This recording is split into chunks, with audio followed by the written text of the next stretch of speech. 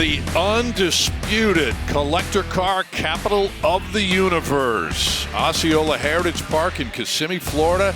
Welcome to our first day of our second week of live coverage of Mecum Kissimmee 2026 here on ESPN Plus. As you take a look inside one of several large glass display houses here at Heritage Park, we welcome you to our 6 hours of coverage. And from the booth, I'm Scott Hoke, along with Bill Stevens, Chris Jacobs, Rutledge Wood, Danielle Trotta will be with us here shortly. But as we kick off this, our second week of coverage, we do so in a way that we've never done before, Bill.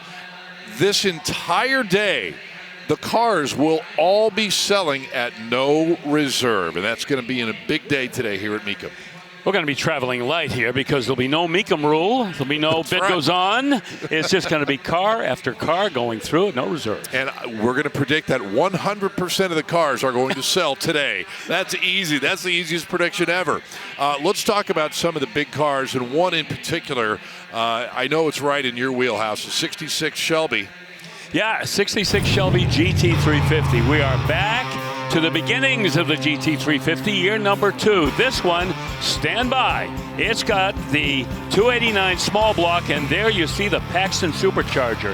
That takes the horsepower from 306 to about 450. It's also got a 4-speed in there, and of course, you see the great restoration on this automobile. It is an award winner, and we will see this car rolling on to the Mecum block before the end of this week. Oh, and there will be many others like it today and over the course of the next 4 days.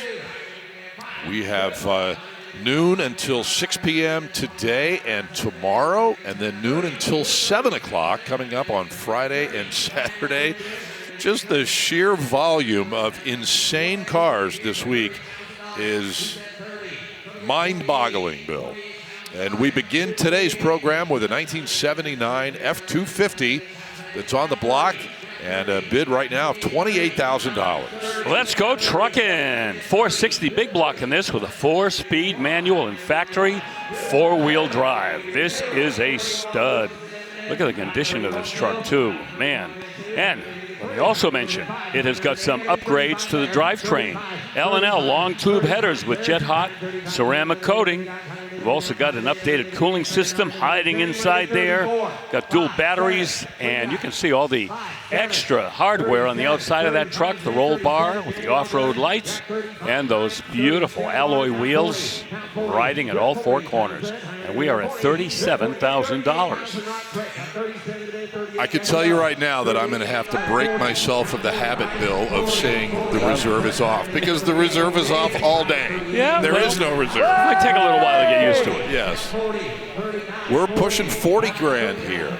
I think those KC Daylighter lights that are on there really for a lot of us are which kind of that cherry on top of a cool truck, cool setup.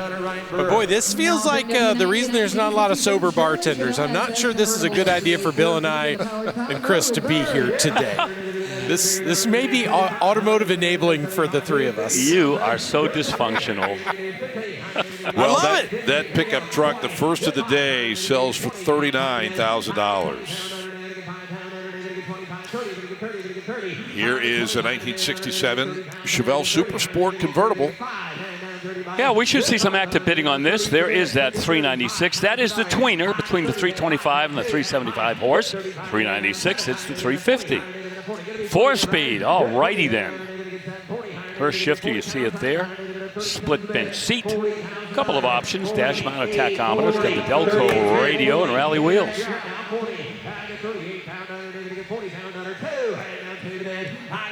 I wouldn't be surprised to see this go somewhere in the low to mid 40s.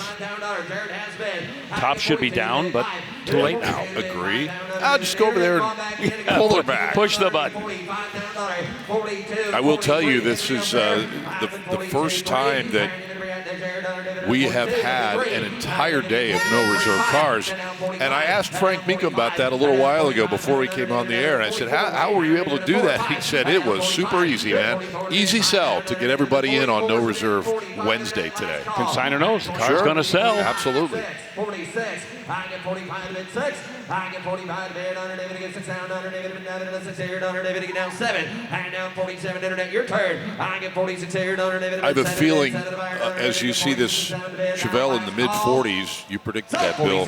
I have a feeling there might be a few cars where we get the sense that we're in the middle of a piranha pool with the no reserve situation. Feeding frenzy. Oh, my goodness. You're right. Yes, indeed. Okay, 46K buys the Chevelle. Had a good run of Model A's the other day, last weekend, if you were with us at all, Friday and Saturday from here at Kissimmee. Here is a 31 Model A Roadster. Yeah, and these traditionally bid a little bit higher than the other body styles in the Model A line. This was the last year for the Model A. Remember, 32 Ford came in, brought the flathead V8, and it was a whole new world. This one with the 200 cubic inch inline 4 with that ever-present 3-speed manual. Dark blue, tan canvas top, saddle interior, and you see those yellow vintage wire wheels with the white wall tires. So $20,000 Chris Elliott. All right, $20,000, very reasonable. Boy, I got to really get these facts and figures in pretty quick here. They're going to be going quickly. We're rolling. Yes, indeed.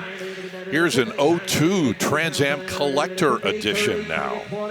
Oh, this is a sweetheart right here. Less than 6,000 miles on the odometer, one of 554 of these cars, the Collector Edition convertibles, with a 6-speed manual. Ooh. Yeah, huh? 325 horse, 5.7 liter V8, and all kinds of beautiful accents all throughout the car to match that yellow. Tilt steering column, air conditioning, 4-wheel disc brakes with anti-lock brakes, of course. Cruise control. This is loaded. Not too many options were overlooked when this car was over. Those nostrils up front give you the heads up. Obviously, it's a collector edition car as well, but that WS6 Ram Air package. Functional Ram Air. Yes, indeed. And it gavels for $29,000. At no reserve. Have we mentioned that? Yeah, yes. Okay. But it won't be for the last time either. Okay, right behind the Trans Am, a Willis Americar from 1941. Yeah, a couple of things. First of all, it is that classic 41 Willis, and yes, there's something sticking out of the hood, so it's got me. Secondly, when you hear Willis Americar, you're thinking, oh, is that the name of the company that makes the fiberglass body? Wrong. Americar actually was a model designation for the Willis in 1941. And they came in several different body styles, 2-door, 4-door sedan, had a little pickup truck going there, but this is the 2-door. And it's got, you saw, the big block V8 with a polished Y-and supercharger and dual Holley 4-barrel carbs. Race-tuned automatic transmission, power windows, switches, remote door poppers, keyless entry. So this was never meant to race, although these cars certainly are reflective of what the race cars looked like back when hot rodders began to adopt them in that gas coupe category, but this would be a street rod. Alabran wheels. Bill, it's a really clean build. And again, I think what makes these days so special when you look at what some of these cars are going for and what the cost of building them is, it's really some great deals you can get here. Oh, you said a mouthful, sir.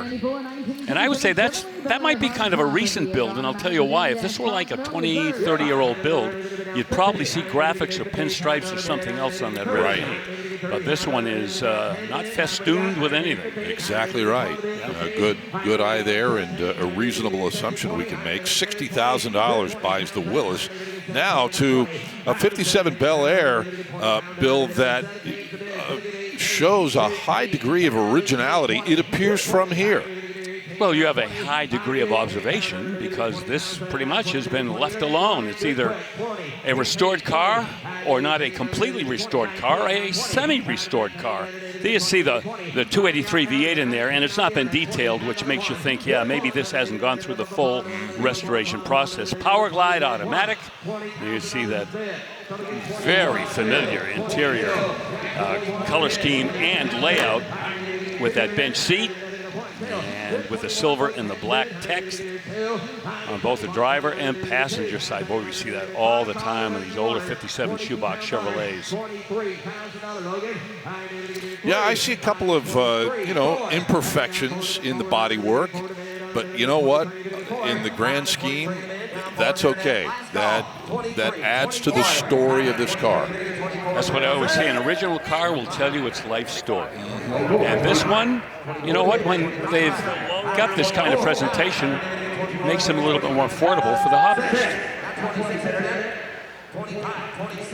Internet had an opportunity, may still come back, but we're at $25,000 at the moment. There you go. Oh, there it is. $25,000 hammers at 57 Bel Air. This is Viking Blue. That is a 1970 Olds 442, and I love the visual here.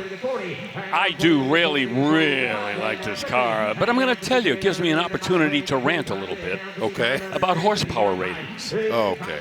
During the muscle car period, I may have mentioned this before, horsepower ratings, they were just fuzzy math. It was just laughable. Nothing accurate about horsepower ratings, and this is a perfect example.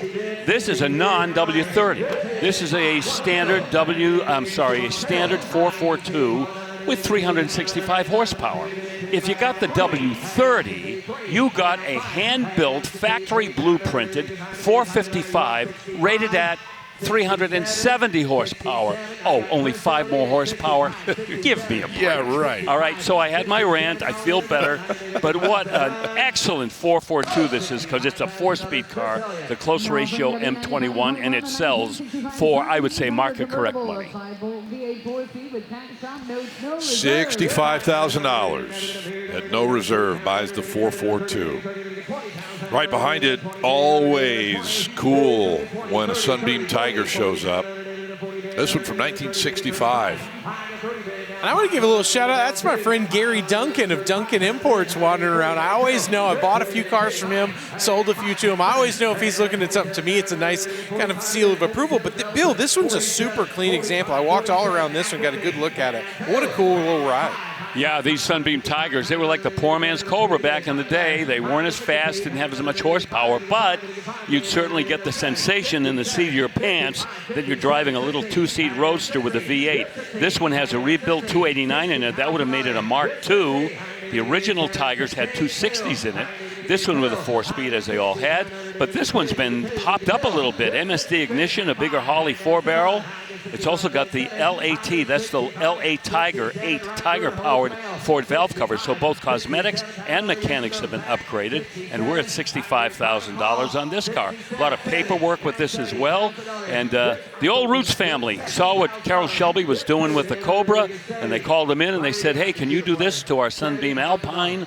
And this is the result. I always loved the taillights on these, Scott. I felt like they had like a little bit of a pinch alpha, a little bit of like Volkswagen, Carmen Ghia. They had just it was a kind of a cool era for that sort of sleek design. See that? Sure. I mean, these cars are so cool all the way around. I mean, the entire story and everything that goes into it. The only issue is, you know, a guy, you and I, 6'3", 6'4", the fit. Headroom. Yeah, we look like the old Big Daddy Roth cartoons driving those. All right, we'll take our first time out here from Kissimmee on this Wednesday. More of our live coverage straight ahead. All I need is my word.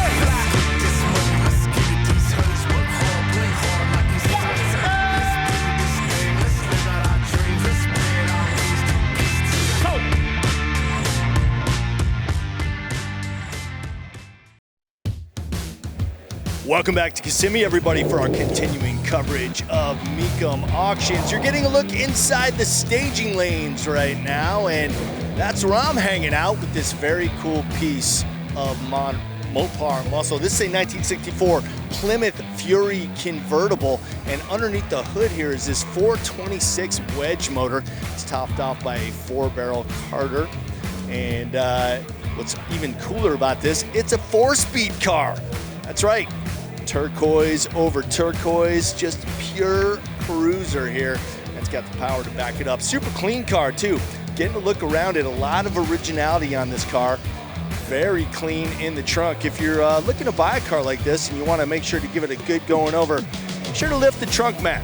That's where you get an idea of what the weathered history of this car may be. And once again, looking very clean all over this car. Love it. You're gonna look at those Plymouth wheel covers. Another look at the interior and coming back around to that 426 wedge. Love this car. It's gonna be coming across the block in just a little bit, guys. Look out for this one. All right, good deal, CJ. We'll be leaning on you out there in the 303 staging lane. Some good stuff to preview for us. And we'll bring you back in here to the Silver Spurs Arena, home of the Osceola Magic. They are off until closer to the end of the month because Mecum has kind of come in and taken over a little bit. Yeah. This 71 Blazer just brought 46K. Yeah, nice build. It's got the LS swap, 5.3 automatic transmission. It's got the topless look. Not sure if it has the removable top. Some of these don't have tops roadster, at all. Bill. Full roadster roadster treatment on this one. You can see how they cut kind of the top edge of the doors out there. Yeah. I asked if there were poppers on the door handles, and the guy said, no, you just reach in. Oh, fair enough. There you go. Hey, Bill, is 755 horsepower in your Super Snake pickup adequate for you? Oh, that'll float my boat, sir. Thanks for asking. Yeah. Yeah, the pickup truck wars, I'll tell you, they were in full song there when we had the Super Shelbys, and then Dodge answered with the TRX, 707 horsepower out of that Hellcat-powered truck. And this one right here, yeah, 755. This motor not very much unlike the one that you found in the late generation GT500 Mustang. This one with the automatic transmission. Extras include the panoramic sunroof, technology package, leather, heated and cooled seats, dual zone climate, backup camera, and on and on and on. And where are we? $50,000. 50. That's your hammer. Man, that is just a fraction of the sticker on that truck. That might be the bargain of the day so far. Yeah. That's family fun right there. Yeah. Everybody's having a good time. In all caps, man. Yes, 50,000. Does the Osceola Magic know that Orlando has already taken that name? Or? Yeah, but it's a G League. So they talk to each other a little all the bit time. of flexibility there. Good, I'm glad. Yeah. But thanks for asking. I worry about those You things. care, I know, you do. Here's a 96 Silverado 2500. Okay, let's get back to a sensible pickup truck right here. Low miles, if you were to believe the Odo, 2,700 miles plus. Highly original condition, one owner since new, with a little small block in there, the 350 with an automatic, and some options as well. So this one's not a stripper by any stretch of the imagination. AM/FM stereo with cassette, tilt column, cruise control, power steering and brakes, and this won't be a lot of money. In fact, we may have all of it by now. I thought you were right, but then Trev Morbeck went back to the audience, see if he could get more. 19 it is. And that is okay. Yep. Oh my goodness, love the lines on this 2008 Aston Martin Vantage. It is a spectacular car any way you look at it, guys. Yeah, Ford and Aston Martin were exchanging DNA for a while there. And, the Ford influence kind of carried over to some of the designs. This one with the 380 horse, 4.3 liter V8 with an automatic. Rut, it's amazing how these European cars squeeze the horsepower they can out of these small displacement engines. Great engineering goes into these. Just so much thought, and to Scott's point, what a timeless look. There's a window of these cars that they just absolutely don't age, and even the brand new ones really still pay homage to this style and this look. And you're right, it was all about how do we do more with less. Let's have less displacement. Let's make more horsepower. Let's make it a perfect GT car to go spend a weekend in the mountains, Scott. A buddy of mine, Brian, back in Indy, bought one of these much newer than this one, and it looks very similar but better. It's so good, the way they've evolved, but yet kept it true to the whole spirit of the Aston Martin is just fantastic. And what a great shot that was to really show what makes these so great. And for 25 grand, Scott, what a deal that is. Oh, I mean, man. wow. Yep. Yeah, 25 it is. And here's our second Sunbeam Tiger, this one from 1964. Yeah, I mentioned earlier the one that we saw had the 289, which had made it a Mark II. This is Mark I. This has the 260 small block Ford engine in it, one of 1,649 that were built with a 4-speed and a rotisserie restoration, as you can see. And hey, you cannot beat those wheels on any European sports car. Those either Panasport or Mini Lights, call them what you want. Oh my God, they're just perfect. Right? Aren't they great? What a simple addition. Yep. 45,000. That is going to be the sale price on that Tiger from 64.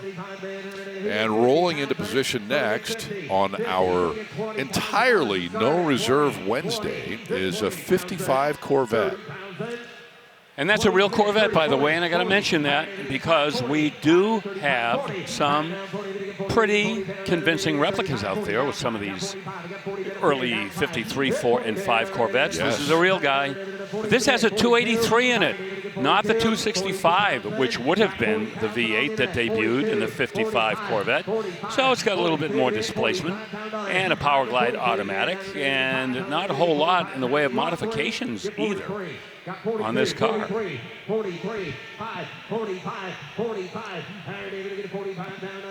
The color is officially gypsy red.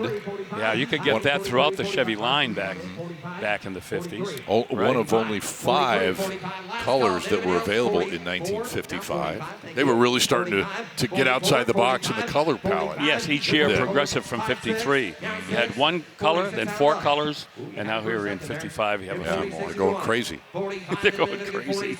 Oh, you nuts, you're going bananas. 47. 46 48 is the bid. Yeah, these don't trade as much as the 53s do that are original, restored, Yep. and the 283, you know, we've done an engine swap, so that holds it back. Yeah, 47,000. Good enough for your 55 Corvette. We'll take another timeout here and return with our live coverage as they continue to push these cars toward the center of the block. More still to come.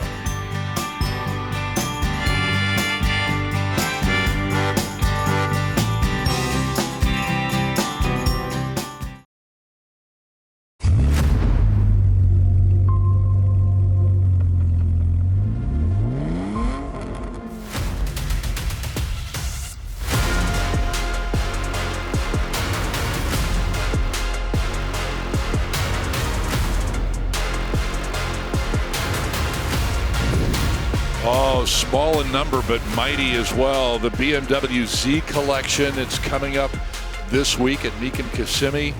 And Chris, you saw that group, that quartet in person, including that Z8 Alpina. Yeah, and much like the Bachmann collection, these cars feature very, very low mileage. The Z1, very unusual car. The only car with retractable doors other than the Kaiser Darren.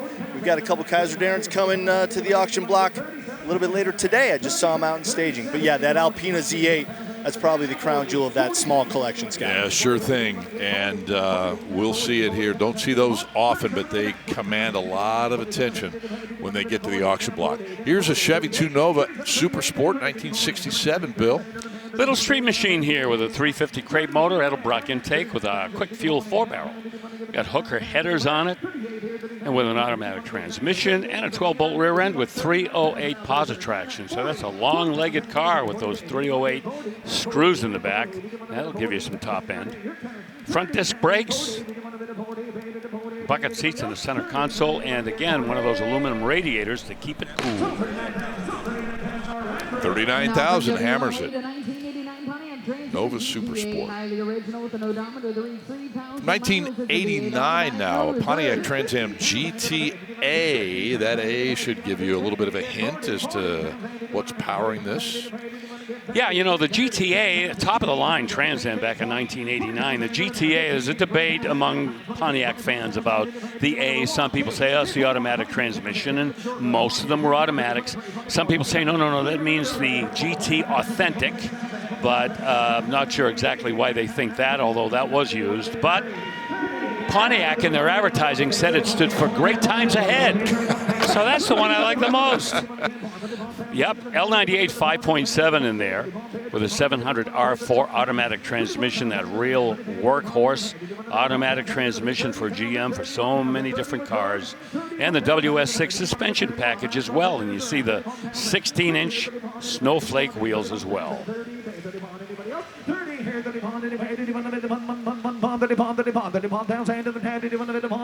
I'm sure there was some guy on the Pontiac line that saw that and saw the GTA and he said, you know what, I'm just going to mess with people. I'm going to put a manual transmission in this car. They were available, but not many. So that's the guy that did it. Right. He and your brother-in-law used to roommates or something, right? Could have happened. Hey, here's another Corvette, 1964. Year number 2 for the C2. I've been waiting for this car. Why? It's got one of the all-time great small block engines. It's got that 365 horse, 327. Debuted in 64.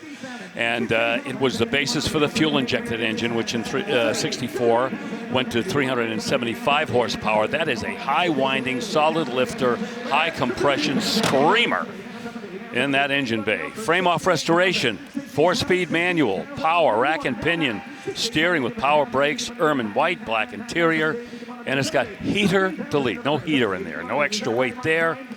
Man, these cars were quick, man. I was going to say, look at this, bringing the money. 69 grand or in that neighborhood now. They reset it a little bit. You put a stiff rear end in that, 411s, 456s. You will have the time of your life. Okay, look at the wheels.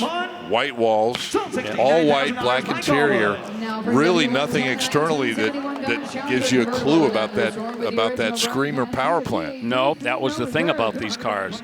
In 65, when they went to the big block, then you could look at the fender and know, sure, okay, things are a little different. But you're right, the Fuelie cars, of course, had the badge underneath the cross flags. But no, you would not know there's so much danger lurking in that 64 coupe. All right, we move on to a 71 Challenger convertible. Oh, Scott, this one is special. Despite what Bill's brother-in-law says, they are only original once. And this is probably the most original car that we have at Mecum Kissimmee. This is completely unrestored, interior and exterior. 1971 Challenger convertible. It's powered by a 318, backed up by a 3-speed manual transmission. And the story goes, the 18-year-old who went to buy this car could only afford the 318. But he did spring for the luggage rack on the deck lid.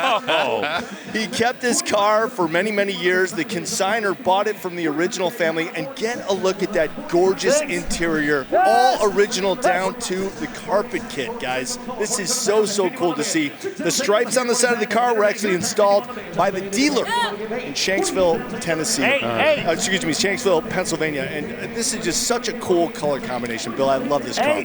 I wish I could have talked to the kid before he ordered it. Hey, listen, kid, get the 340. I mean, I know, it's a little bit more money. Jeez, better than a luggage rack. Maybe save your money on the luggage rack. Yeah. Hear me out. I don't think you'll take that much. Right.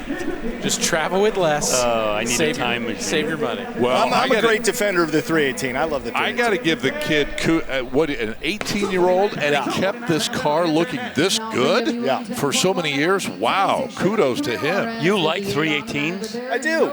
You have my permission to use the ladies' room.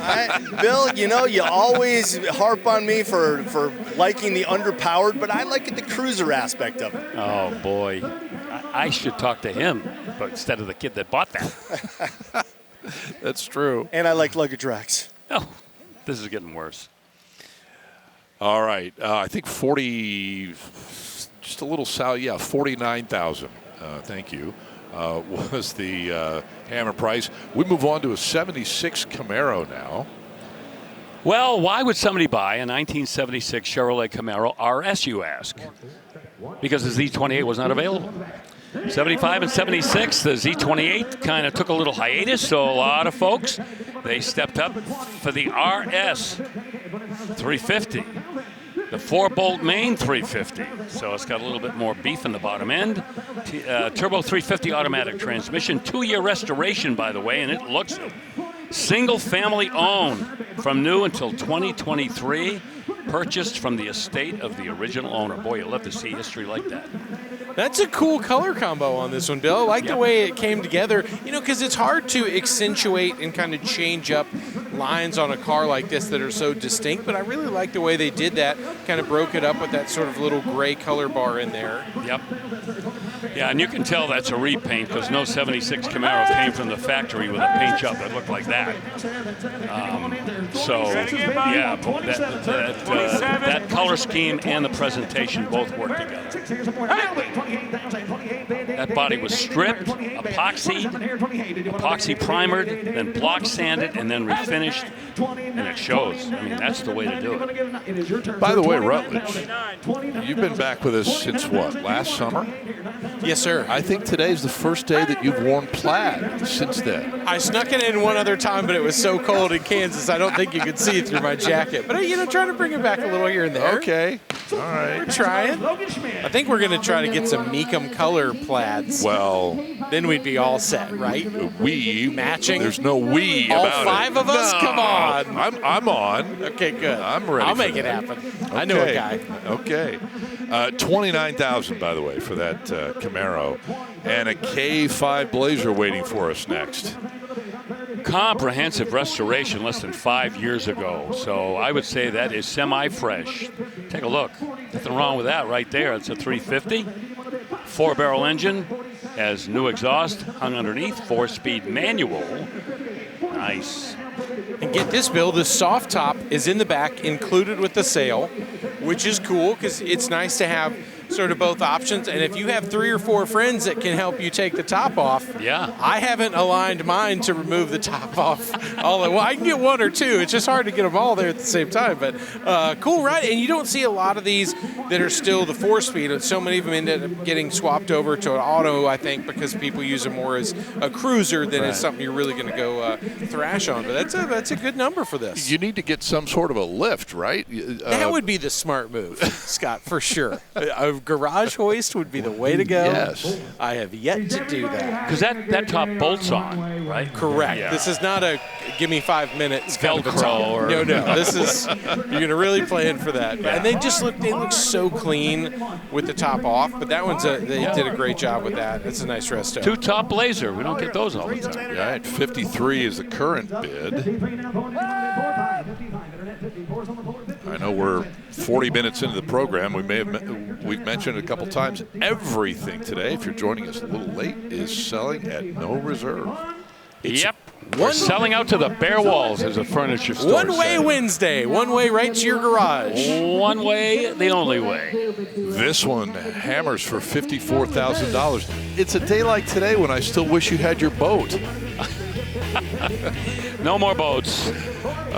Sorry. That's all right. That's all right. We're back in a moment.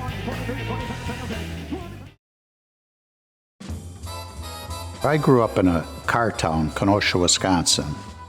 When I was 16, I got my driver's license. When I was 16 on the day, I got my first car. You can tell that he comes from that era. You feel the connection that he shares with the cars from the 50s and 60s. There's parts to doing a restoration that I enjoy. Okay, it's enjoyable to see the baby grow up. And since he's a perfectionist, you kind of have the feeling that everything is going to be done right to the T. I'm not a teenager anymore. Time to get rid of some of the cars. Well, the Frank Karabetsos collection is on the block, and in fact, this is the first car of more than 30 that represent predominantly 50s and 60s full-size luxury, Bill. There are a few muscle cars and pony cars also in the mix, but this is going to be a good group. Yeah, as you could probably tell, I was out with Frank when we took a look at his collection for the first time. Oh, does he love the cars from this time period.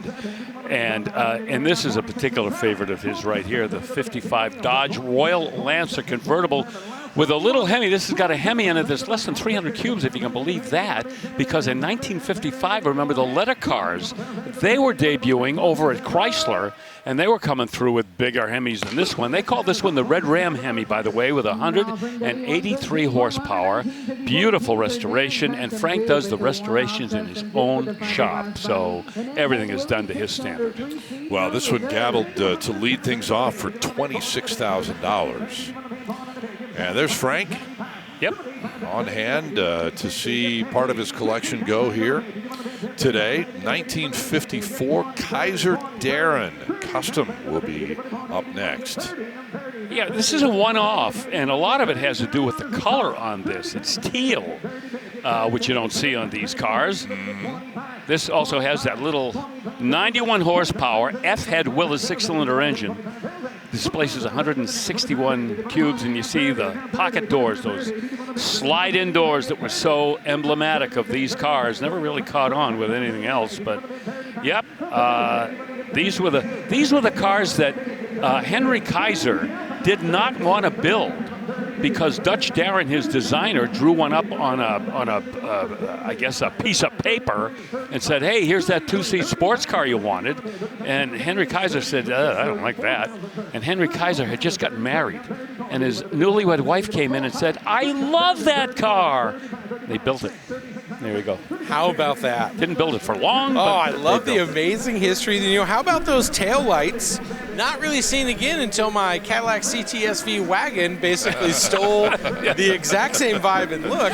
Yeah. But this, to me, what's so cool about this car and almost cartoonish is this is the kind of car that I can imagine, like, Roger Rabbit, if he had been a real person, this is the car he would have driven. Yes. You know, like, it's that kind of mix of, you know, the real and the cartoon just all together. I think that's what makes it so the pocket doors, seriously. And look at the roof column. Look at how it's kind of is a reverse. You know, most of the cars almost backwards. Yeah. Isn't that wild? Yeah. I mean, it's just a bummer that now you look at cars, if you don't see the emblem, it's hard to tell a lot of times what you're looking at. I think that's what's so cool about these auctions. You literally get a chance to buy a piece of history. It's not only artwork, but it's automotive history. Exactly. $39,000. I think we'll have another one of these coming up later. Yeah, there are a couple in the collection. And so we'll move to a 1956 Olds 98 convertible. Oh, nothing controversial about the styling here. This is when General Motors pretty much called the tune in the styling department beneath the guidance of Harley J. Earl. This has that 324 cube, 240 horsepower rocket V8. This was a hot machine. Has the Jetaway hydromatic transmission and power just about everywhere you look. Steering, brakes, windows.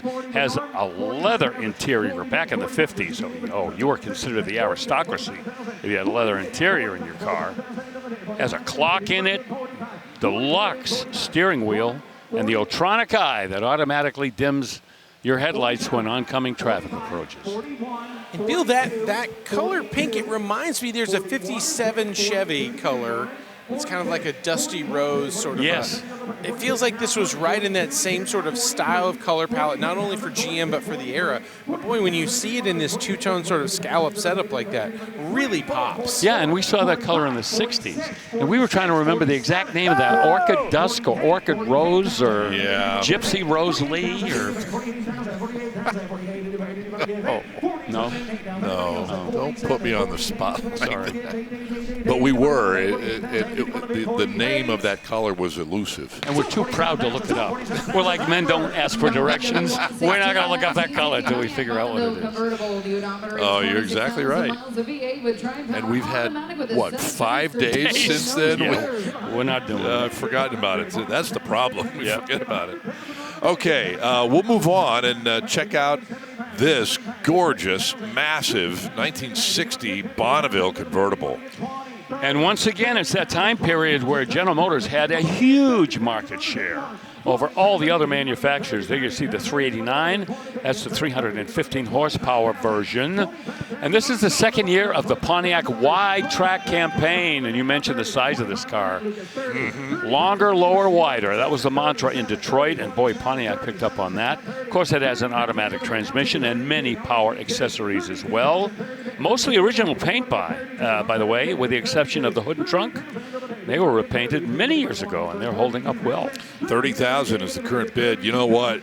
Still, I mean, if you see, and I remember as a kid seeing these, one of these coming at you at night, the headlights, I'm thinking it's either this gigantic wide car or two motorcycles coming at me, right? You are correct. Yep, this was easily the car that had the biggest bustle of anything that was on the road back then. $37,000, the current bid. Old Jim Wangers took one of these to the U.S. Nationals and won stock eliminator, of course, not with a 315 horse. That was the beginning years of the Super Duty program. Probably not a convertible either. Probably not a convertible. These were hot cars. But you won it, that's what matters. 42, and I'm 40 bid, get 42, I'm 40 here, down 42, 40,000 to the bid, did you want to give a 2, 42, money what? 40 here, did you want to bid a 2, last call you want her, 40 here, did you want to get 40, 2,000, anybody want here, did you want to get 42?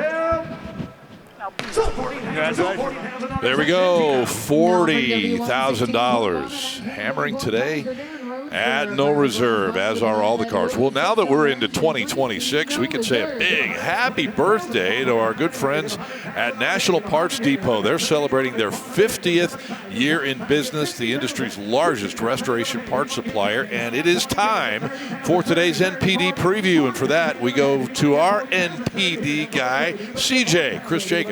Thanks, Scott. Yeah, you know, I love restorations with attention to detail, and this 69 Chevelle SS certainly fits that bill. And what do I mean? We're getting a look at the matching numbers 396 under the hood, but what I want you to concentrate on are these chalk marks right here on the fan shroud and the paint daub here on the alternator. So another paint daub up there, as well as on the firewall. It says okay, and then right here, those would have been written by the guys on the line as the car went along being assembled, and to recreate those is a detail that I just love to see on these restorations. You see the 5-spoke mags on there with the proper red line tires surrounding it. This 396 is backed up by a Muncie M21 close ratio 4-speed manual. Interior is just as well done as the exterior on this car too. All of the bright work is perfect. The vinyl top is perfectly restored as well. And Bill Stevens, I know you're the guy to ask this question of. If somebody else had a Chevelle in their garage and wanted to bring it to this level, who could help them out? Oh, Chris, let me catch my breath. What a Chevelle that is. And look at what's sitting on the cover of the NPD catalog. It's Chevelle, very much like the one that you just previewed. And yep, if you're restoring your Chevelle, and it could be any generation of Chevelle, yeah, the NPD catalog is going to be your Bible for finding what you need to do the job.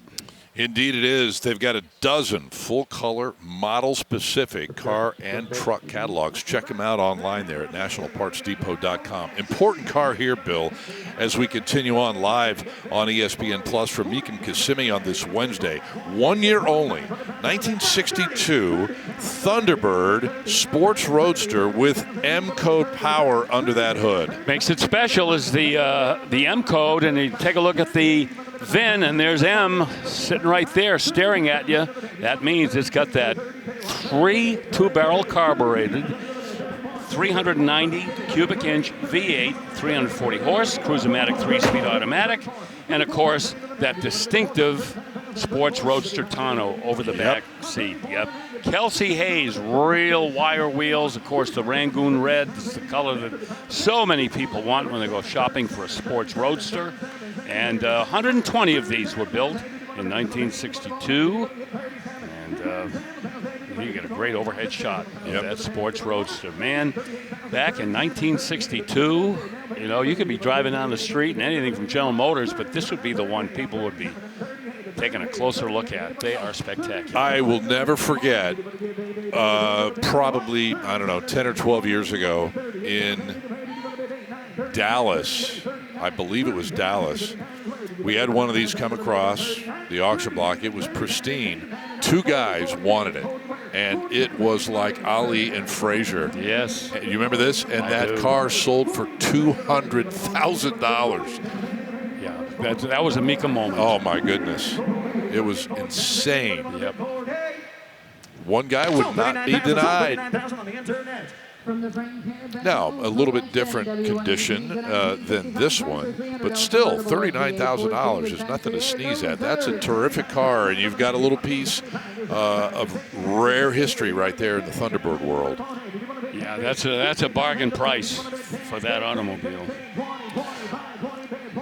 Well, I think it was just a little bit earlier in our telecast here, Bill, that you mentioned Chrysler letter cars. Here we have one, 1965 300L on the block. Yeah, this brought the curtain down on the original series of Chrysler letter cars, the 300L in 1965. 413, yep, it's a wedge, 413, it's a wedgie, 360 horsepower. But the thing that sets this one apart, Scott, you ready? It's got a 4-speed. Wow. This has got a 4-speed manual transmission. Oh, I see it. Yep. There you go. When I was out at Frank's Collection and saw that, I went, man, we got something here that's really rare. Sure is. 108 were equipped with that 4-speed manual. That's a unicorn. Had a bit of a mic issue there with Alex McLaughlin's mic for a moment. Got that fixed, and we're picking it up at $29,000 now. Power steering, power brakes, factory air. Top is power operated. You've got a tachometer. How about a factory tack and a Chrysler 300L? Hey! I'm okay with that. Me too. Especially with that 4-speed, yeah. Now there's a car, I mean, that's not a lightweight, that's not Twiggy. You're talking about a car that's probably close to 4,000 pounds, maybe even a little bit more. That heavy convertible chassis, 30 is bid, 31, big block engine. But with that 4-speed transmission, you'll get every ounce of power out of that 413. Understood. It's just a yes or no. And this is a perfect example of why we suggest often to put the top down on your convertible if the opportunity exists. And it usually does. And this one going to a new collection today from Mecum Kissimmee. Back in a moment.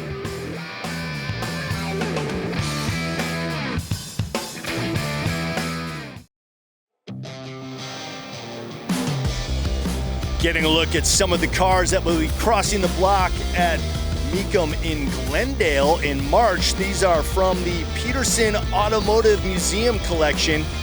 And I am joined right now by Terry Cargis, the executive director of the Petersen Auto Museum.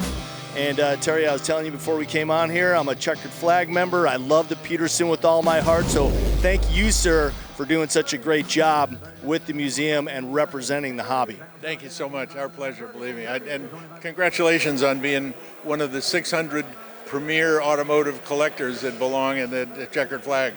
Really a great group, and we have a lot of fun, so thank you. Yeah, and shout out to Bruce Meyer, of course, for organizing all of that. Now, Terry, we were just getting a look at some of the cars that are going across the block in Arizona in March. How did you choose the small amount of cars, 5 in total, that are going across? Well, we wanted to please Bree and give her good cars to sell, so we fixed these, but these are really important cars. This car, particularly the Orange Twist, is an Amber winner, and it has a Duntov engine, which is rare for that time. So I think this was the last one done with a Duntov. And then the red Roadster here is really the last of the SoCal Speed Shop cars that came out when Pete Shapouris was still there running it. So really a great tribute cars on all of them. You got a Boyd car over here, and this was Chandler's car here, just missed by a couple of numbers on the Amber, but all good, all important. We have a lot of fun. These have been in the vault, and so now they're going to be able to be out in the public. Yeah, Amber, of course, America's Most Beautiful Roadster, one of the most prestigious awards giving out at the Grand National Roadster Show every year. And we're just talking about all these legends, all the legends attached to these cars. And you mentioned the vault. If you've ever been to the Petersen Museum, definitely go down to the vault. If you haven't been there, make sure to go down to the vault. It's a very special place down there. The vault is really the heartbeat of the museum now. There's 300 cars, and you're able to move freely through the whole bottom area. It's a whole city block of cars, 300 cars, but from Ferraris to Formula One, extensive Formula One collection. Actually, all of Gurney's Eagles are in there right now. Best hot rod collection anywhere. Cadzilla from Billy, and then all of the classics too. I mean, it's one of those great exchanges, and it really now has become one of the most important parts of the museum. Yeah, and the very first Ferrari, the 125S, is down there in the vault, so definitely go down there and check it out. A member could say that. Terry Cargis, Executive Director, Petersen Automotive Museum, thank you so much for joining us. All these cars will be crossing the block, Glendale, March 17th through the 21st, so definitely stick around and check that out. Scott, back to you on the block. Okay, sounds good, CJ. Thank you guys both very much. And, man, yeah, JK and I went to the Petersen a number of years ago. It was an absolute blast. And to go with him was even better, right? Yeah, he started to mention the Cadzilla. Billy, he said, not me, Billy Gibbons of ZZ Top. Right. Made that car famous. Yeah, we knew that. We knew that he was not talking about you. Just clarifying. Kidding. We are looking at 1951 Studebaker Commander convertible. Real quick cleanup from the previous segment on the Sports Roadster 62, the first of only 2 years. They only built a few hundred in 1963, so 62 was the big year for that car. Wanted to clean that up. Not a one-year only deal. All right, moving on to the Studebaker Commander here. As everything else is today, no reserve. Billy? Why, thank you. And they built this for a few years, the Studebaker, but that kind of came to a crashing halt as the curtain came down on a truly American automobile brand that was built in Indiana. This one has that unforgettable bullet nose style. Little V8 in there, 232 cubic inches, 120 horsepower with a column shifted 3-speed. And it's a convertible, and the top is down.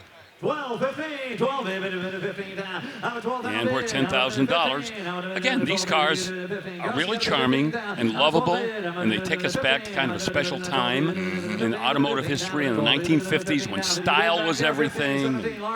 Manufacturers were trying to put features in the cars that were innovative and creative. And, it was just a free-for-all between all the manufacturers, especially the big three, and the Studebaker brand and Hudson, and of course you had the Nash, people like that. They had to be a little bit more clever with what they were building because they didn't have the war chest that the big three had to build cars, both in volume and in styling and engineering. Yeah, Bill, you mentioned Indiana. If anybody's ever traveling through South Bend, Indiana, make sure to make a stop at the Studebaker Museum. It's a special place. Been there. I've got my Studebaker sweatshirt that I bought there. I wear it proudly. $21,000 for this Commander. That's so much car for the money. That's awesome for them. They're going to love that. Hey, you know what? I tell you, there is still a dedicated and fanatical, passionate is another word, Studebaker following even these days. Yeah, and that was a very clean example. Okay, 1960 Buick Electra 225 convertible is up on the block right now. Look at the finish work on this one. Oh, what a beauty. Yep, old Frank, I'm telling you, Frank Karabetsos, he just absolutely pampered the vehicles in his collection, every single one of them. This one with a nailhead, 401, 325 horsepower V8, a twin turbine automatic transmission, and power, everything here and there.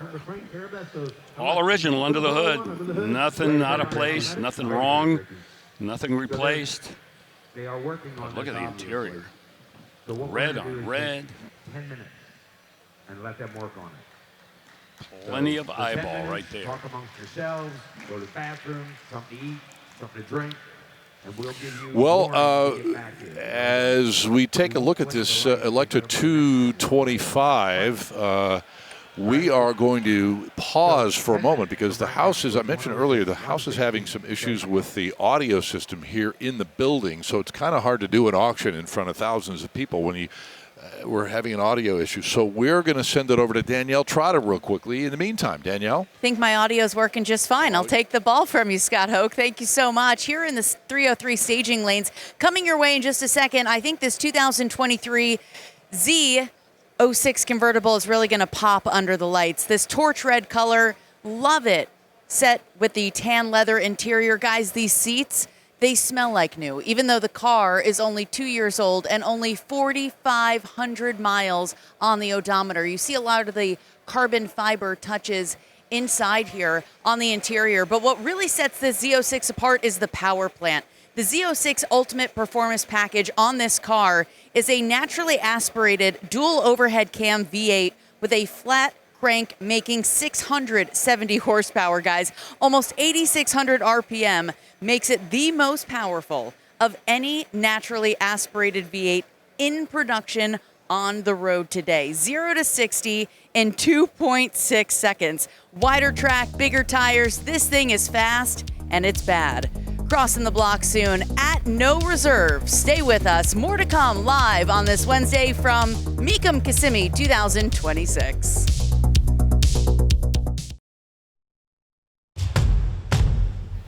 The Phil and Martha Bachmann collection is absolute sensory overload. The GTOs, the F40, the F50, the Daytonas, the 308s, the Dinos, the Boxers, the Testarossas. Each and every one of them is immaculate and well detailed, looking like they did when they left the factory in Italy. Phil's passion was like nothing I've ever seen, because the factory would do some customization, and when I look at the cars, I notice some of the things that are on the cars that no one else had. I would say that Bachmann Ferrari is differentiate from any other, because behind the car, it's not just a car, it's a car who has been carefully thought and imagined months and months before the factory delivery. To get the factory to do that is not easy. They respected where he came from. They respected his fundamental enjoyment for the brand, not of pretense, but just because he was so passionate about the history of the company and the cars that they were producing. Another phenomenal car that the engineers and designers at Maranello produced is in 2003, a car to celebrate the life of Enzo Ferrari, the Ferrari Enzo. Dad adored that car from day one. That's the car that he was able to go to the factory many times during production and watch be built. I was at the factory with Phil, and Mauricio said, Phil, take off your jacket, put on the production work like the workers. We dressed them as a worker, and they spent one day like building their own car. Phil probably would be the only client who has been working at the Ferrari factory producing his own Enzo Ferrari. There's a few cars that really stand out, but there's one car in particular that really stands out, and it's the 275 GTB4 alloy car. The alloy referring to the alloy bodywork, much lighter than the cars built with the standard sheet metal. There's something really special about the chrome bumper cars and the cars from that era, from the 60s and 70s. But that car in particular really has my heart. It always has. In Ferrari lore, the letters GTO are absolutely legendary. GTO, Gran Turismo Omologato. Twin turbo V8, a car that could handle, could brake, could accelerate, could do all the things that a race car is expected to do, but yet it was a street-driven automobile. And if asked, which is my favorite Ferrari of all time, that's it. The 288 GTO gets my nod. Buying a Bachmann car, I think, means to buy a piece of history. Remembering my parents throughout the process, remembering the family fun that we had through those many years, and taking those memories with me into the future. That's really the most important part of the collection as I look back on it. Well, the world is watching. Mecum Kissimmee, the Phil and Martha Bachmann collection of 46 incredible Ferraris, and our man on the case over there in one of the big glass display houses, Steve Matchett. And Steve, you and I were talking about this a little bit earlier today before the show began. The fact that we saw in the photograph that Phil Bachmann was shown working on his Enzo, had the secret phone number. My question to you is, how does a guy from Tennessee get to that level with the Ferrari factory in Maranello?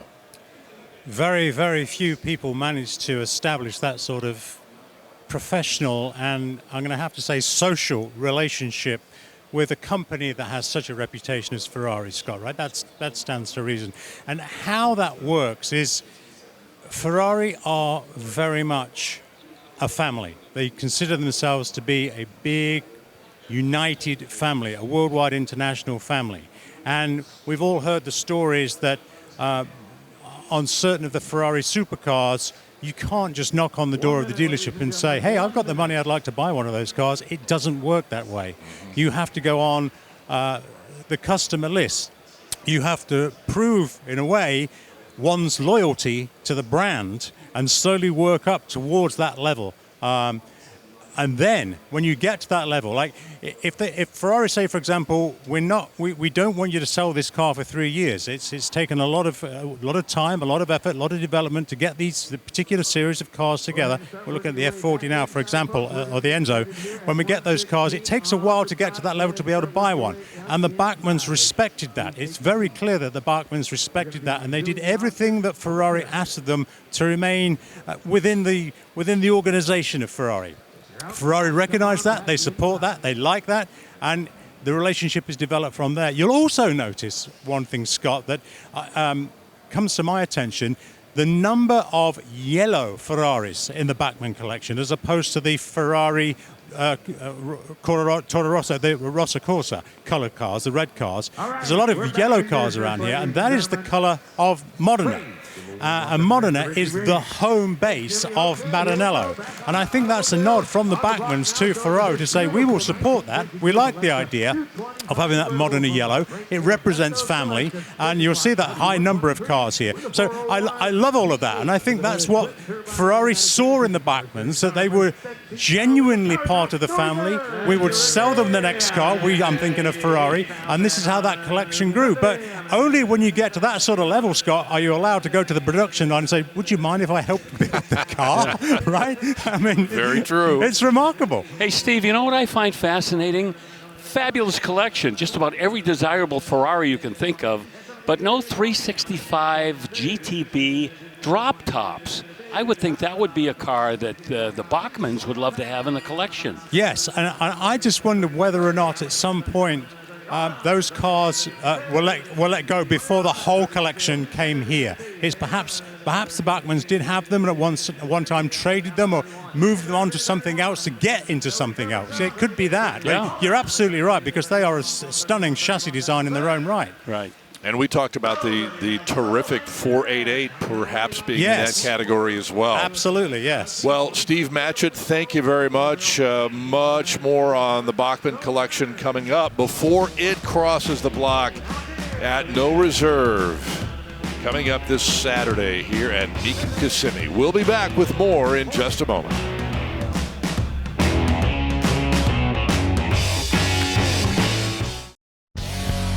Welcome back to Mecum Kissimmee.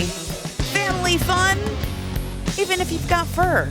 Everybody comes on out to check out the cars. This is little Roscoe here, who's having a great time. He's been staring at this Land Rover Defender just like I have been. There is a huge market for custom Defenders like this 1991 here. You see the red kind of orange exterior. Inside, completely custom interior. You have the two-tone orange and black, and you see a lot of this trim along the dash here and inside, even the top of the seats. You see the ostrich marked feathers, some money spent on this interior. You've got that two-tone custom saddle and black ostrich hide.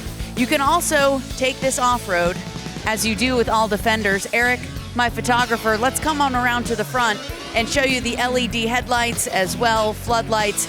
You can take this on and off the road. Another signature mark of the Land Rover Defender, of course, you have the Safari cage up top, and want to take you around here to the back quickly and show you the custom audio system. This 91 Land Rover really has it all. Coming across the block here in just a little bit, Scott Hoke. Looking forward to it. Oh, okay. Now we're talking. Subwoofer in there, Bill. Yeah, that'll shake your booty a little bit, huh? Shake, shake, shake your booty. Right. All right, we roll on now with the Frank Karabetsos collection. And we get to one of two Muntz Jets that we have as a part of this group. Frank loves these cars. There's two in his collection. And why not? These cars were built by a fella by the name of Earl Madman Muntz. A lot of people familiar with that name. He was considered the Rutledge Wood of his time. These cars, not many of them, 394 built, and we talked a little bit earlier about these privateer automobile builders that tried to compete with the big three, and despite their creativity and coming up with things that the other guys weren't doing, just hard to hang around for a long time. This one has a 350 in it, okay? A Chevy small block with a 700 R4 automatic transmission and a Ford 9-inch rear end. When they were building these cars, you could find any number of different engines in them because poor Madman Muntz, with the budget that he had, he pretty much had to settle for whatever he could find. So some of these have these engines or Ford engines. In fact, we're going to see a different engine coming up in the next Muntz Jet convertible coming through here. But this one sells $27,000. Yeah, kind of like a hot rod, but they all have the same body, right? Yes. Because you're putting whatever power you can find in between the front fenders. Exactly. Yeah, no two exactly alike.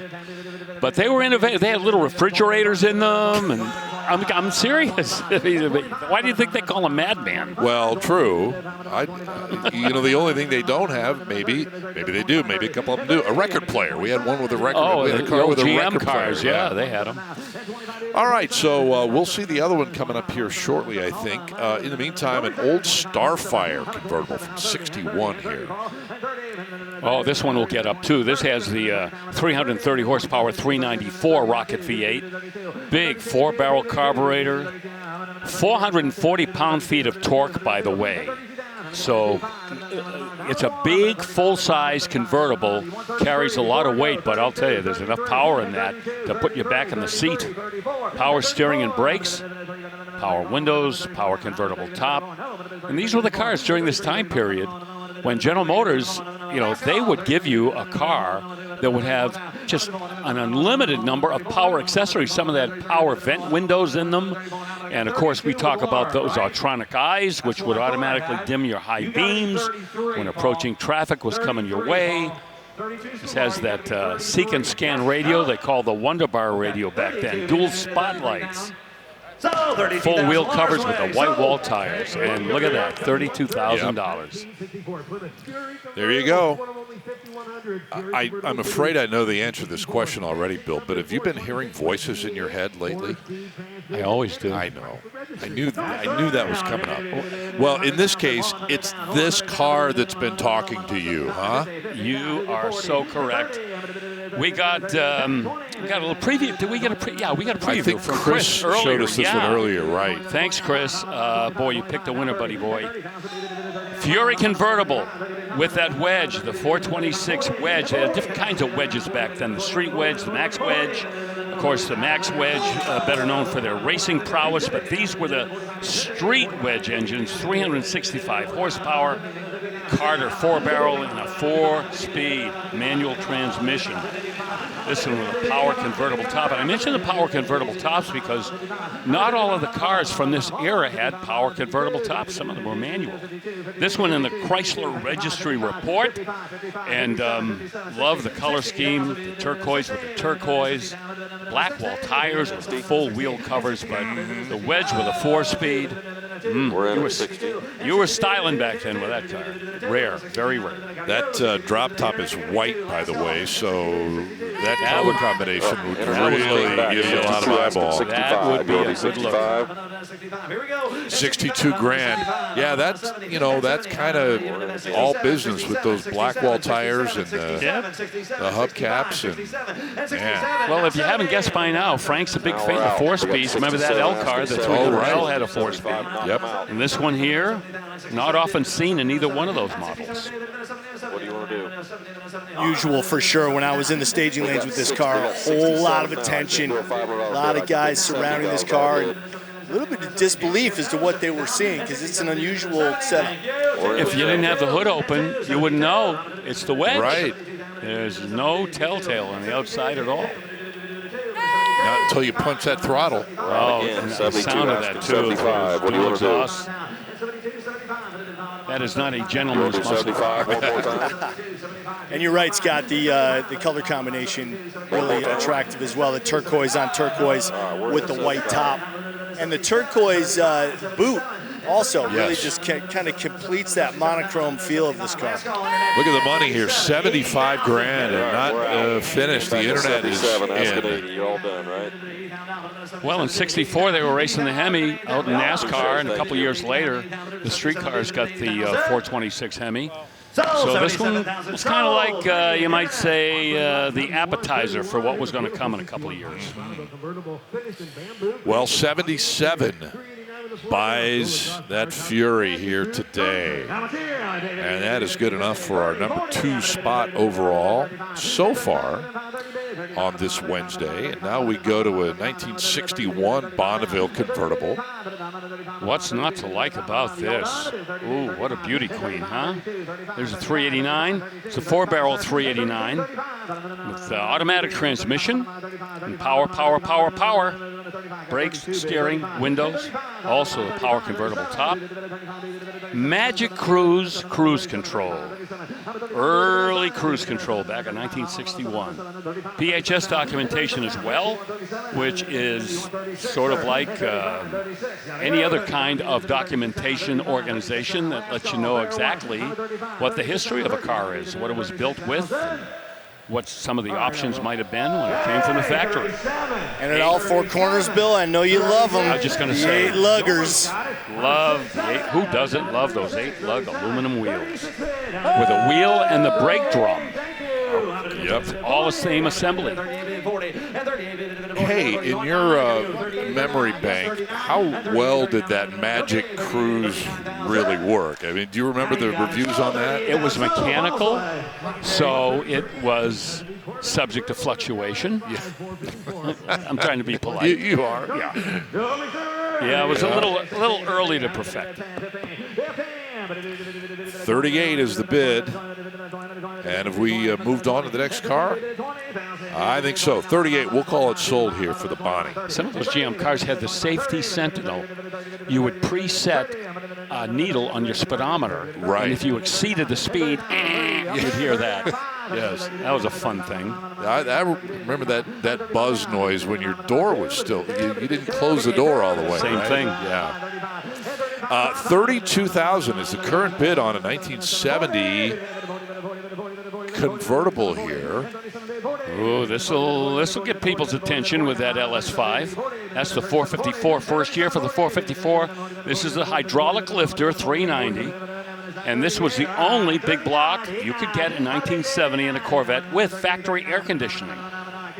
If you went any bigger than that, you couldn't do it with the solid lifter engines. M22 4-speed, power steering, disc brakes, and windows as well, and a saddle leather interior. And Bill, I loved your explanation when we were talking about it last week about the Corvette not getting the LS6 until 1971 because Zora wanted to avoid the even larger engine getting its way into the Corvette, but Chevrolet finally relented and allowed it in the Corvette in 1971. Oh, that 1970 LS7 would have been a doomsday machine. 460 horse it would have had.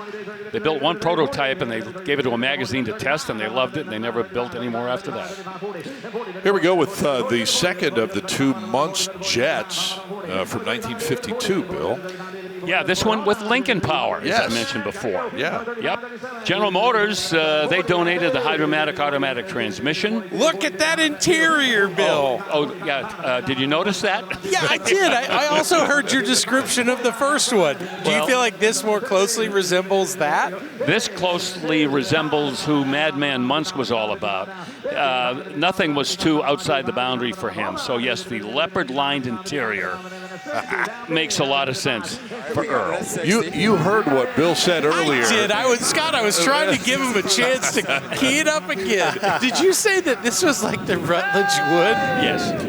How? I assume He you was mean the that Rutledge wood of his day. in a mix of he had style that superseded him. Is Oh, that, it was meant as a Thank compliment. You. I felt that. I heard people laughing in the staging lanes at it, and I was like, "Oh, Bill's just up there doing a Type 5. All right." Not since Scarface have we seen We got a great job. a leopard skin interior like that. Well, what do we do? $70,000. Yo! Amazing. That might be a world record for a Munch jet. Chalk that up to that leopard interior, man. That's what drove the number up there. Might have been. Okay, here we go with a heavy-hitting Corvette from 2023. This is a Z06 convertible up on the block now, and I think Danielle wants to ask you a question, Brother Bill. Hey, Funkmaster Flex, Bill. 8,600 RPM on this Corvette, the most power of any naturally aspirated V8 in a production car. Does that sound right to you? Absolutely correct. That flat plane crank allows you to just rev that engine until it screams for mercy, which, again, is something that I wish every car could do. But certainly in this one, it is for real. And I love on the wing here, it says Camaro Aero. It's got a nice ring to it. Camaro Aero. Really? On the back of the wing there, yeah. Every time they would start this in the staging lanes, I'm telling you, just people would flock to the sound. Yes, just indeed. cannot get enough of it. Yep. 105, $105,000 for that 23 Z06. Only 4,500 miles. Just barely broken in and ready to go. Genuine 200-mile-an-hour Corvette. No doubt about it. 1956 Olds, 98 Holiday sedan now. Yeah, old Frank, I'll tell you, I just think he has such a love for this era of Oldsmobile. The big V8s here, this one with the 240-horse 324 cube rocket V8. And again, a lot of originality in a lot of his cars. Some of them full tilt restorations and some left almost completely original with only maintenance items replaced. There's a kind of a wild interior on that Oldsmobile too.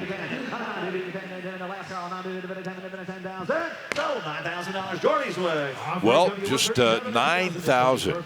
Yeah, that's the for holiday this. sedan, the four-door. You know, that's not the high Zoot Oldsmobile from 1956. But can you imagine if this car had that leopard interior? Man, we'd be to the moon. Well, absolutely. Yeah, it's kind of got a funky print in there. It does. Yep. Yes. Here is another C8 Corvette.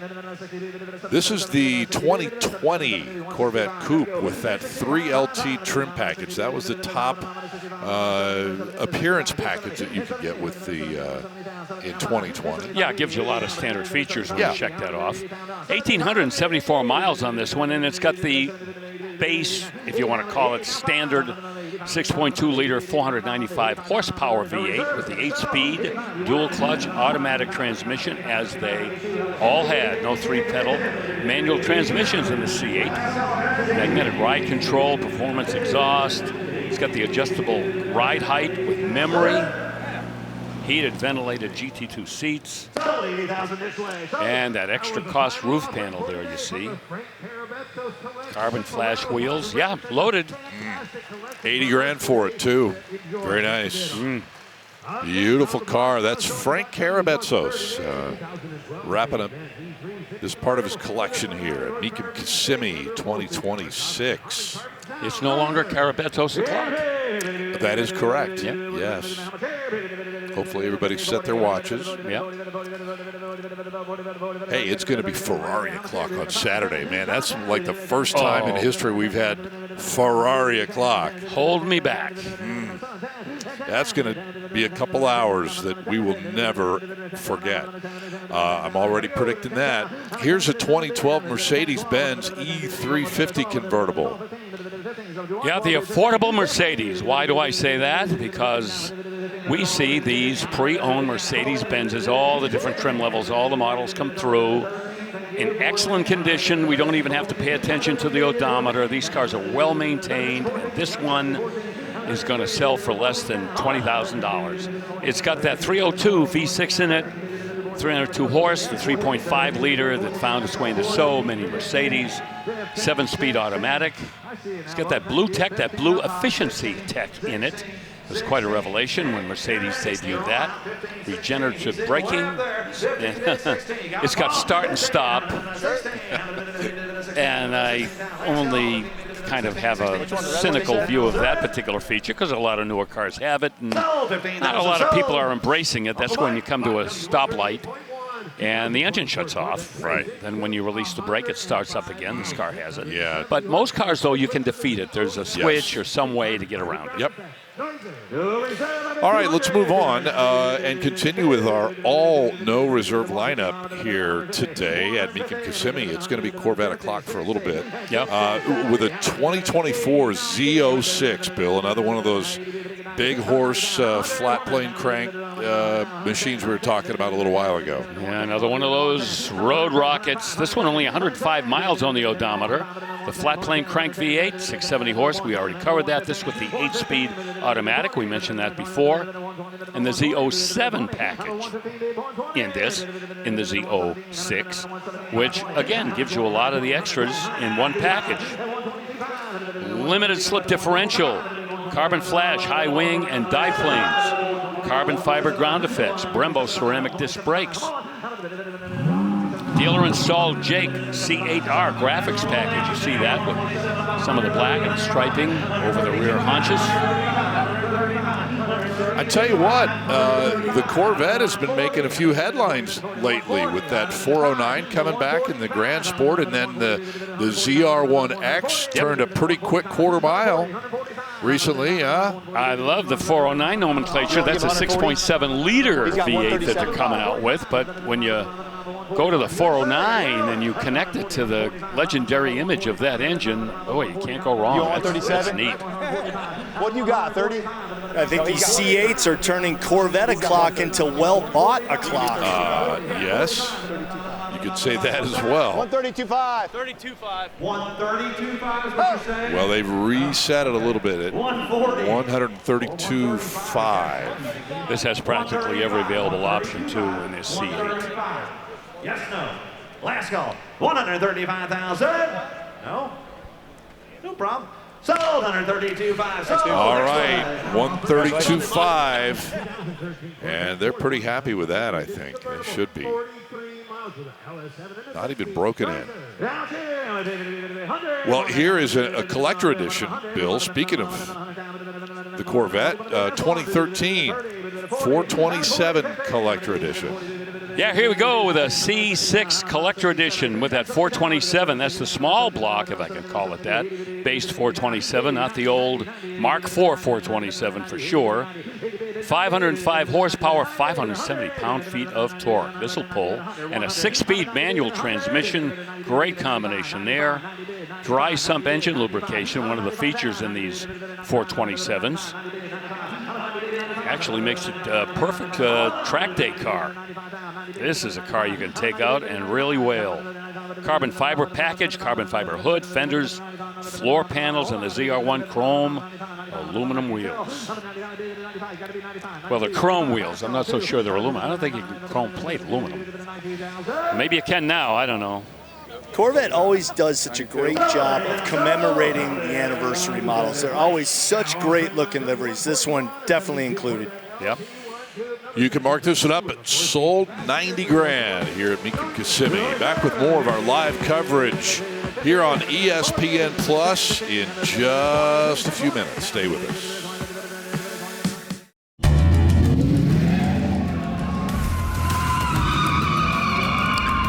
Oh, it is a hot ride to be sure. Here in Kissimmee, the Dodge Thrill Ride, even as the cool temperatures are set to arrive here in Central Florida the next day, a couple days from now, that is still going to be a fun thing to do. It always is. We want to thank Dodge, the official motor vehicle manufacturer sponsor of Mecum Auctions, for always providing thrills. As we welcome you back to our live coverage here, a 63 Corvette convertible just sold for $59,000. A little 340 horse, small block, Bill. Oh, I love that engine. Oh, that 340, that's a solid lifter 327. That set the table for the 365 horse motor that came in the following year. Yep, with a 4-speed. And the convertibles sell less than the coupes. And somebody just walked away with an excellent Corvette. Well, speaking of excellent Corvettes, same year, totally different look. It's the split window coupe version in tuxedo black. This one also with the 327 under the hood. Yeah, with a black interior. How about that for a combination? Yeah, 327. That looks like the 300 horse 327 right there, with a 4-speed. And boy, I'll tell you, we know the facts and figures on 63 Corvettes by heart by now. First year for this body style, independent suspension all the way around. Of course, the split window, rear window, the facts and figures and the history and the lore just on that rear window could fill a book. And it has the Kelsey Hayes finned aluminum knockoff wheels, which are not 63 vintage, because in 63, those first Kelsey Hayes knockoff wheels had 2-eared knockoffs and were only available over the counter.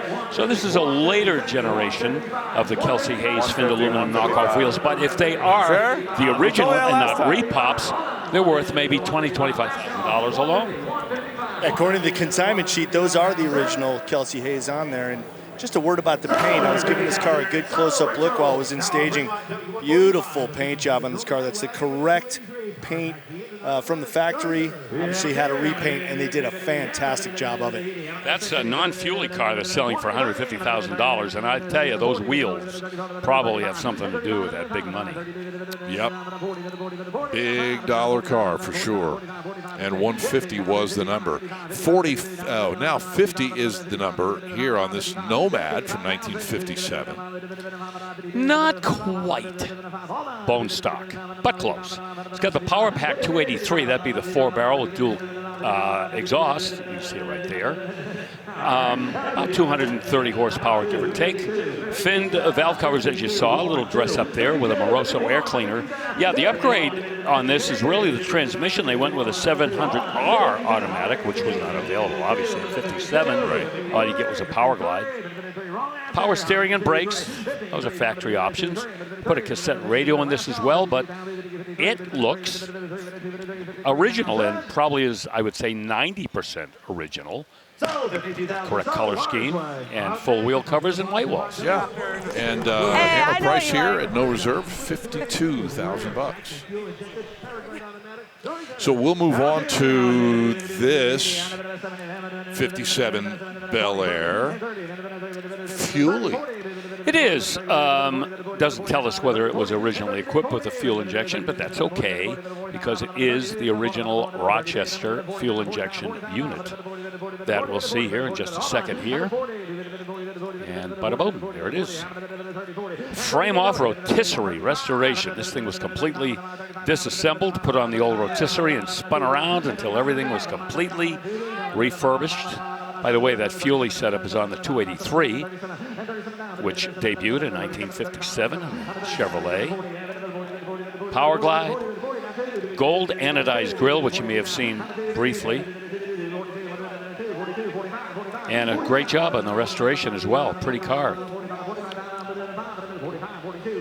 $42,000. Boy, that's a color that more than a few of those 1957 Bel Airs came through with. Turquoise, huh? No doubt. Yeah. 43, 44 down, 43, 44, 45. And this was the blank palette for so many hot rodders back beginning in 1957. As soon as these cars hit the street, the day 2 generation began. Yeah, they got 46. Set of wheels.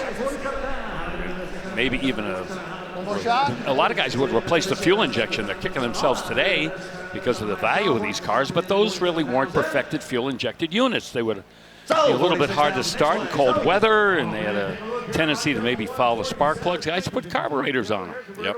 So that's why I kind of think this may not have come from the factory, although it says factory fuel injection, but it is factory fuel injection, but that doesn't mean exactly from the factory. It's the fuel injection that would have come from the factory. Never mind. I'm content to let you keep going. No, it's okay. What can we say about this Bel Air convertible? Not a Fuelie, but a fantastic restoration. It is a Fuelie, and the restoration is just as special as the previous ones that we've seen. Really, I'm almost speechless how beautiful these cars have been brought back. This one with a manual transmission, not the Power Glide. I am really digging this color. Oh, boy. Larkspur blue. Yeah, the fuel injection system, the interior, but man, that very light blue is really sweet. Oh, man, all the way. Complemented by the blue interior, the two-tone blue interior. Indeed. Yeah, this has been quite a little run of Tri-5s going across here. These 57s, all three of them just top notch. You know, that's the thing. I mean, as distinctive as the 57 Bel Air is, and we've discussed this before, they're all just a little different in how they show up on the block here, you know? Yeah, we have examples of, we had the Nomad first, and then the hardtop, and now the convertible, and, whichever one you love best, the Tri-5 has something for you. There you go. Yeah, right, Scott. Especially when they're modified. The things that we see being done to these cars to personalize them, it's unlimited, really. The customs and stuff. Powertrain, paint, interior, wheel choice, suspension. Yep. All of the their above. own flavors. Crazy. 83,000 for this one. We've got to take a break here as we come up on 2 hours into our 6-hour telecast here on ESPN Plus. Back in a moment.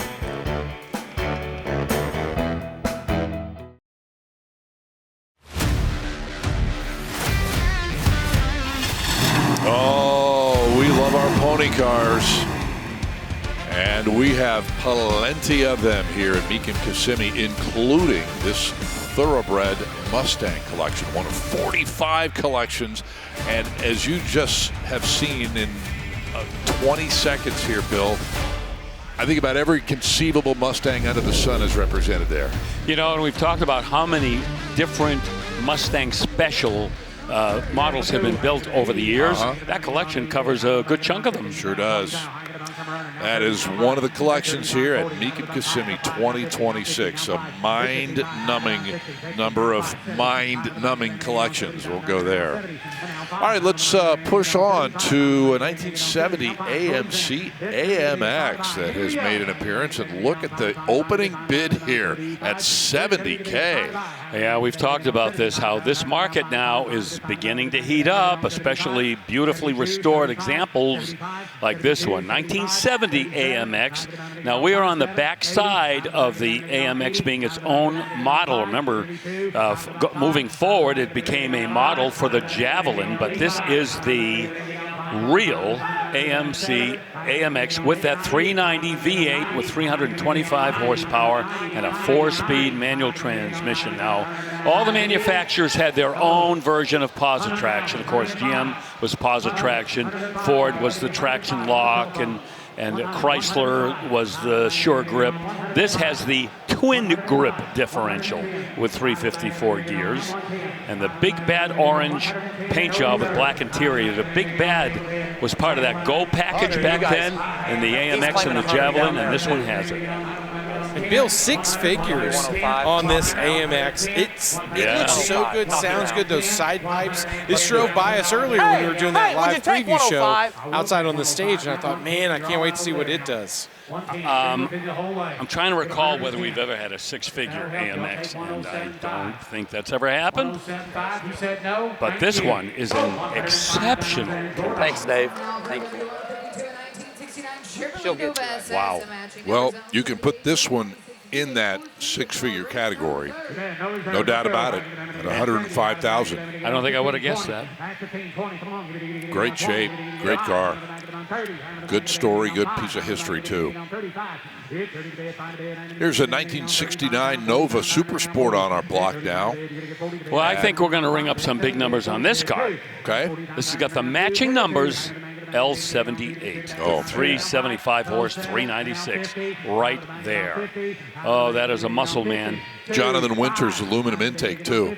No, the Winters part you got right though. Sorry.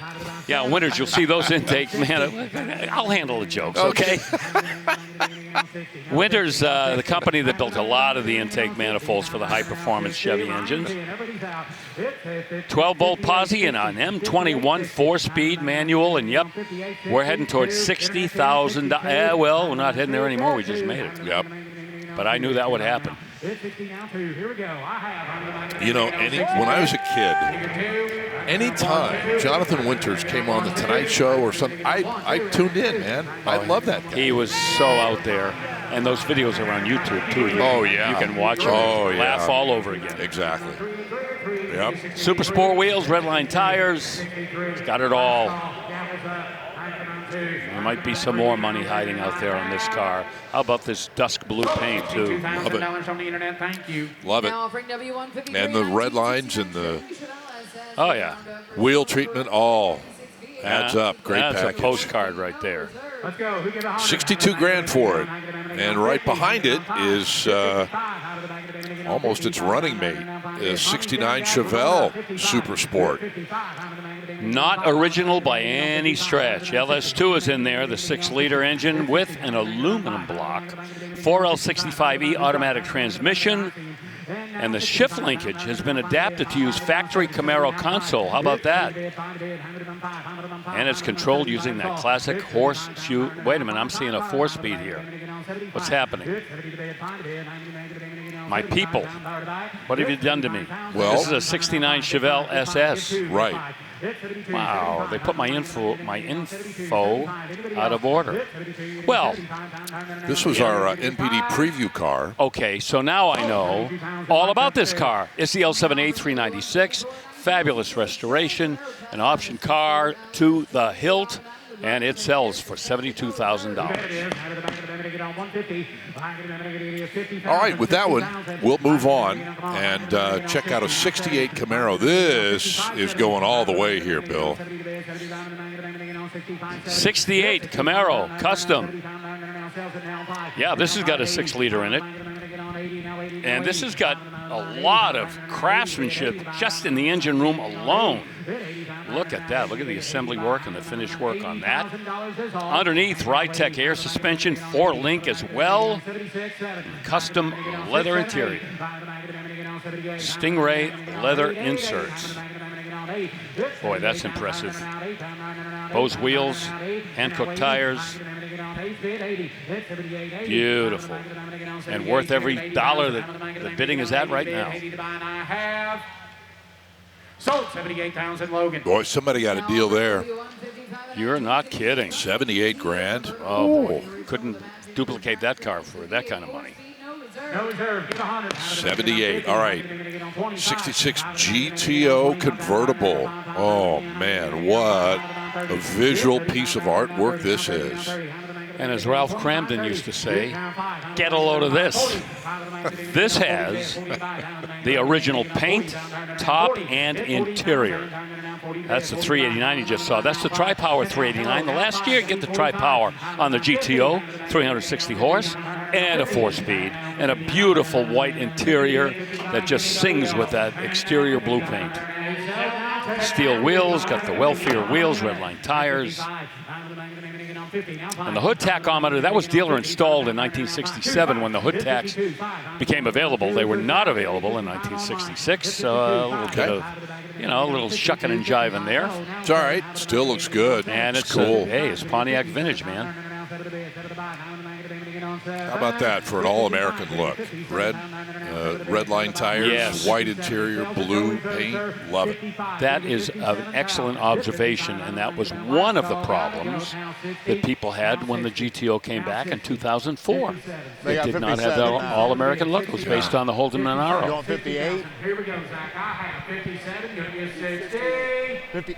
57 is the bid, and the gentleman there in the house knocks the internet out for the time being. Now 60. Top is down. Boy, that just adds to the appeal. I'm sorry. Oh, it does. 62.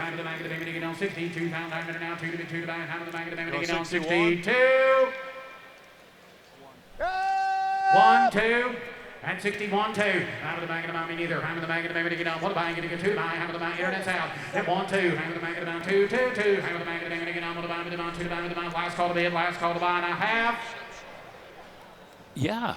Sold 61,000, Zach. Exactly. And there it is. Sold. 61,000.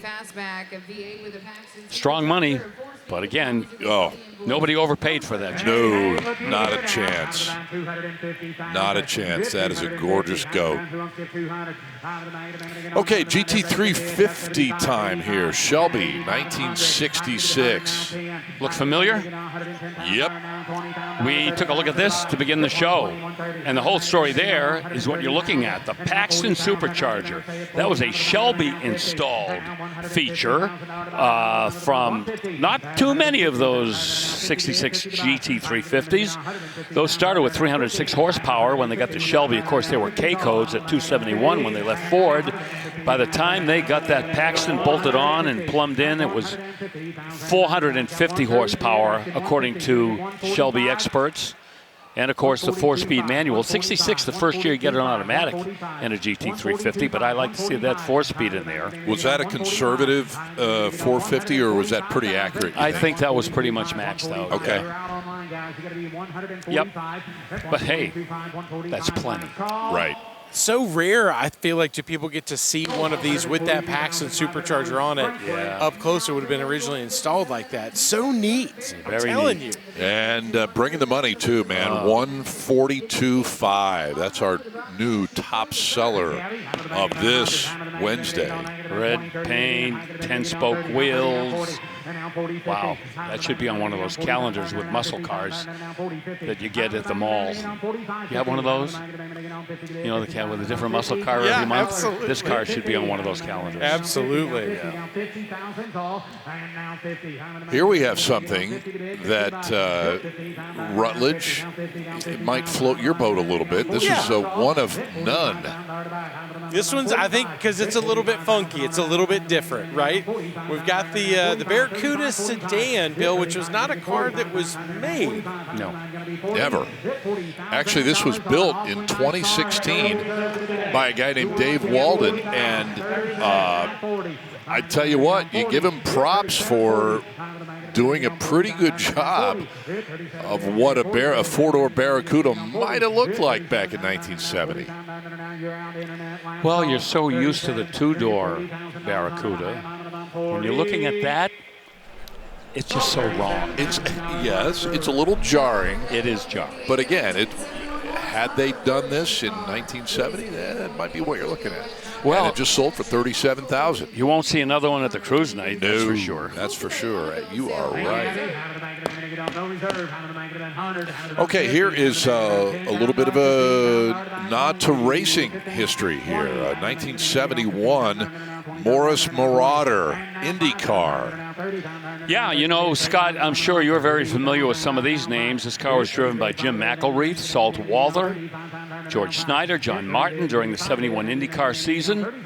The chassis was built by George Morris, who served as the chief mechanic for this car. 159 cubic inch Ford V8 engine with electronic fuel injection. Chrome headers. I'm assuming this is pretty much the trim that it had when it was raced. Would you think that? I think so. This time period? Yeah. For sure. It's eligible for vintage Indy racing, so I think you'd have to pretty much stick, to what the equipment may have been back then. Also, SVRA, that other vintage racing organization, will accept this car. Wow, how cool a piece of racing history like that. And just the style of this, the look of it, unbelievable. Unbelievable. Sells it for $40,000. Got to be a brave man to race that car at the speeds they would go. Yes, sir. Or a woman. I'm sorry. True. Janet Guthrie, Sarah Fisher, you know. Lynn St. James. And, of course, Danica Patrick. Yep. 72 Olds, Hurst Olds, Pace Car Edition. That's what we're looking at now. Yeah, the Hurst Oldsmobile. That went on for a while. This was not a one and done. It debuted in 1968, you may remember. And they were heavy-duty muscle cars with 390 horsepower. This one of 629 that were built in 1972, and one of only 279 hardtops with a sunroof, or a moonroof, as I want to say. It's got that big 455 cube V8 and the Turbo 400 automatic transmission. This was the last year of this particular design language for the Oldsmobile, the Cutlass and the 442s. We went to the Colonnade style in 1973.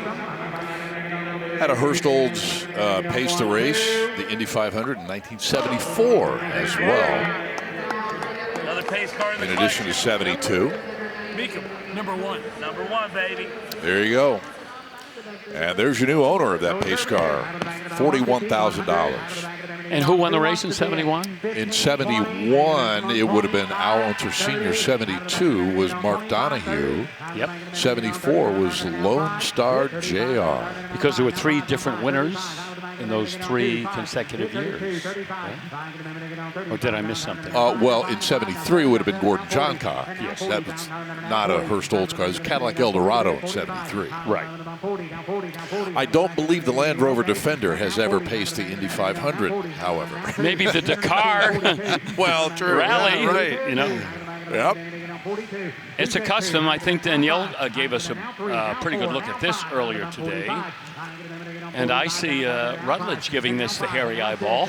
Well, I like anything that is a little bit funky and different. They use that 4BT, I think, Cummins 4-cylinder in there, the turbo diesel. A lot of these were turbo diesel when they came over. The only thing that's a little peculiar to me, they used a B&M kind of hot rod style shifter in there, and I think that's probably the one little Achilles heel that if you were trying to put this over into a little bit different style to match how rugged they did everything else, I'd probably put that to something that's maybe a little less chrome and flashy, but I really dig what they did inside and out with this one. This one's a stout ride for sure.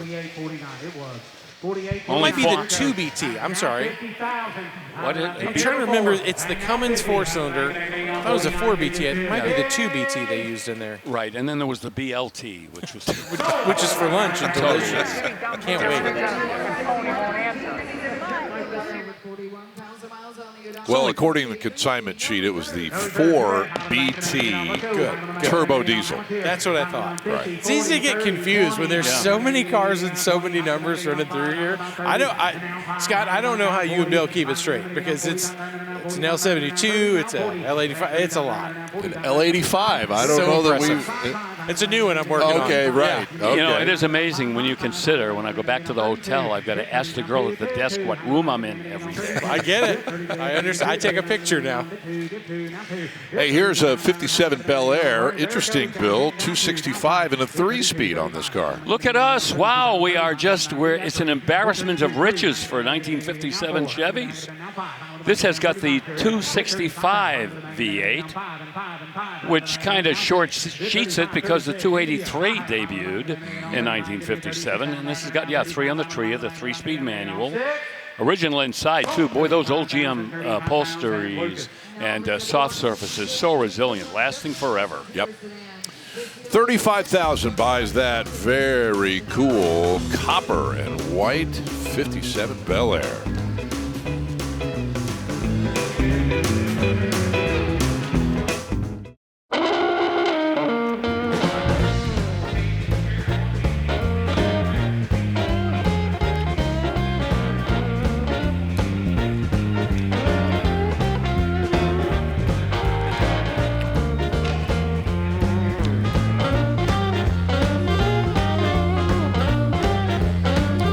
Well, you're looking at just a handful of the cars from the Jack Shoemaker collection, which is on the block and starting right now. 60 cars spanning every decade from the 20s all the way to the 70s and then beyond. And legendary makes and models coming up in this group of 60 cars, all selling at no reserve today. Yeah, what a wonderful way to help celebrate our One-Way Wednesday with all of these no reserve cars, including the Shoemaker collection. 1929 Ford Model A Phaeton, restored in the two-tone light and dark green with a little four-cylinder engine. 1929, this was the Model A, probably at its peak. It went the way of all flesh. In 1931, and then the 32 Ford came in and kind of changed the whole direction, the Ford Motor Company.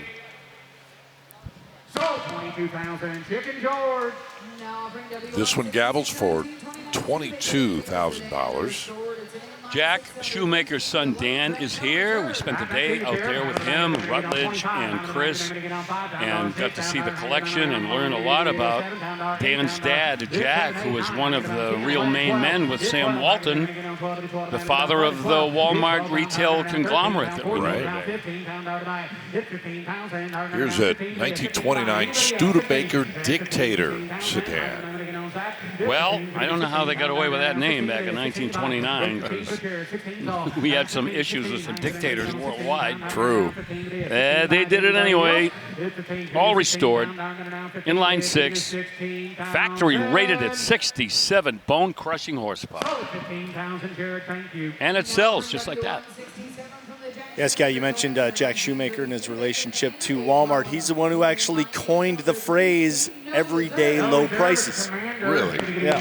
Yeah, it was Jack. Yeah. All right.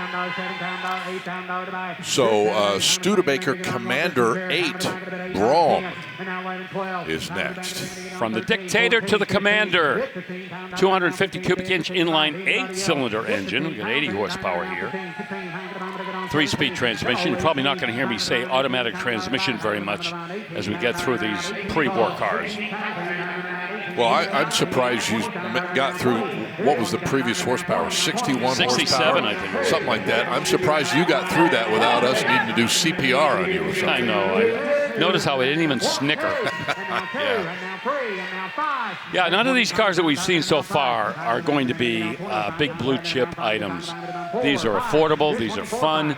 These are actually easy to maintain. The number of parts out there in the real world, when you start working on these cars, even the Studebakers, I mean, that community, they don't throw anything away. You can usually find whatever you need.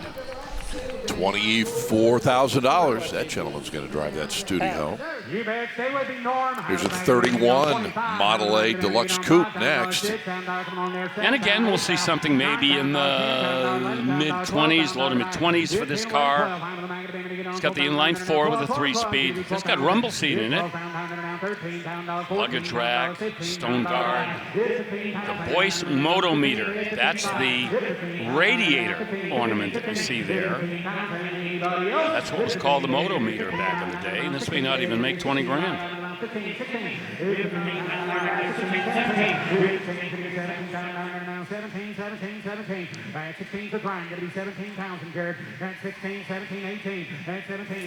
And I know you guys were talking about it. It was just such a special thing to get to go to Bentonville and see the collection and see Dan's love and appreciation for what his dad did, to meet the guys that worked on all the cars and kept them running. It was just also cool to hear that he was using the one ads in the paper and the classifieds to go chase cars. And I just thought that was so cool. Like, he, even at the level of success that he was at, he was just so like so many of us. We're like, oh, I've always wanted to find one of those. I'm going to put an ad up. Tell me if you got one. Call. Go check it out. It's just really neat. Hey, and how about Dan Shoemaker's military experience?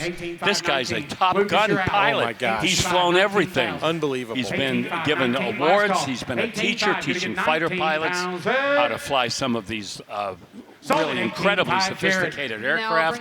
He's a great guy to talk to. $18,500 buys the 31 Model A Deluxe. And we'll skip forward a few years to 35 for a deluxe 5-window coupe. Once again, the styling language at Ford is changing. 1935, the deluxe 5-window coupe, a lot of round, a lot of very smooth kind of body contours. Prior to this, Fords had a lot of boxiness. This one with a flathead, the little 221 cubic inch flathead with a 3-speed, and restored, and in museum condition.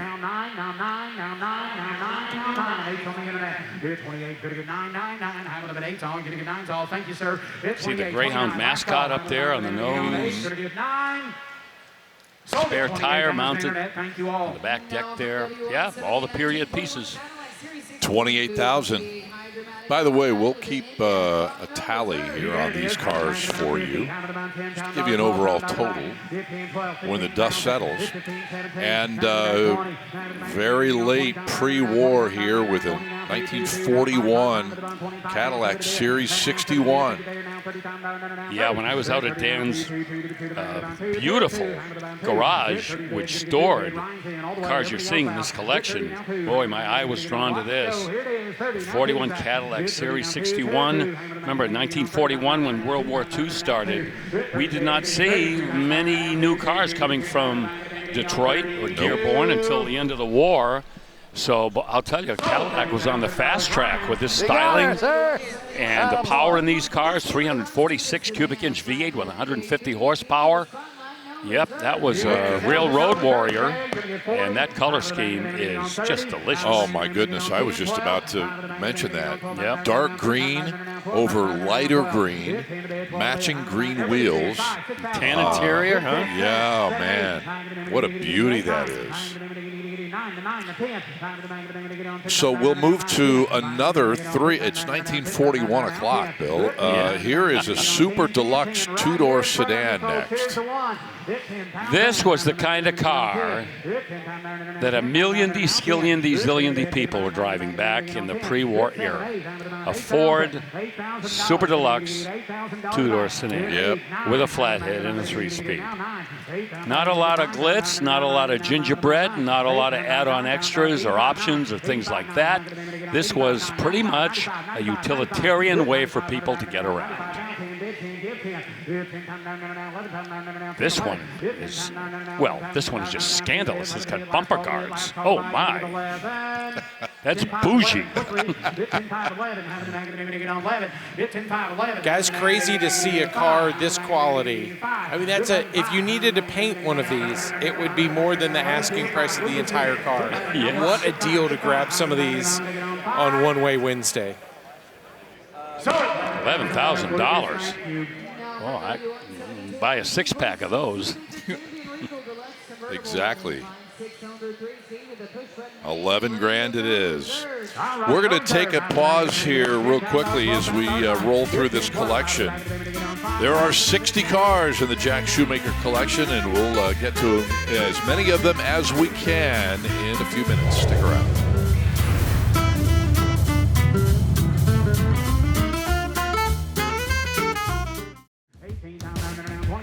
Welcome back to Mecum Kissimmee 2026. About 2.5 hours into our program today. 3.5 to go here till 6 Eastern, 3 o'clock Pacific on ESPN Plus. I'm Scott Hoke. Bill Stevens here in the booth with me. Chris Jacobs, Danielle Trotta, Rutledge Wood out and about, giving us some terrific previews of upcoming cars. This one, a 49 Wayfarer from Dodge, just sold for $18,000, Bill. Yeah, about 5,400 of these were built. Kind of a rare car. Inline 6, 230 cube, 100 horse with a 3-speed manual. And we don't, you know, not that we see a lot of any of these cars, but this one is really somewhat rare. It is. Here's a Studebaker Champion Starlight Coupe from 1950. Yep, the Bullet is back. This is the second one we've had. And the Starlight wraparound rear window. Boy, that was a styling tour de force for Studebaker back in the day. And of course, you know, the main designer for Studebaker was Raymond Loewy, and he gets a lot of the credit for a lot of the styling we saw throughout the 50s and 60s from the Studebakers. 6-cylinder engine, 85 horse, And a 3-speed manual.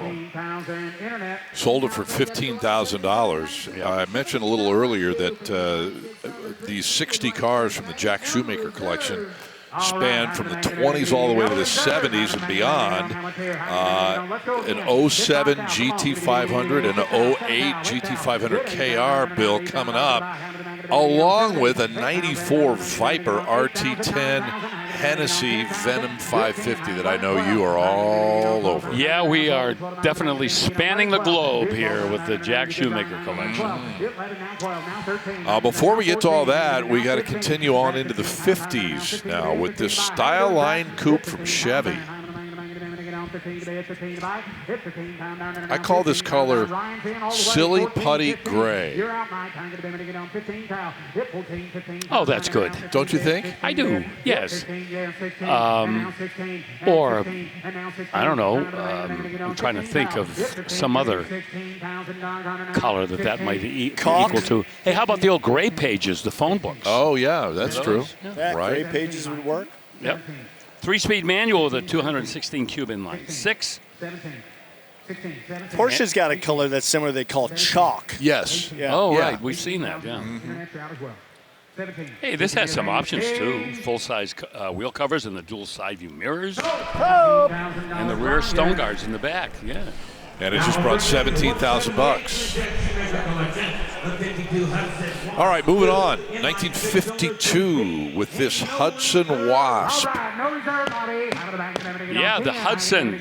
This was a performance car back in the 1950s, believe it or not. This one has a 6-cylinder engine. Of course, the straight 8 Hudsons were the ones that we saw racing on the sand at Daytona and dirt tracks all around the country. So they did have a performance lineage. But this one, pretty much a family car, not a race car.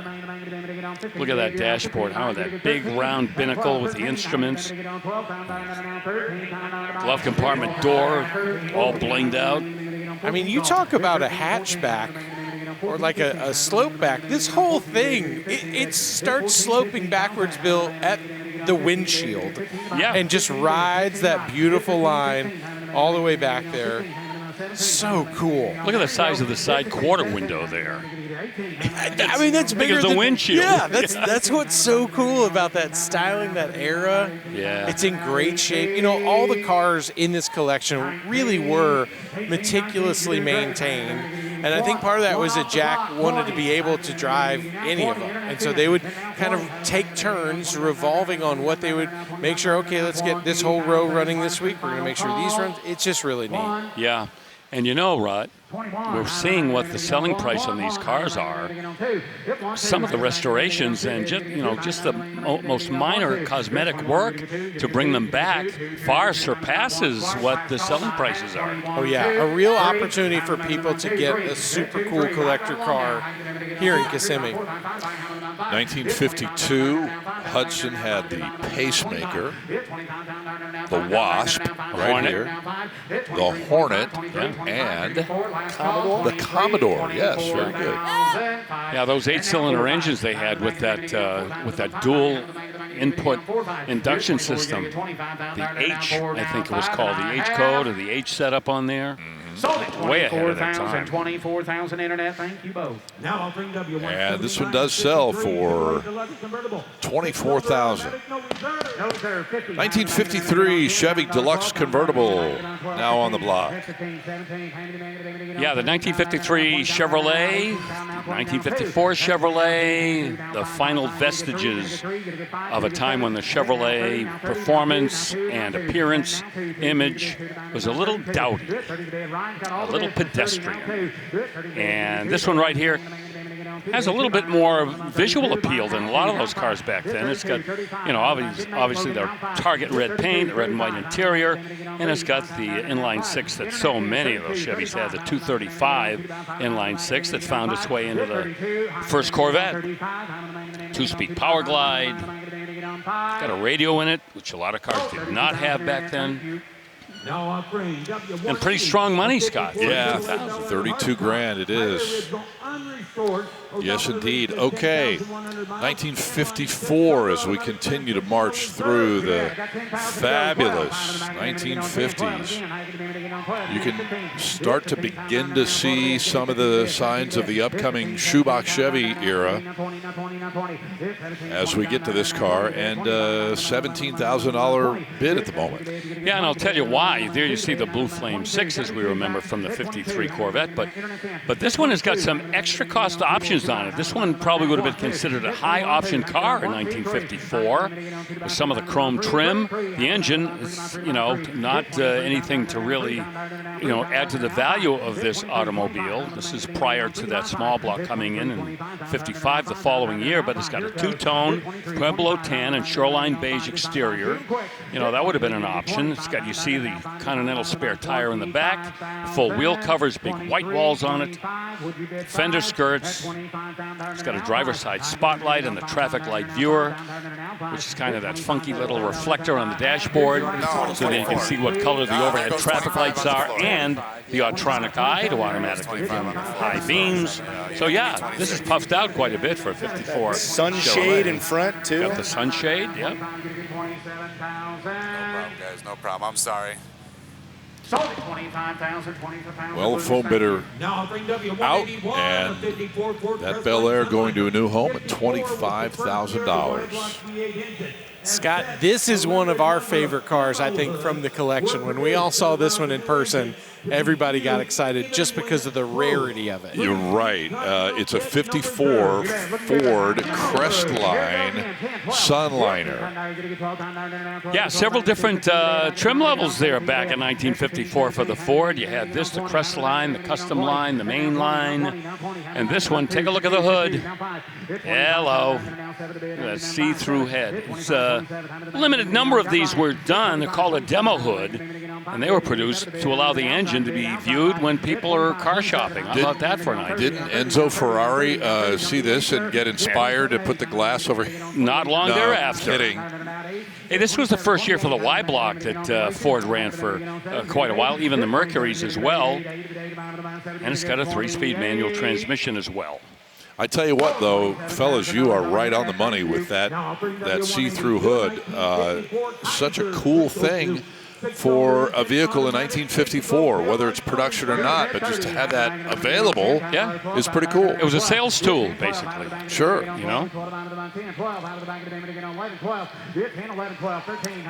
Here's another Kaiser. We had a couple of Kaiser Darrens a while back in the, I believe, the Frank Karabetsos collection. Here's a Kaiser Special Coupe from 54.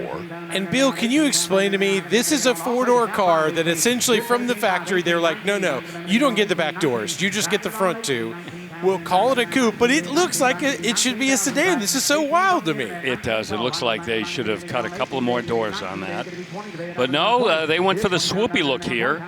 Of course, Kaiser was in the business of selling that Darren. These cars here were their bread and butter. This is where they made their money to help bankroll those little two-seaters. 226 cubic inch inline 6 with an automatic transmission. See the off-white over most of the car with a medium dark green roof. There's a lot of eyeball there. That signature Kaiser front grille that we saw in the Darrens that came through as well, instantly recognizable from the front. Those are called safety glow taillights, by the way. Those look like they were pirated from a Packard. But. All right, $19,500 buys that Kaiser. Back with more from Central Florida in a couple minutes.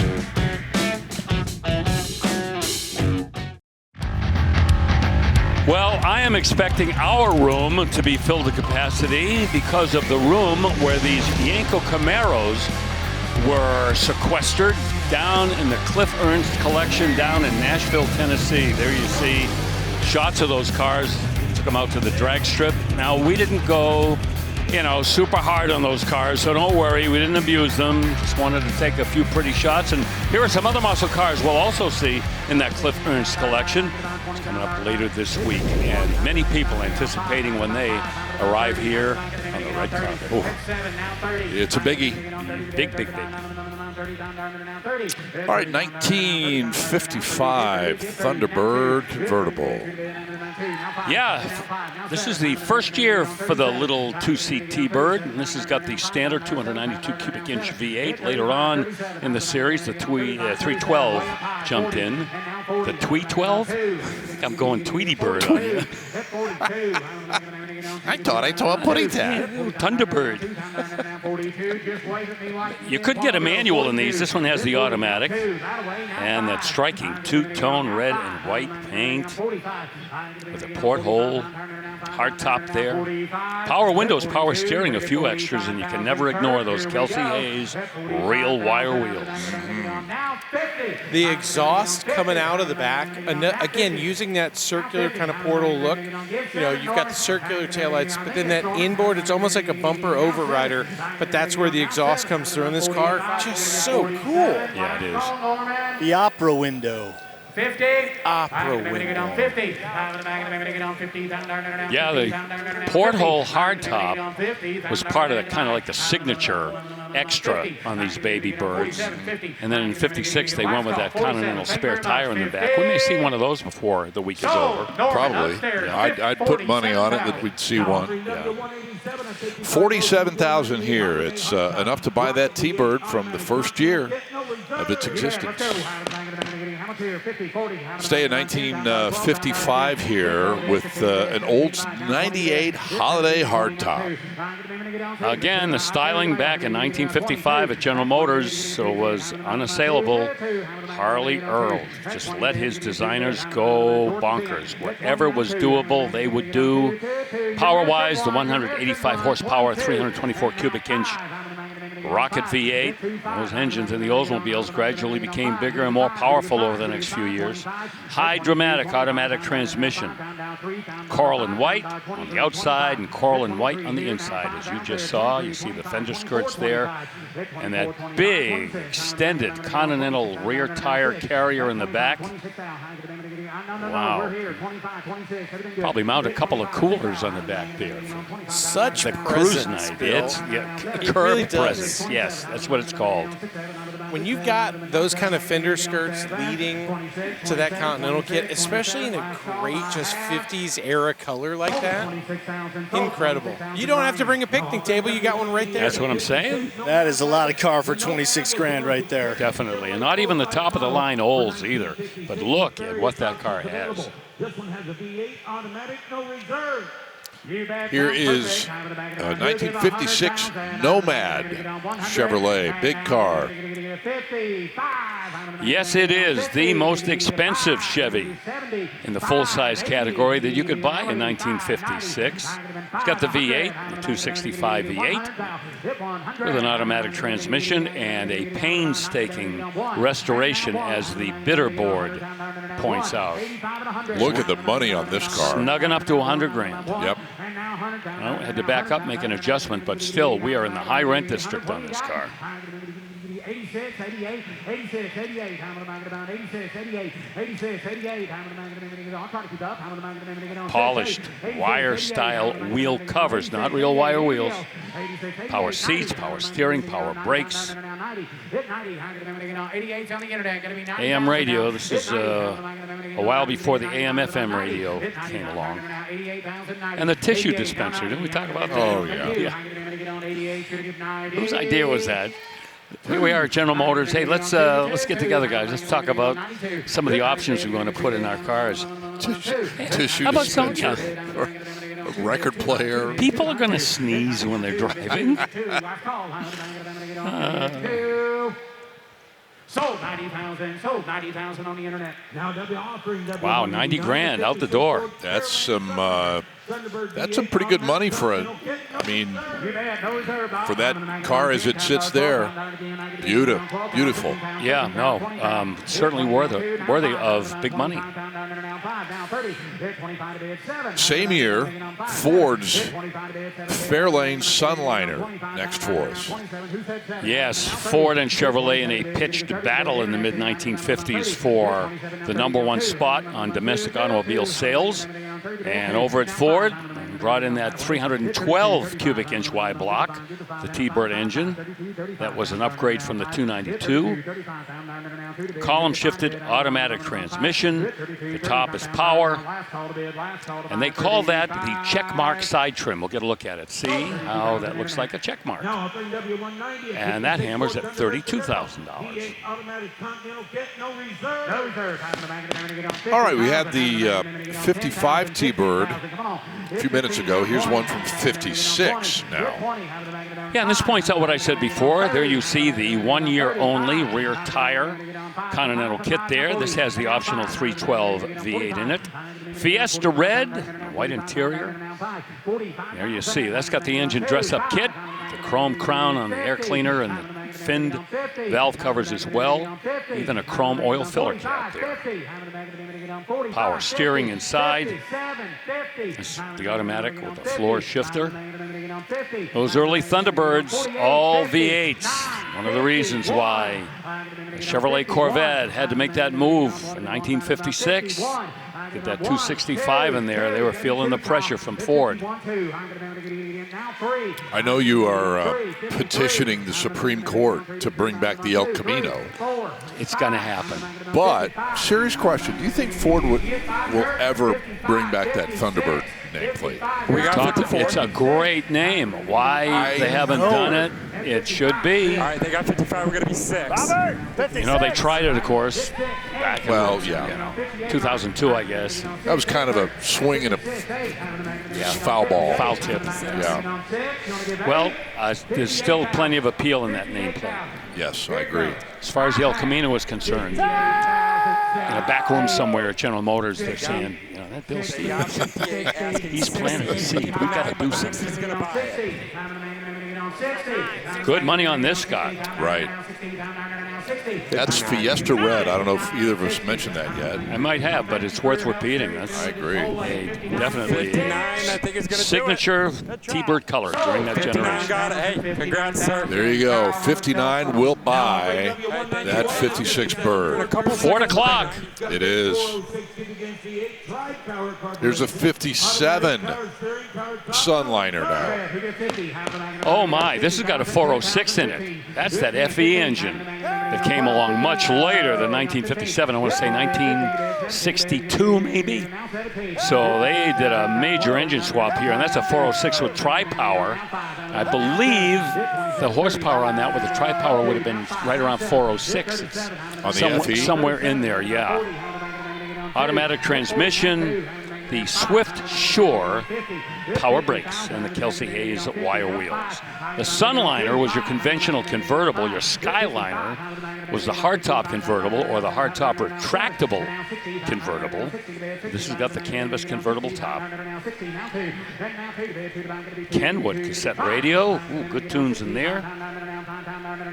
Center console, too, with a floor shift, which would have been a major upgrade in a 57 Ford.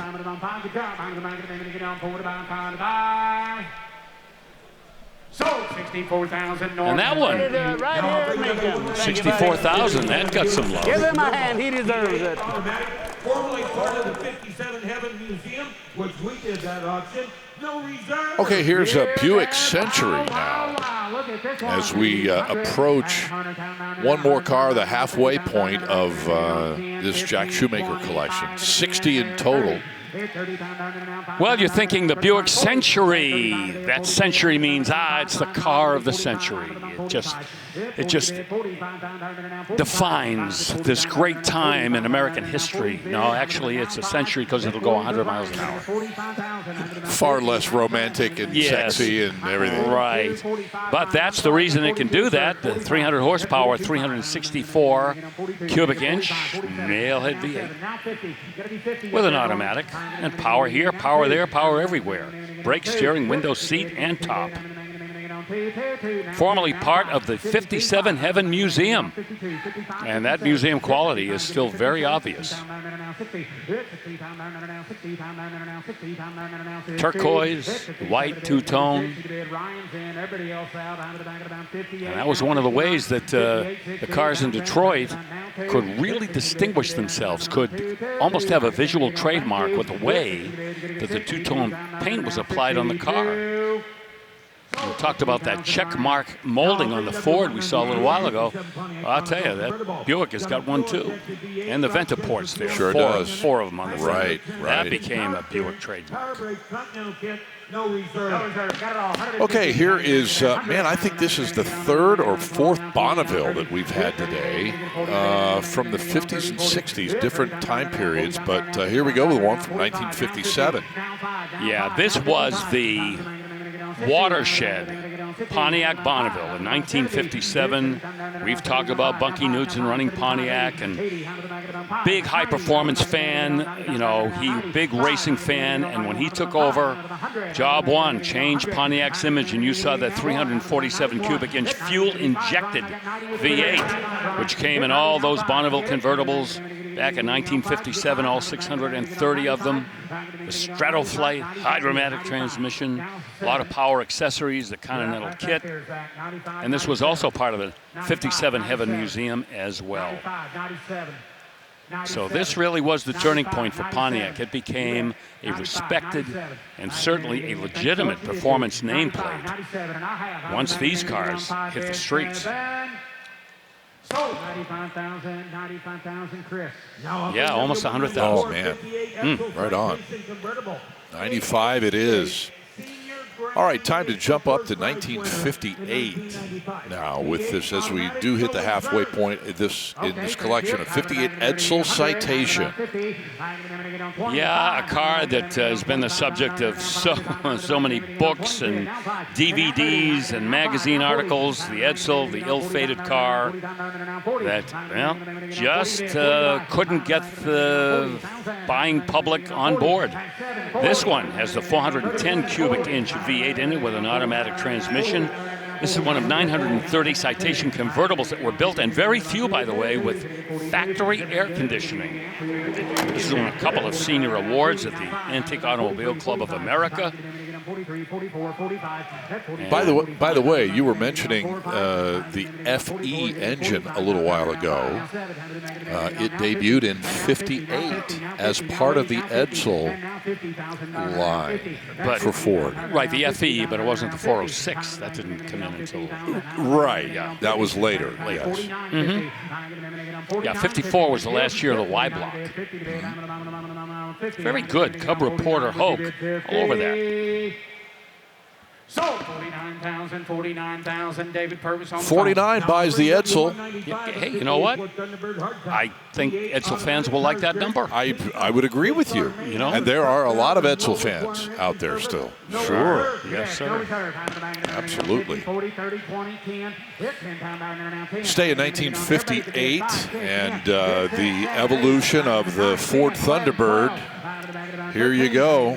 Yeah, this is the one that, again, started a whole new chapter for the Thunderbird, and tell you, it was a sensation. I hate to admit it because I'm a big fan of the two-seaters, but Ford sales on the Thunderbird just skyrocketed when they went to the four-seater in 1958. This has the 352 in it. That would have been an FE engine, automatic transmission, power steering, and these T-Birds came in usually with a lot of standard features.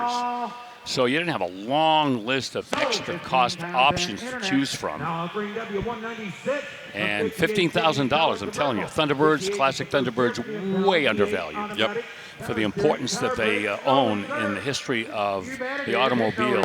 At some point, that market is going to come to life.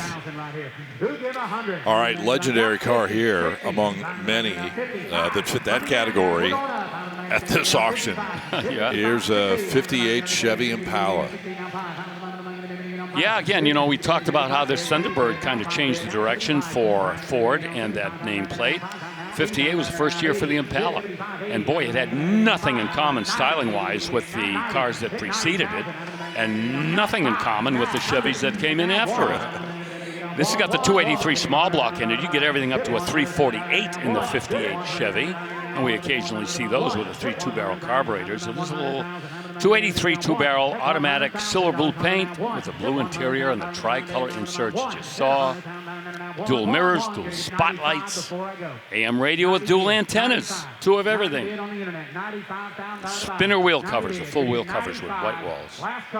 They're asking 95. If that color looks familiar and sounds familiar, it should. Silver blue was available in the Corvette in 1958. In fact, it was the number 2 most ordered paint color on a 58 Corvette. Well, with 410 vets here this week, we might see one. That's very true. You are right. Look at that, another sub $100,000 classic 1950s car. Wow. Tell you what, Jack Shoemaker has brought some fabulous cars, and that's our friend Jim Wicks helping out with the buy on that one. As we get set to head to break, a look down that 303 staging lane as the cars coming up get a last-minute shine. Find out more at 303mecum.com. Welcome back, everybody, to Kissimmee for our continuing coverage of Mecum Auctions. I'm here in the staging lanes. Now, Oldsmobile is one of the oldest American manufacturers, and the pinnacle of his power might be sitting right here next to me. This is a 1971 442 with the W30 package. W30 package, of course, is the fiberglass hood with the functional ram air scoops, heavy-duty suspension, and the signature red inner fender wells. This is a beautiful example, also part of the Jack Shoemaker collection at 455 under the hood, backed up by the Muncie Rock Crusher M22 4-speed transmission. Beautiful interior as well. Muscular hips there and the deck lid spoiler. These are highly coveted collector cars and will certainly be getting a lot of attention when it crosses a block pretty close to the end of the Shoemaker collection. Scott? All right, Chris Jacobs, thank you very much out there in the 303 staging lane for us. And we'll no doubt be checking in on a number of occasions the rest of the day today and the rest of the week as well. On the block as we return you to the live action just past 3 o'clock here in Kissimmee. Just past the lunch hour, or starting the lunch hour, I guess, out on the West Coast. And we thank you folks out there for joining us as well. That's going to be a 1960 Impala convertible, Bill. And as we open up the bidding, let's see where we start here. Start with a big block, 348. This was the engine that helped Chevy move into the big block era. Eventually it became a 409. This one, though, the tri-power version with 355 horsepower, and the cylinder heads are called W heads. Everybody thinks that's because of the shape of the valve covers. Looks like an upside-down W, but there's another reason which I can't get into right now. Inside the car, you saw? I'm a tease. Inside the car, beautifully restored. This has factory air conditioning, by the way. Wow. Yes, sir. Power steering and brakes, power-operated top, and windows. So old Jack Shoemaker. A lot of these GM cars from this era were optioned out pretty much to the limit. This one with a Continental deck and the skirts as well as the others we've seen prior. This one even has tinted glass. And once again, Jim Wicks in the blue shirt there, assisting with the buy. That might look a little light blue depending on your TV, but that's kind of a, they call it Tasco turquoise. Yeah, it's definitely a turquoise color. Yeah. You might need to adjust your set. Well, if it's mine, it's black and white. So. Well, true. Yeah. No problem with that on this car. It's a 61 Catalina convertible. Oh, boy. Look at this. I know where you're going. Oh, 389 tri-power. And a 4-speed. Yes. This has got close to 350 horsepower. Borg-Warner 4-speed. Oh, boy. Region black. How about that with the 8-lug wheels, white wall tires. You know, I'm not a big white wall tire fan, you know that, but sometimes you'd have to admit that it just makes it special. Dual side mirrors, a couple of other options on there.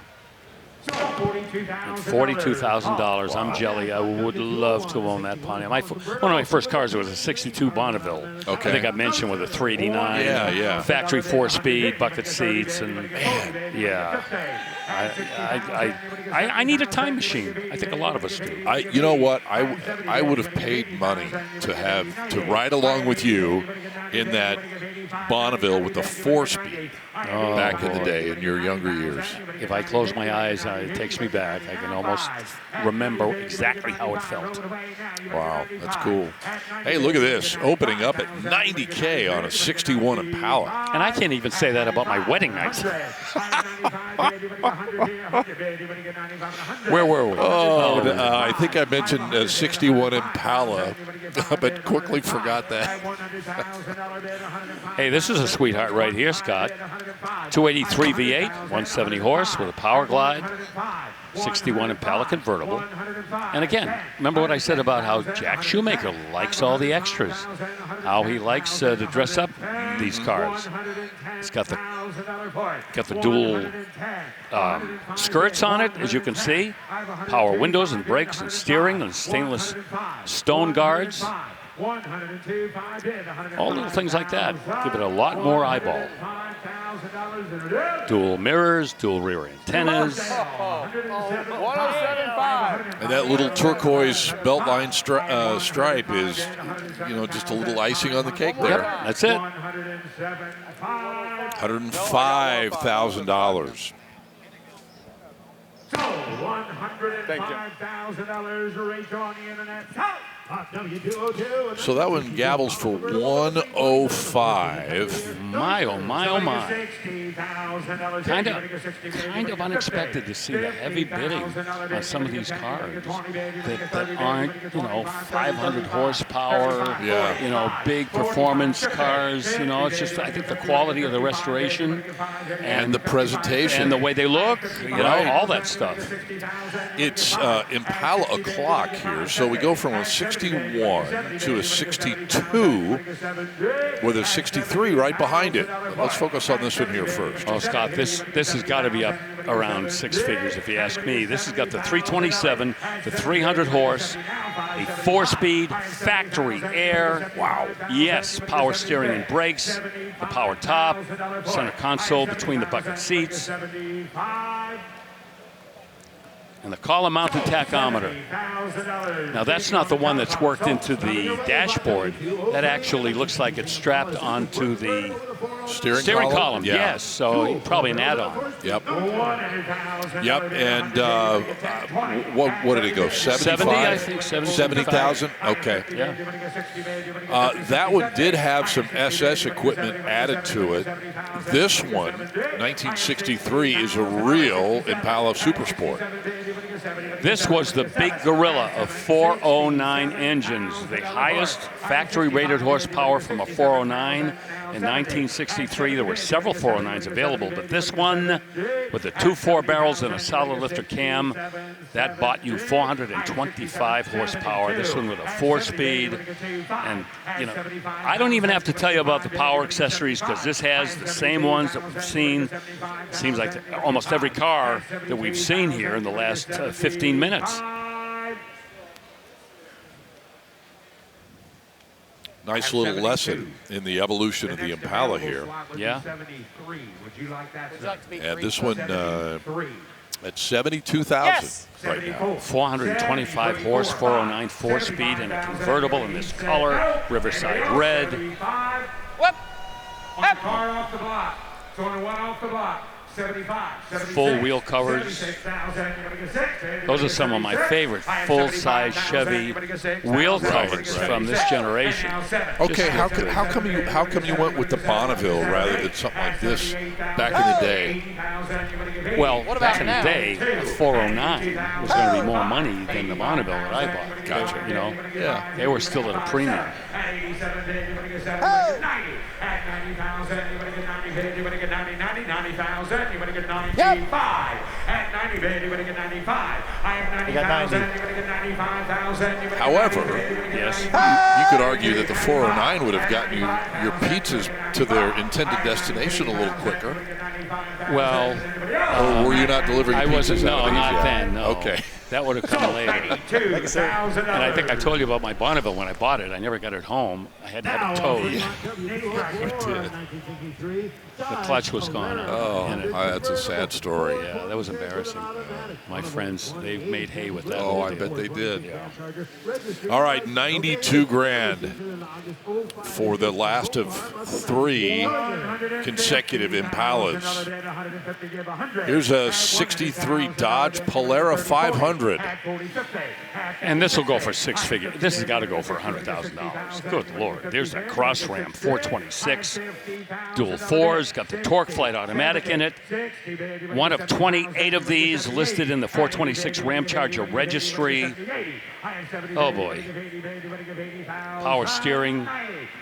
Look at the finish on this car. Look at that black paint. Man. Just comes right out at the aftermarket.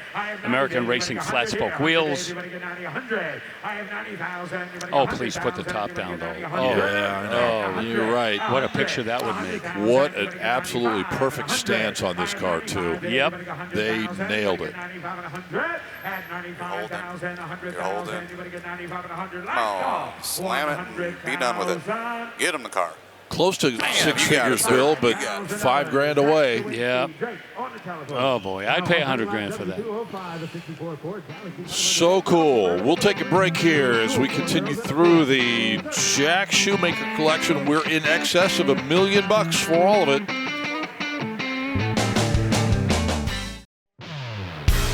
Welcome back to a beautiful Wednesday here in Kissimmee, just past halfway, taking you all the way till 6 p.m. Eastern Time.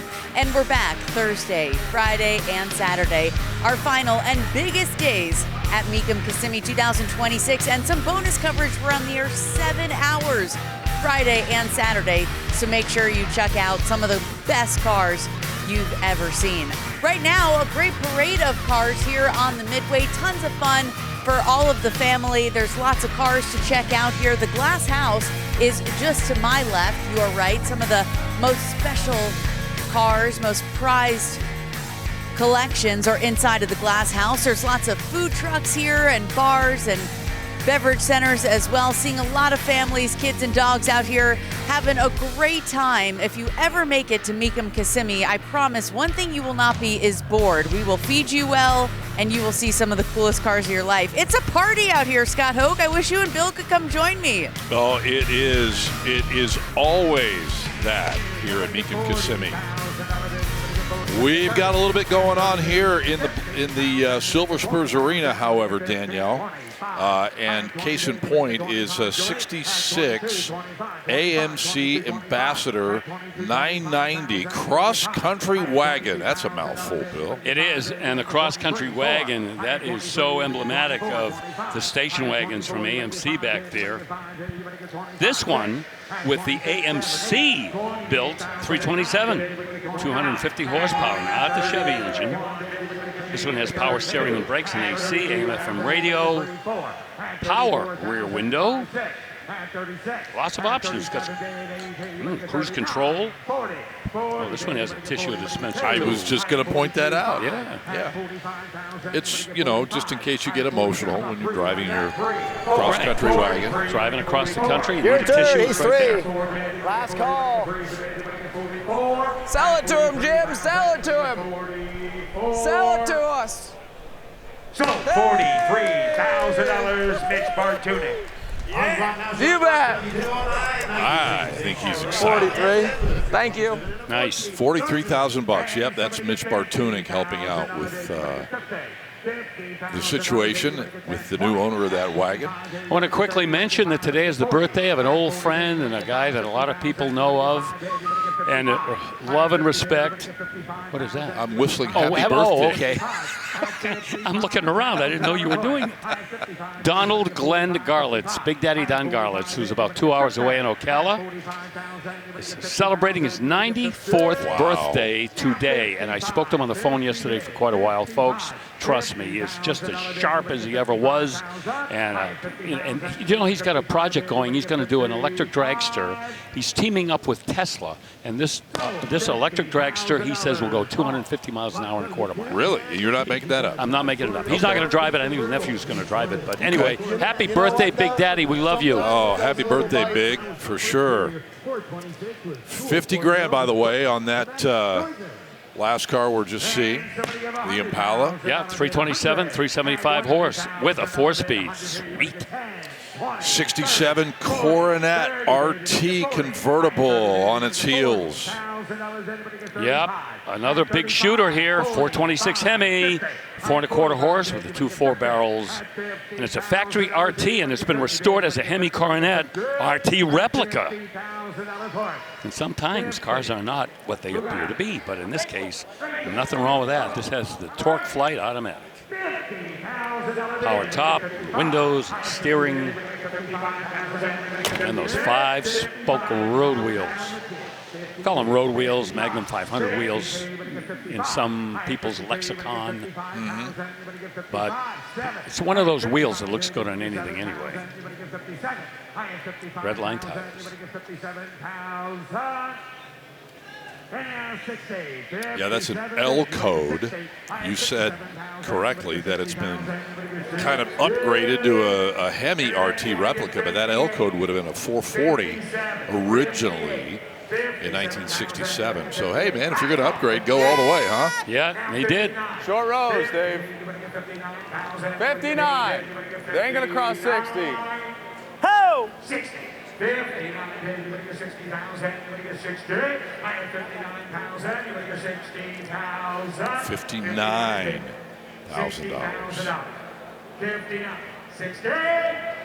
Bring it home, Jimmy.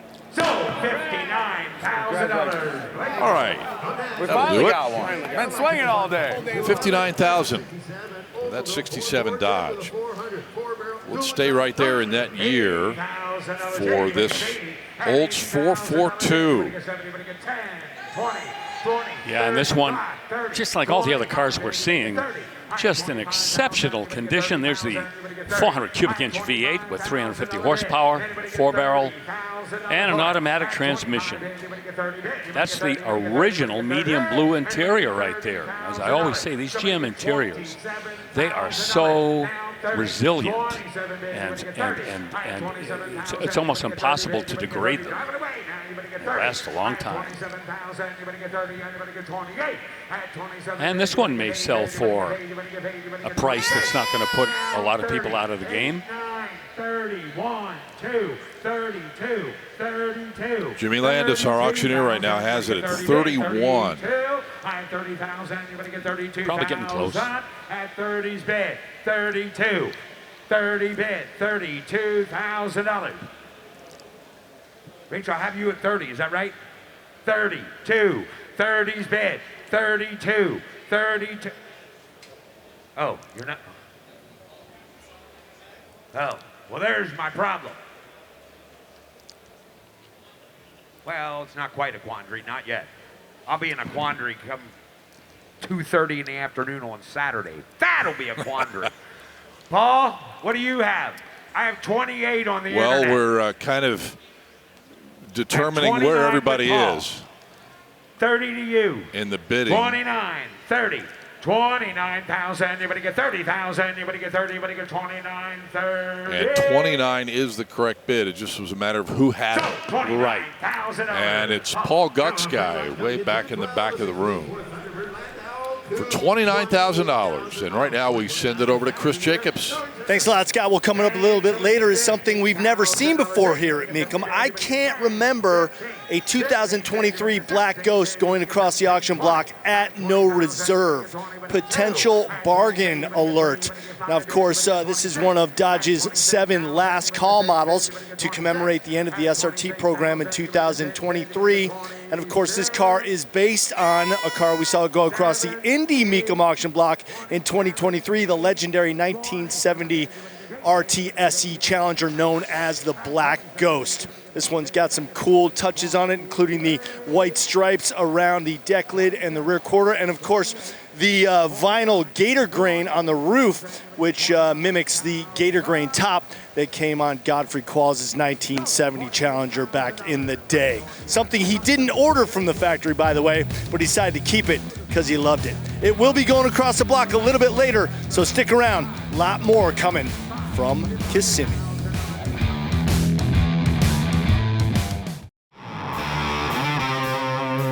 Well, a little flyover for you of Heritage Park here in Kissimmee, Florida. This is where it all is happening this week, man, I'm telling you. And check this out. Oh, what a good machine this is. 1970 Mercury Cougar Eliminator. Yeah, this has got the Q code 428, Cobra jet engine, 335 horsepower, and a 4-speed top loader. Hello. Traction lock, rear end, probably 391 gears back there. One of 217, finished in competition orange, but that's a dead ringer for Calypso Coral. Yep. Got everything. Got everything. That was pretty good, Ralph Crandon, by the way. Yeah, that's one of my favorite Ralph Crandon impressions I do.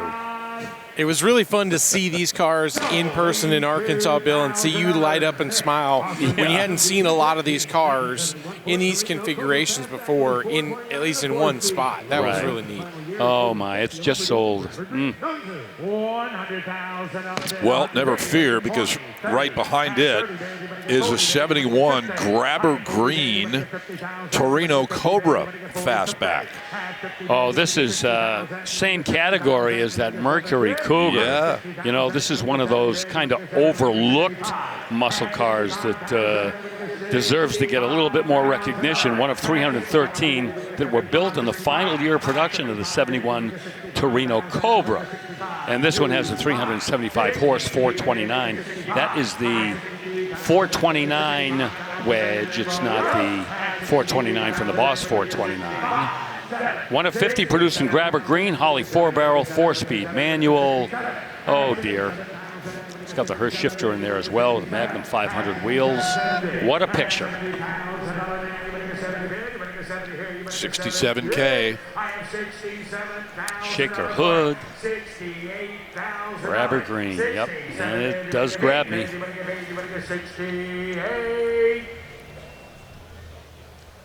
So, 67. Okay, 67 grand. Buys that Torino Cobra. And once again, if you're noticing a pattern, maybe you tuned in just a little bit late, maybe past the halfway point. Everything on the plate today is selling at no reserve, including this 1971 Olds 442 W30 that CJ previewed a little while back. Yeah, 1971, again now, you got to remember what was happening. The big, brawny, muscle-bound, big cube, big horsepower muscle cars were kind of going the way of the woolly mammoth here. And the 1970 442 W30 dished out 370 horsepower, but now we're down to 350 horsepower in 1971. Still a fast car, though. This one with a 4-speed and that nice intermediate rear-end gear, 373. Viking blue, black stripes, black vinyl bucket seat interior. And yes, sir, look at that, huh? $97,000 for a car that does not match the 1970 in power, but nobody really seemed to care about that. They fell in love with it. Well, what a lineup of 71s that we're in the middle of, too. And this may be my favorite one coming up right here, Scott. Yep, no doubt about that. It's a 71 Duster 340. In Violet was the name that Plymouth called this color. And how beautiful is that? Again, look at the aforementioned 340 under the hood right now. And I believe this is a 4-speed car as well, if I'm not mistaken. Nope. It is automatic on the column. Getting a look inside there. Deck lid spoiler, the black striping, the 340 on the rear quarter. Well, and that ran quickly, and file that under well-bought, the level of this restoration. You know what? Don't get me going on the horsepower thing again. This thing is rated at 290 horsepower. The 340 6-barrel in the the TA and the CUDA AAR. AAR, yep. Rated at 290 horsepower. Nothing in common with this. All right, I'm done. Okay. 1973 Mustang convertible, Rutledge right there. You know, your plaid shirt looks great with that green paint job. Thank you, buddy. Let me introduce you to the car I've called Senor Guacamole. This 351 powered 73 Mustang. Guys, I don't know how else to tell you. You just have to go inside and take a gander at this amazing guacamole green interior. I don't believe that's the name. That's what I would call it. But y'all, this only has 752 miles since new. It is so minty fresh. And I know it would be crazy, Bill, but you could keep everything the same. Maybe just, I don't know, if it was me, I might pull that 351 out, drop a Coyote in, save everything so I keep it new, but just leave it just like this on the outside and the inside. It is sacrilege that the top is up on this car. It really is. If any car needed to have the top down as it rolls across the block, it is the Guacamole Mustang. Oh, I loved that thing. I think they buffed this out since we were out there, too. Oh, yeah. It's got it a looks a lot better. It's shined up real Bill, nice. you know, when you put that 303 on there, That's there's right. nothing you can't shine up. By the way, I hate to burst your bubble, Rut, but the interior color is actually called Kiwi. Kiwi. You were in the neighborhood. You were in the neighborhood. For a car that's not what I would refer to as classically good looking, it came back around on the cool factor and became super cool. Bill, it's all yours on this 94 Viper, brother. Okay, well, John Hennessy is a name that we're all familiar with. There is a man right there that should probably get some professional help because the vehicles that he modifies are just beyond explanation, and this is one of them. 94 Viper RT10 Hennessy Venom 550 Roadster, 550 horsepower. Now that, of course, doesn't equal some of the powertrains that he's responsible for. Some of them well over 1,000 horsepower, but you got to remember, this is 1994. This car would have come with about 400 horsepower.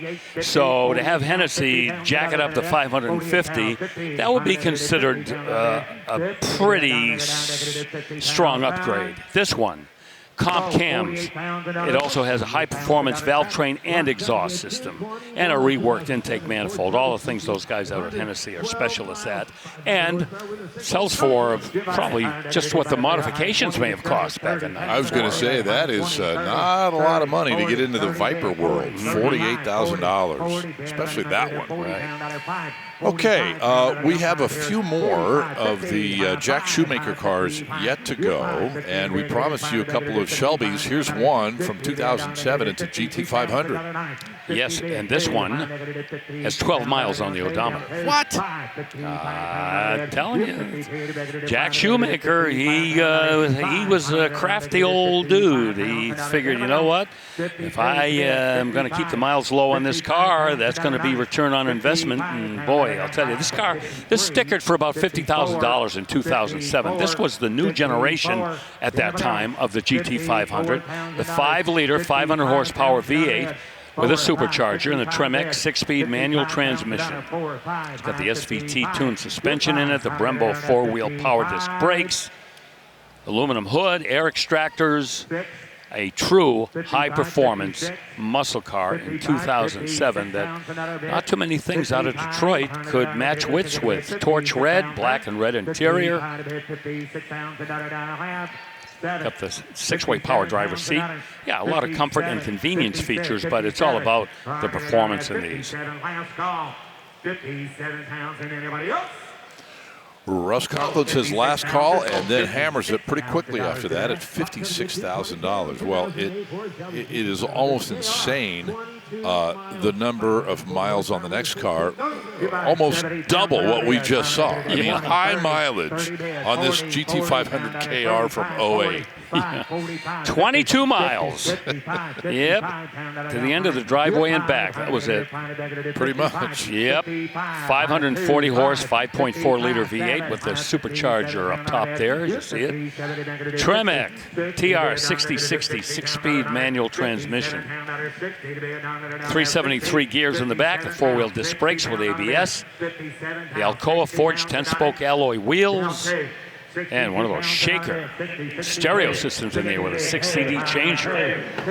Man, you can blast your Taylor Swift until your eyeballs bleed. Man, wow. The last one we saw, Bill, was in 2007, and you mentioned that nothing really coming out of Detroit could stand up to this car. And 1 year later, in 2008, well, Dodge was just putting its toe back in that water with the return of the Challenger. Correspondingly, what was the Corvette doing in 2008? 2008, that would have been the C6 generation. The C6, the ZR1 was coming. It hadn't arrived yet. That would come a year later. So that was the car that really, you know. So again, that's Corvette's kind of re-entry into that was high performance market. Big dude in that generation. Yes.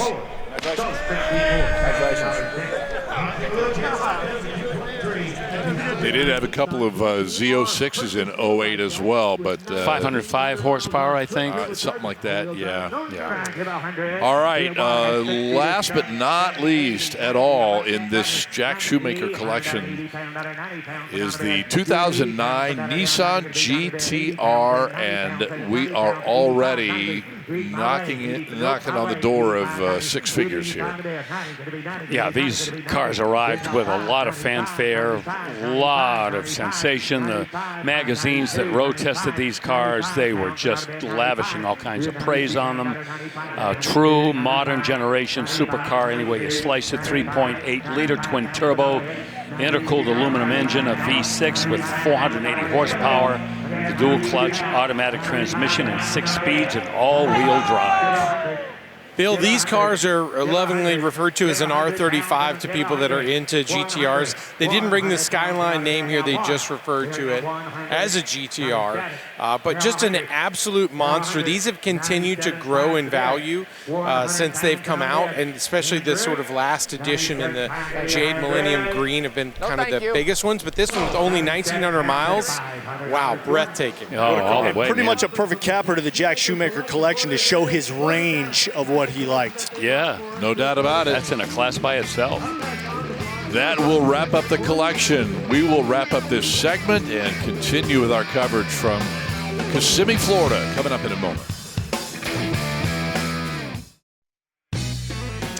Thanks so much for spending some time from your busy schedule on this Wednesday with us here on ESPN Plus.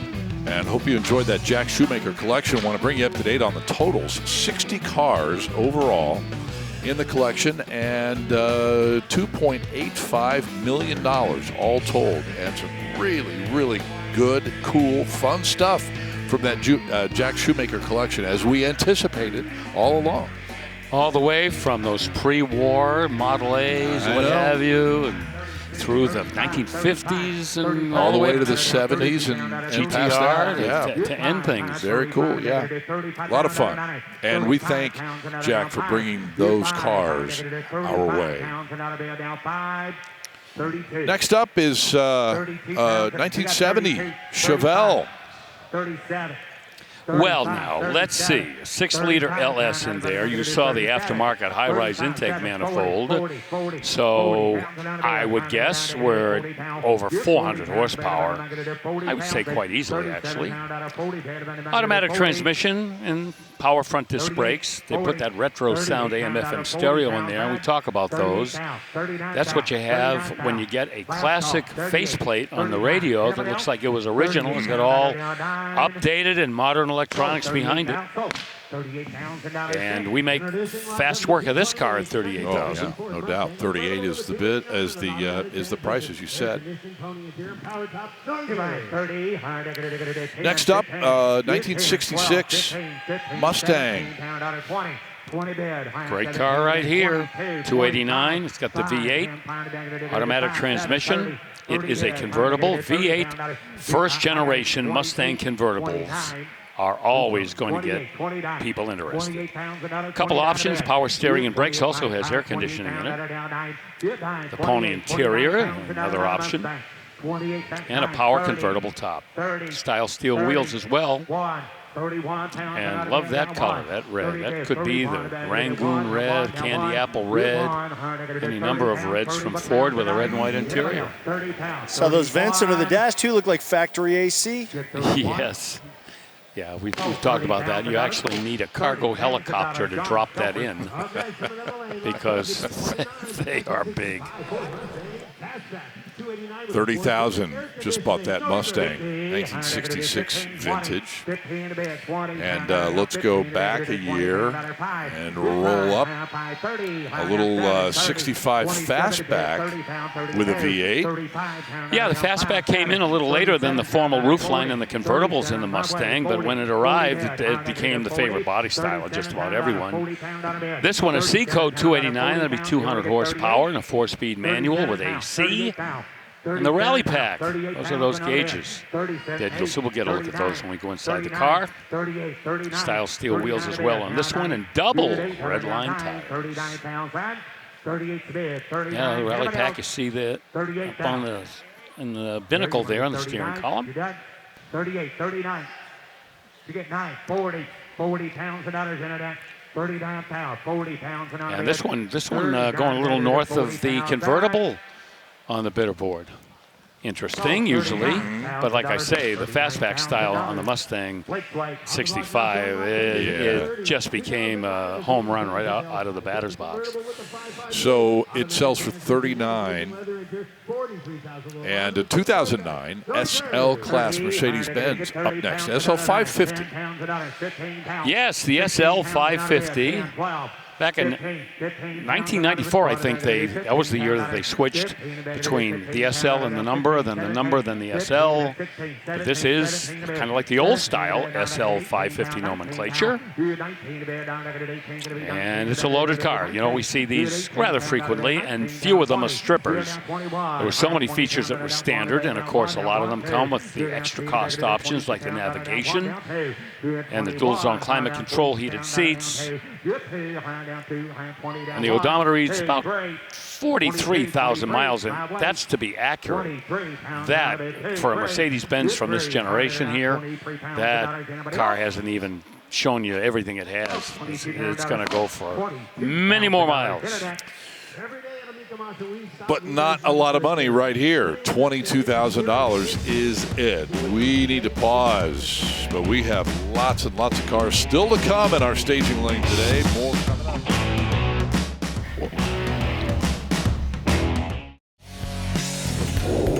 Oh, there's a look at just a handful of the cars that we still have left for you today, and we'll get to as many of them as we can in the remaining 2 hours and 10 minutes or so here on ESPN Plus. Before we get you back to the block now, we want to take care of our stable performance tip today. For that, we, as always, check in with Chris Jacobs. Thanks, Scott. I think there's a few things in life we can all agree on that we don't like. Homework, taxes, doing laundry, and as car guys, rust. Nobody likes rust, and that's where Stable comes in with their rust stopper. A little bit of this goes a long way, stops existing rust in its tracks, and prevents new rust from forming. And I have a fantastic car right here that I don't expect to find a scrap of rust on anywhere. This is a 1968 Ford Mustang, and this is a special car. Why? Well, Kevin Marty says it's a one of one. And let's take you through the numbers.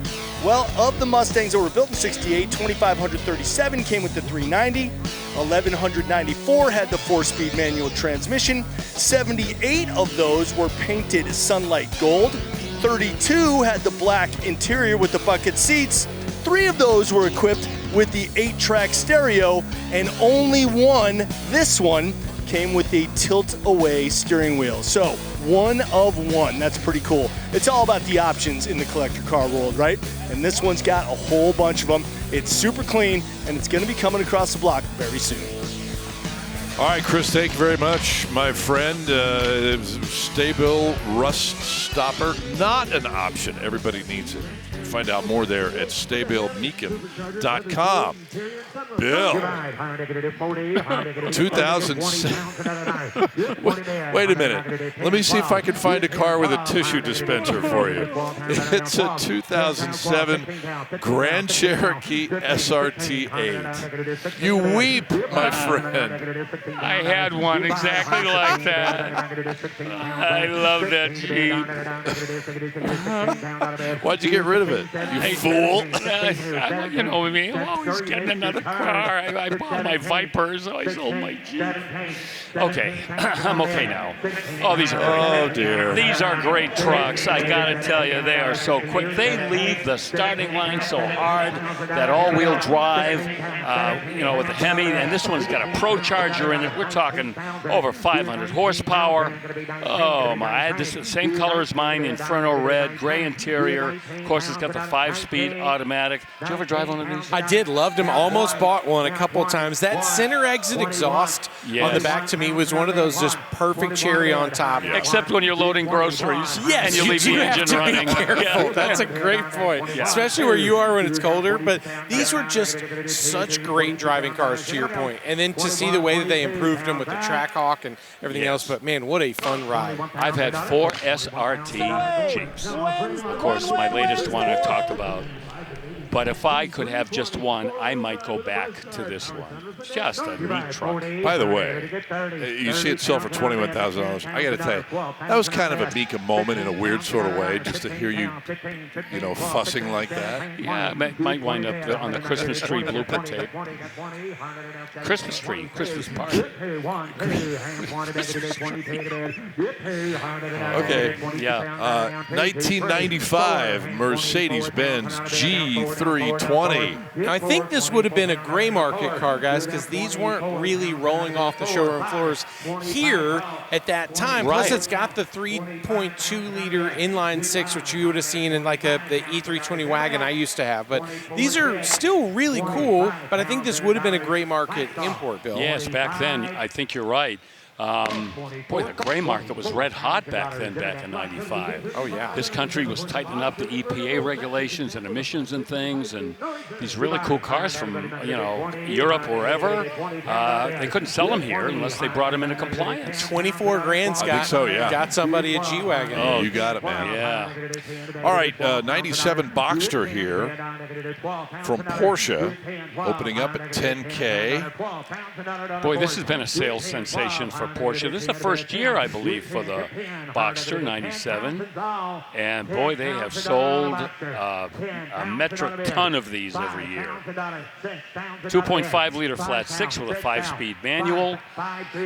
And, this is not a neck-snapping, 930 turbo GT3. This is just this is kind of like the original Porsche Speedster, which wasn't overly endowed with horsepower, but just was a fun little ride, something you could enjoy. Take it to the max and not kill yourself.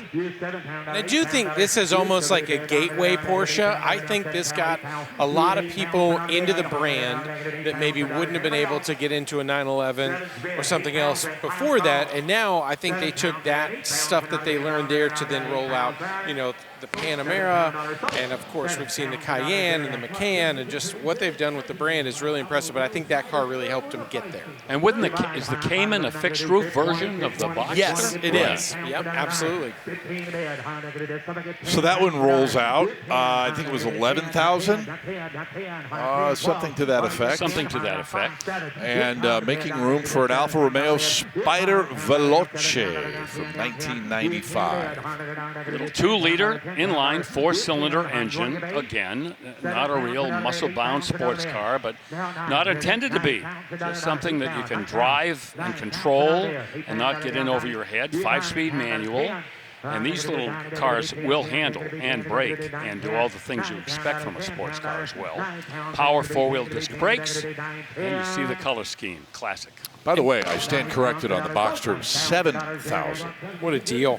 These Alphas, the thing that was so neat to me, I used to ride my bicycle as a kid by one that was early 80s. They really didn't change the look. They updated the taillights a touch, but they really stuck true to what they wanted to make with this car for years and years.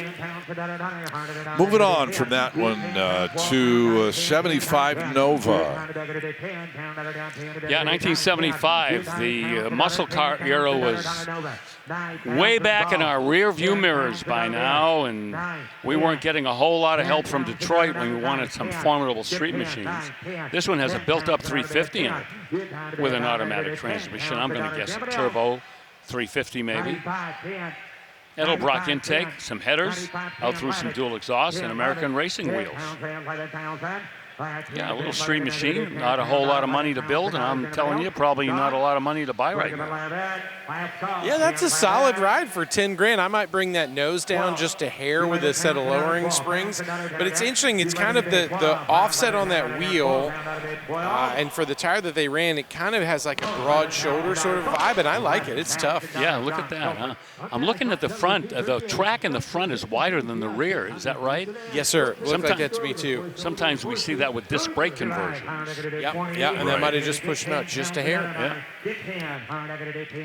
Okay, 1963 Fiat 600D.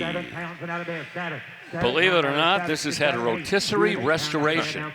I believe it. It's a little rotisserie. It's just a small one. Yes. Yeah. Hand operated, right? Yeah. You crank it. I think the proportions of this car are better when Dan's standing next to it, for the record. I think it helps you see, like, this is a tic-tac sized car, a delightful toy. This is something you can park just like on your front porch. You don't even have to worry about a garage spot. No, in fact, you get a couple of friends, you can just carry it and put it up on your front porch. Little four-cylinder engine putting out 633 cc's. That is small. That's a Briggs & Stratton engine. 4-speed transmission. It's got a roll bar in it. Why you would need it? I'm not going to ask. Perhaps a strong wind? Yes. Yep. It could be lots of reasons. Yeah, that's right. An 18-wheeler goes by. Oh, hang on. But guys, what a deal for a finished car. I know, $8,500. $8,500. Or if all your friends who picked up the car dropped it somehow with you in it, that'd be another reason for the roll bar. You want one? It does look like one of the characters from Cars. Our producer, Sean Belly, Luigi. just confirmed. Right? Yeah, absolutely. Luigi, the pit stop guy? Yeah, Luigi. By the way, who I believe Tony Shalhoub was the voice. Am I right on that? I think you're right, my friend. Oh, man. Nicely done. Come at me, Cars trivia, baby. 77 Lincoln Continental Mark V now for $9 grand. By the way, have you seen Field of Dreams? Yes. Okay. Why? Because you haven't seen some of the most popular movies in history, but you've seen Cars. So it just raises some questions. Let's go back to the block here. This is a big, this is a big 77 Continental Mark V with that big 460 V8. They put a smaller engine in these things eventually, so this was the high water mark. With an automatic transmission, air conditioning, you probably know all the options. These things were loaded in the gunnels. And we're not going to make $10,000, Scott. No, it was sold at $9, I believe. Right. Okay, here's a 99 Jeep Wrangler TJ. I have to admit, I don't know what TJ stands for. Anybody want to jump in on that? I think that was just, they have like the XJ, the YJ, the TJ. I think this is just the generation. Now it went to the JK, then the JL. That's right. Which was the current version, if memory serves. And I think that's right. This is going back, what? CJ. 25 years. TJ. Yeah. I think it was just what they referred to as that generation. Did you see Great TJ price. Hooker? I remember the show. Okay, all right. So William Shatner. Right. You haven't really been living in a cave for too long. Hey, that sold for under $10,000. We're kind of like in the bargain basement part of the auction. You know what? I'm telling you, these older Jeeps are still super popular, especially with the current crowd, man. Yeah. $9,500. Speaking of 95, here's an F350 XLT. Man, this wins today's altitude record easily. Sure does. Power stroke diesel, a 7.3 liter, plenty of power and torque, 5-speed manual. And look at that, an extra set of tires riding up there in the bed. There's enough room. I could shimmy under there. That's a late model set of wheels. You got, looks like a set of super swampers included in the back. Guys, that's a manual. This thing is tough for a lot of reasons. Number one, you can bring the whole crew with you. Number two, there's almost no trailer you couldn't pull. Yeah. So if you've got a side-by-side, an RV, whatever it is, that monster would be it. Now offering W. And look at that, $17,000. Just buys that big old pickup truck. Boy, that seems to be under the money.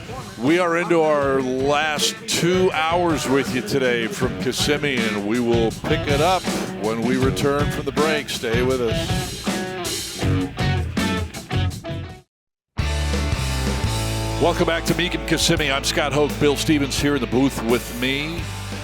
Chris Jacobs, Danielle Trotta, Rutledge Wood, and here's a car that Chris previewed a little while ago, a 2023 Challenger Black Ghost, Bill Stevens. Yeah, and the odometer shows 24 miles, one of 300 built. And, of course, boy, we covered these Black Ghost automobiles, both the classic 1970 and, of course, the last call cars, really significant automobiles, and we were pretty comprehensive in telling people the story behind these cars. Well, there goes my theory that it's going to be a bargain because we've already reached 105,000, which I'm very relieved to see. These cars are definitely worth it. Only 300 made, 807 horsepower coming out of that 6.2-liter supercharged Hemi under the hood. What a car. My personal favorite of all of the last call models. Okay. Well, this one has the 8-speed torque flight, and, of course, Godfrey Qualls, his had the 4-speed in it. He was the accomplished street racer that we've talked about so many times. And yes, very strong money, Chris, for this. 105. Love to see it. Yeah, that puts it in the top 5 in our list of big hitters today here at Mecum Kissimmee on this Wednesday. Hard to believe it's just Wednesday afternoon and we've got a lot of territory to cover. You know, we've talked so much about the Phil Bachmann Ferrari collection.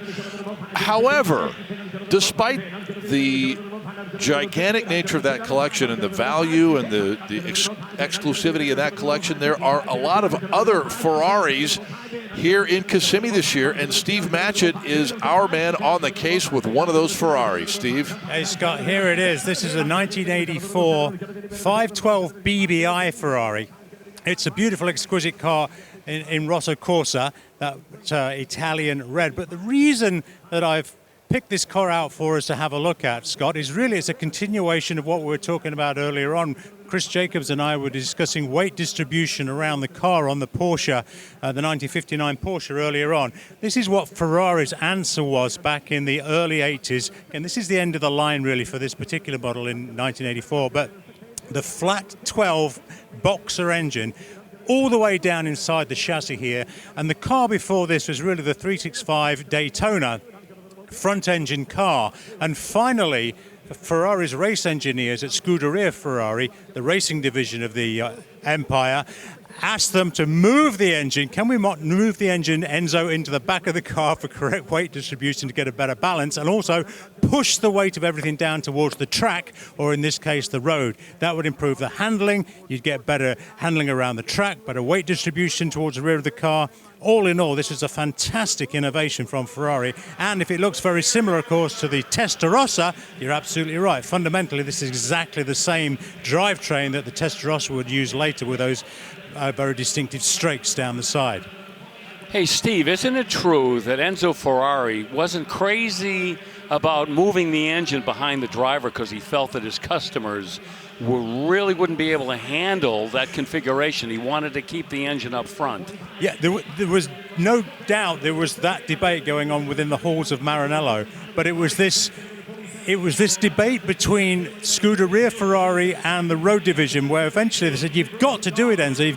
Everybody's doing this. We will be left behind if we don't do this. And finally, Enzo said, you're right, do it. Let's see what happens on the track. That's what happened. This is a result of it. And it is, I have to say, an exquisite piece of engineering. But this is why the car looks so incredibly wide. It has to be that wide because the cylinder heads are 180 degrees apart from one another. It's a very wide engine.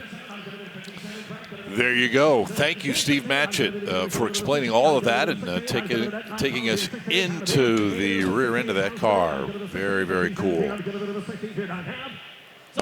All right, more coming up from the big glass houses a little bit later on. In the meantime, a 69 280 SL just gabbled for $57,000. You know, that's a bargain price, too, for these cars, because this market right here has certainly been sizzling along the last few years. 2.8-liter inline six and the 4-speed automatic transmission. And the very conservative color scheme on this as well, the beige with the red interior. And, yeah, for that hammer price, nobody's going to complain. It's almost as if Mercedes-Benz said, hey, 53 Corvette, we see you. Yeah. You know? We know what you're doing. Same deal here, a 61 Mercedes-Benz 190 SL. Yeah, now remember the 300 SL, which came along in the mid-50s, was an expensive car, a lot of engineering, was race-bred, the gull-wing doors, of course, to this day, very collectible. So this was considered the next best thing to the 300. They built this, and Mercedes made no bones about it. We're going to build a car that somewhat emulates that 300, but is more affordable and certainly less of a raw-bone sports car. 1.9-liter inline, 4-cylinder engine with a 4-speed manual, very docile, very agile, and quick enough for most people. And of course, you see the styling, the cues from the 300. You see the eyebrows over the wheel wells, things like that.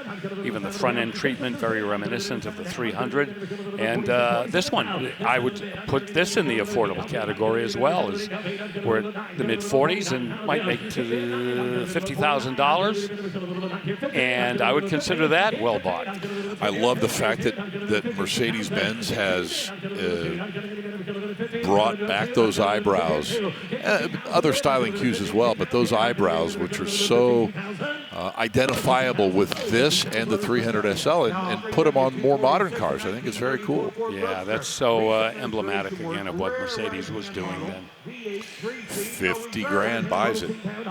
Everything's today at No Reserve on No Reserve Wednesday. 1934 Ford Roadster up next. Yeah, once again, we had a 36 Ford earlier, and around this time, Ford was kind of moving away from that real boxy body style and kind of smoothing and refining things and giving the cars a little bit more of a swoopy profile. This has got the flathead in it, 221 cube flathead with a manual transmission, 3 speeds. Cream and tan. Yeah, it's so interesting to see the 34s with everything on it, the fenders, the running boards, the hood sides, you know, because we're used to seeing these cars hot rodded out and all those things removed, but it's so cool and so much more elegant with all of it on there. Elegant indeed, with the top down as well. This has got a rumble seat, but they have it closed. Nah, 25 anyway. Yeah, this really kind of defines what the Ford Motor Company was doing during that time period. Bill mentioned the rumble seat here, which is this section right here, and such a great design too with this luggage platform, which would fold out here. Strap your luggage on there, and off you go. Put your passenger in the rumble seat. Yep. Chalk that one up for $24K. And 1931 Model A will be right behind it. Final year for the Model A. This one with that flathead 4-cylinder engine. A lot of rebuilding here, a lot of restoring. everything here that has needed some attention has received it. And yet this will not be an expensive car to buy. To kind of take a look around it here. Valley green and black is the exterior paint scheme with a brown interior, canvas top, rumble seat. And cream colored wire wheels. Geez, the white wall tires is almost the same color as the wheels. Yeah, they could call it Valley Green. That is almost like the very first iteration of Grabber Green. You know, it's not, but it looks like it. I love the color. That visual is fantastic. Back with more from Rockin' and Rollin' Mecum Wednesday coming up.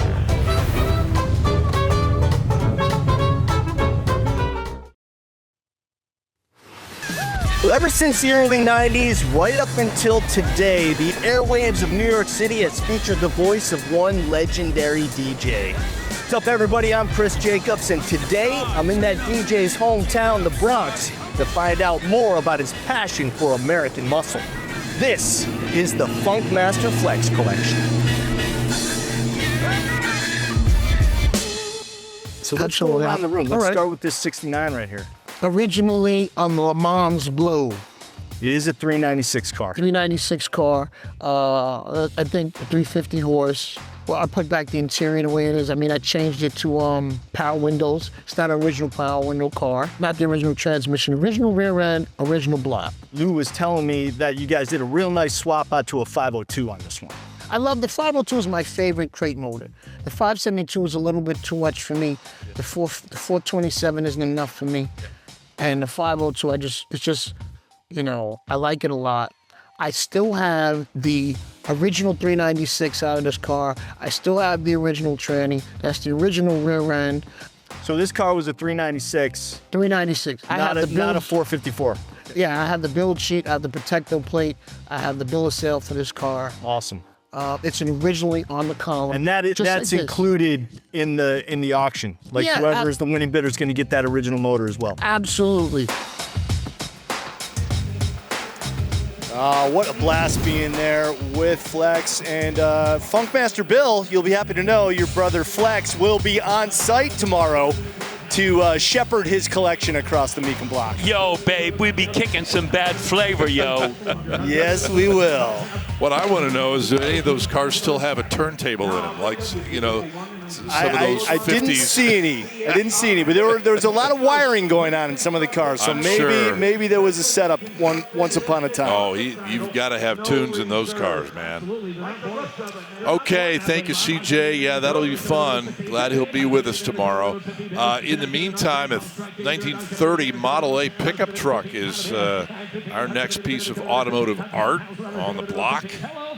Yep, it's back to hot rod heaven here with this one, 400 cube Chevy V8, turbo 350. Very simple, very clean, conservative, nothing too radical. Although that pickup bed in the back there, look at that, what they've done to that tailgate, molded that all in. A lot of man hours went into that. Give it that smooth look. Very nice, hardwood floor in the back with the stainless rub strips. And not a lot of money.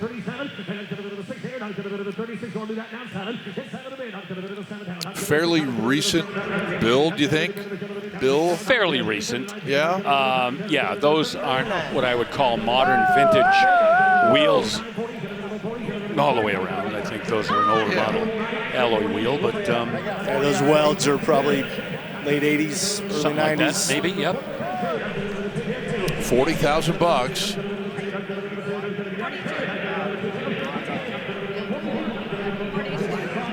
Did you notice if sorry, I didn't catch it, the interior, was it tweed? I didn't see it. Or was it a soft surface leather vinyl? Chris is on that. And a boy. No, it's definitely cloth, but it's got that kind of tweed look on the inserts. So again, yeah, I see it now. Oh, yeah. That may date it a little bit. Yep. Good call there. And thank you, John Atkinson, for being Johnny on the spot, quite literally, with a good shot of the interior there. He's the man. Oh, here we go. Breaker 1.9 for Rutledge Wood. That's a big 10-4 there, little buddy. This should be the Rutledge edition. It's a 74 Volkswagen Thing, but it's an Acapulco edition. No, that is so true. That should be the Rutledge Wood signature autographed edition, because he and only he would be able to make sense of what we're looking at. He could wear a shirt out of the material they used for the roof of that car. Well, if you haven't recognized it yet, it is a Volkswagen Thing, and it is the Acapulco edition, and it does have the Volkswagen 1600cc engine, but it's all about the cosmetics and the paint and the top and all of that. What a deal for 24 grand, Chris. Yeah, it looks like one of those vehicles. There's a hotel down in Acapulco called the Acapulco Princess, and they used to have these vehicles that would ferry the customers, like a shuttle or something. There's a guest around. How cool. All right. Guests. I think at one time that was the courtesy car on Fantasy Island. May have been. Looks like it could be. The plane. Could have been. The plane. Okay. By the way, I have seen episodes of that, just in case you're I was wondering. going to ask. Thank you. Here's an '84 Trans Am. Look in that engine room, Bill. It's got a lot of originality. It's a very honest car, Scott. You're correct. Got the 5-liter HO V8 1984, which would have been pretty much the top of the powertrain in a Trans Am. 4-speed automatic. That's the original paint on there too, and certainly there's been no pretension whatsoever that that's been a repaint. You can see it. Well, they're saying that this car has been in storage for 30 years or thereabouts, and has just been basically, brought back to life a little bit. Yeah, change the oil, put fresh gas in it. Yeah. Yep. And it brings $7,000. And you know what? That's a good starting point for a restoration project. No doubt. So much originality there. You don't have to go shopping for a lot of parts because the car's complete. Okay, here we go next with a 2010 GT500. Yeah, here we go with the evolution of that GT500 that reemerged in 2007. It still has the 5.4-liter supercharged V8, but now it's up to 550 horsepower at 500 3 years earlier with a 6-speed manual transmission and the original white exterior with bright blue stripes. So this is bone stock, not modified or upgraded or anything else. This is as delivered. And right now it's selling for about half of what it's stickered for back in 2010.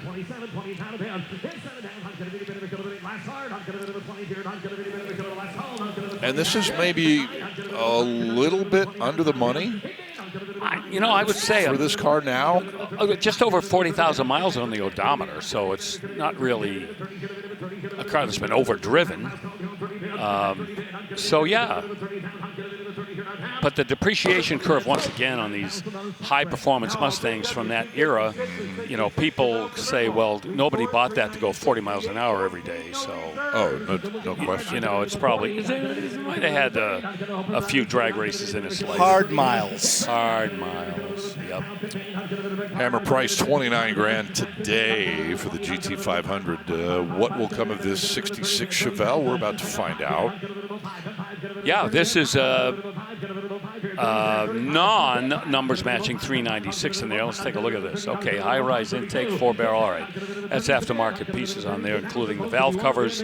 So we'll say 400 horse and a 4-speed. Okay. And, nothing that complicated here. Outside, pretty original looking. Inside, same deal. It's got rally wheels on it, which would not have been available until '67, but boy, they'll bolt on any classic Chevy and look good. Look like they belong. 36 is the bid. Clean up that rear window a little bit, and you're good to go. Top looks good. Yeah. I think a set of wheels on here, and you've got a mean machine for a great number, personally. Yes, sir. Nothing wrong with a 396. By the way, Is this trading for more than that Shelby Mustang that we had prior? Yeah, by 10 grand more. No kidding. Yeah, the GT500 sold for $29,000. That might be the bargain of the day. There we go, $38,000 for that Chevelle. Oh, that got some respect. Wow. Right behind it is a 1970 Hemi Challenger RT. Well, Scott, if this was Kansas City or Las Vegas, this would be a Saturday car. Why? Hemi. That's all you got to say. 1970 Hemi Challenger. You're getting a look at it right there. 426, 425 horsepower. This one backed up by a 3-speed automatic transmission, done up beautifully in Go Mango over white. Great looking bright work, very nice vinyl top, deck lid spoiler. Bill, very clean car. And it's bringing the money. It's bringing the money. You are correct. Even though that's not a numbers matching powertrain, that is a date code correct warranty replacement, meaning that way back in the day, a little bit too much abuse maybe was applied to the original Hemi, and they got a date code correct warranty replacement. Yep, it is in R code, which means that it did come from the factory with a 426, so appropriate to replace it with the 426. Sure. And guys, what's the value difference of one like that that's had it replaced versus if it still had the very original numbers matching engine? You know what? That varies from buyer to buyer. To some people, it really isn't that big a deal, as long as it's a date code correct. In other words, this was replaced back in the day under warranty, rather than one that got thrown in 20 years later. So, and judging from where the bidding is right now, not a whole lot of difference. Yes, very true. Not holding back at all. 727 torque flight, 355 gears in the back, good intermediate street gear there, and a few other extras. I gotta believe a young little Billy Stevens somewhere in the world drove that off the lot and said, "Hey, it's fun time with my new Hemi." Yeah. Wham! And something went wrong, and so. Hey, little Billy, did you check the oil? Check the oil. What's that? Yeah, right. Exactly. 140. Yes, that was the number, and yeah, good car. That's number 2 overall for us today, by the way. In the meantime, a 2017 E400. Yeah, it's an E-Class, and don't be deceived. It's quick. This has got the twin-turbo V6, 329 horsepower. Odometer reads a ridiculously low 2,544 miles. 7-speed automatic, and all those tasty options you'd expect in an E-Class. And yes, the top is down so that we can kind of drink in that interior when it rolls over to the bid goes on mat. And we don't need the bid goes on mat today because there are no bid goes on cars. Good recovery. Yeah, thanks. I'm kind of wondering where they all think I'm at. At the beginning of the day, I was dreading, how many times I was going to say, "Hey, the reserve is off." Well, it's been off all day. You've done well. 70 grand for this E400. And Scott, I think it's because this car only has 2,500 miles. Right. That we're seeing a number like this. We've seen some come through a little bit older by a year or two, a bit more miles for a fraction of this cost. Right. You know where you really see the savings are the ones, say, between 2005 and 2010 that aren't super low mileage. Boy, oh boy, you can really score if you want one of those cars. Man, those are sub $10,000. Can be. In many cases. Yep. All right, a big reset on the bidding here, and I'm not sure why they backed it all the way up to $30K. $40,000, $35,000, $40,000. $40,000 a bid. Maybe they just cleaned the slate for a second. Well, sometimes it's because if they play Simon Says, someone didn't say may I. So now we put everything back to the beginning. Okay. I know, that was a bogus explanation. I'll be the first to admit. 40. Got 37. 40. George. 40,000 a bid. We will take it. Absolutely you will. 42,000. 42. 42,000 a bid. Not gonna bid of 42. 42 bid. Not gonna bid of a 2 here. Not gonna bid of a 2. Yeah, we're in this sweet spot right now. 41, 2. Now 2. Not gonna bid of a 2 bid. And a 2 to bid. Not gonna bid of a 2. Not gonna bid of a 2. Not gonna bid of a 2. Not gonna bid of a 2. Down 41. 42,000 a bid. 42. 3. Not gonna bid of a 3 bid. Hit 2. Not gonna bid. Now we're Man, you're going to love the next car, Bill. Okay, just saying. I'll take your word for it. Not gonna bid of a 43 bid. 42. 43,000 others and I have. You ain't walking. So 42. So 42. All right, after everything is said and done, the dust settles, $42,000 Look at this happy for that Mercedes-Benz. Okay, here we go. 68 Mustang that on the surface kind of looks, a little ho-hum, to be honest with you, but it's all about the engine and transmission combination here, Bill. Yeah, the early days of the 390 V8 and the Mustang, the S code, the notorious S code. One of one produced, and I think Chris gave us a little Cook's tour of this automobile earlier. Yeah, well, it was due to the 8-track player and the tilt steering wheel brought it to that one-of-one status. And I just looked in the interior. I'm a little disappointed that there is no 8-track cassette in the player. I was hoping for maybe some Hendrix. Yeah, that's always fun. Guys, I think what I love so much, got those big dog dish hubcaps, right? The dark wheels, but it's that dark sail panel on the back that kind of gave this to me. It says, I may not be the prettiest one out here, but I might be the toughest. Yes. Well, yes. Exactly. That's why I knew that Bill was going to like this car. Yep, 325 horsepower, 394 speed. That is a sleeper, man. I'll tell you. Kevin Marty probably chuckled when he gave this car his evaluation. When he pretty well first bought at looked at $37K. Yep, good job.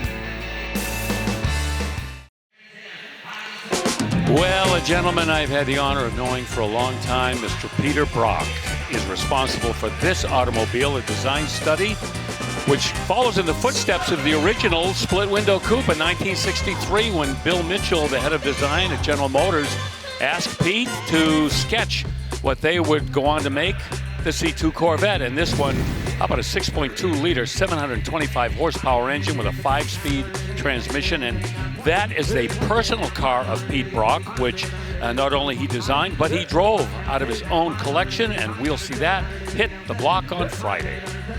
Yes, indeed. And what a car it is. Kind of, we've mentioned it before, a second chance opportunity to really do something big and cool. Yep. And that is a home run all the way.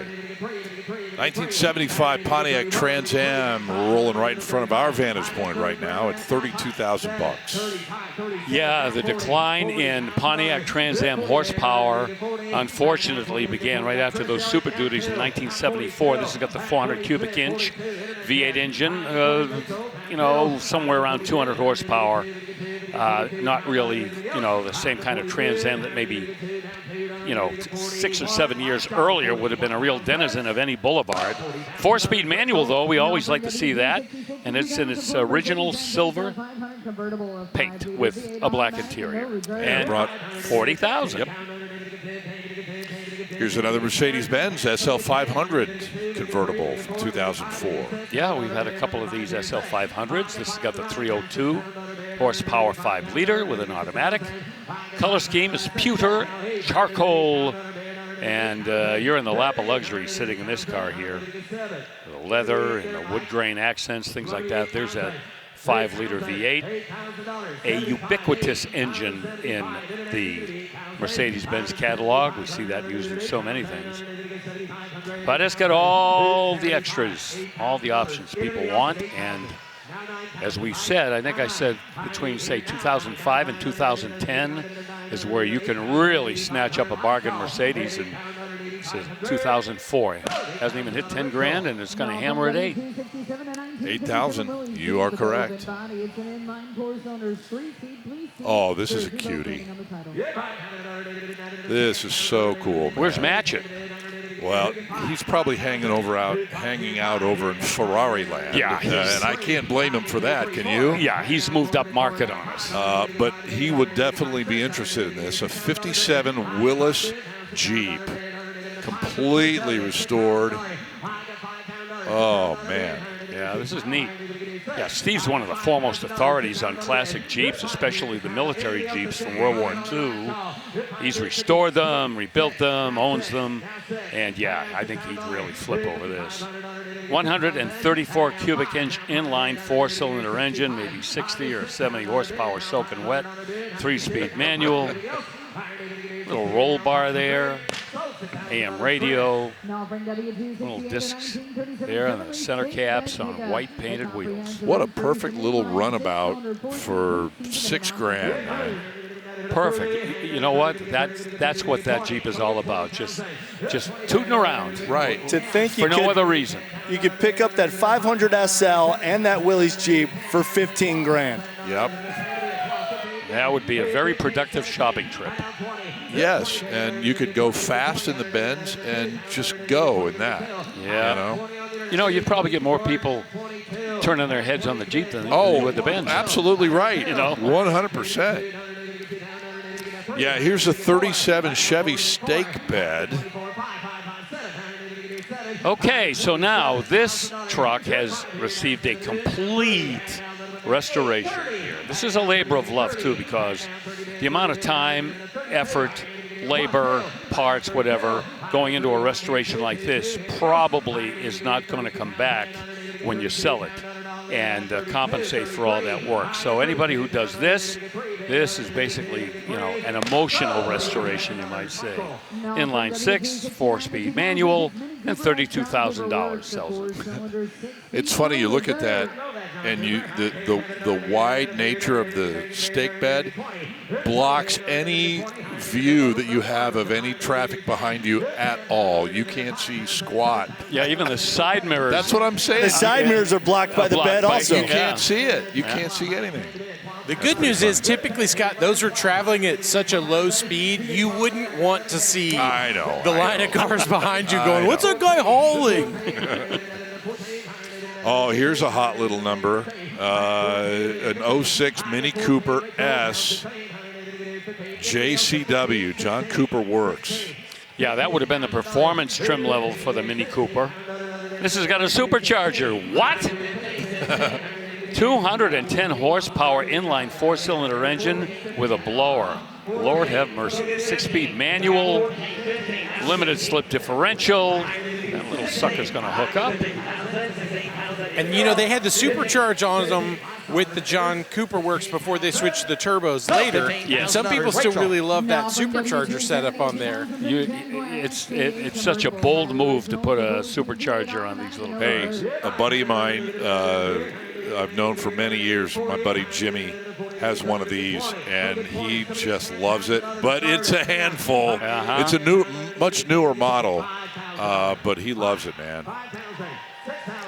All right, on to an 03 XK8 from your buddies at Jaguar.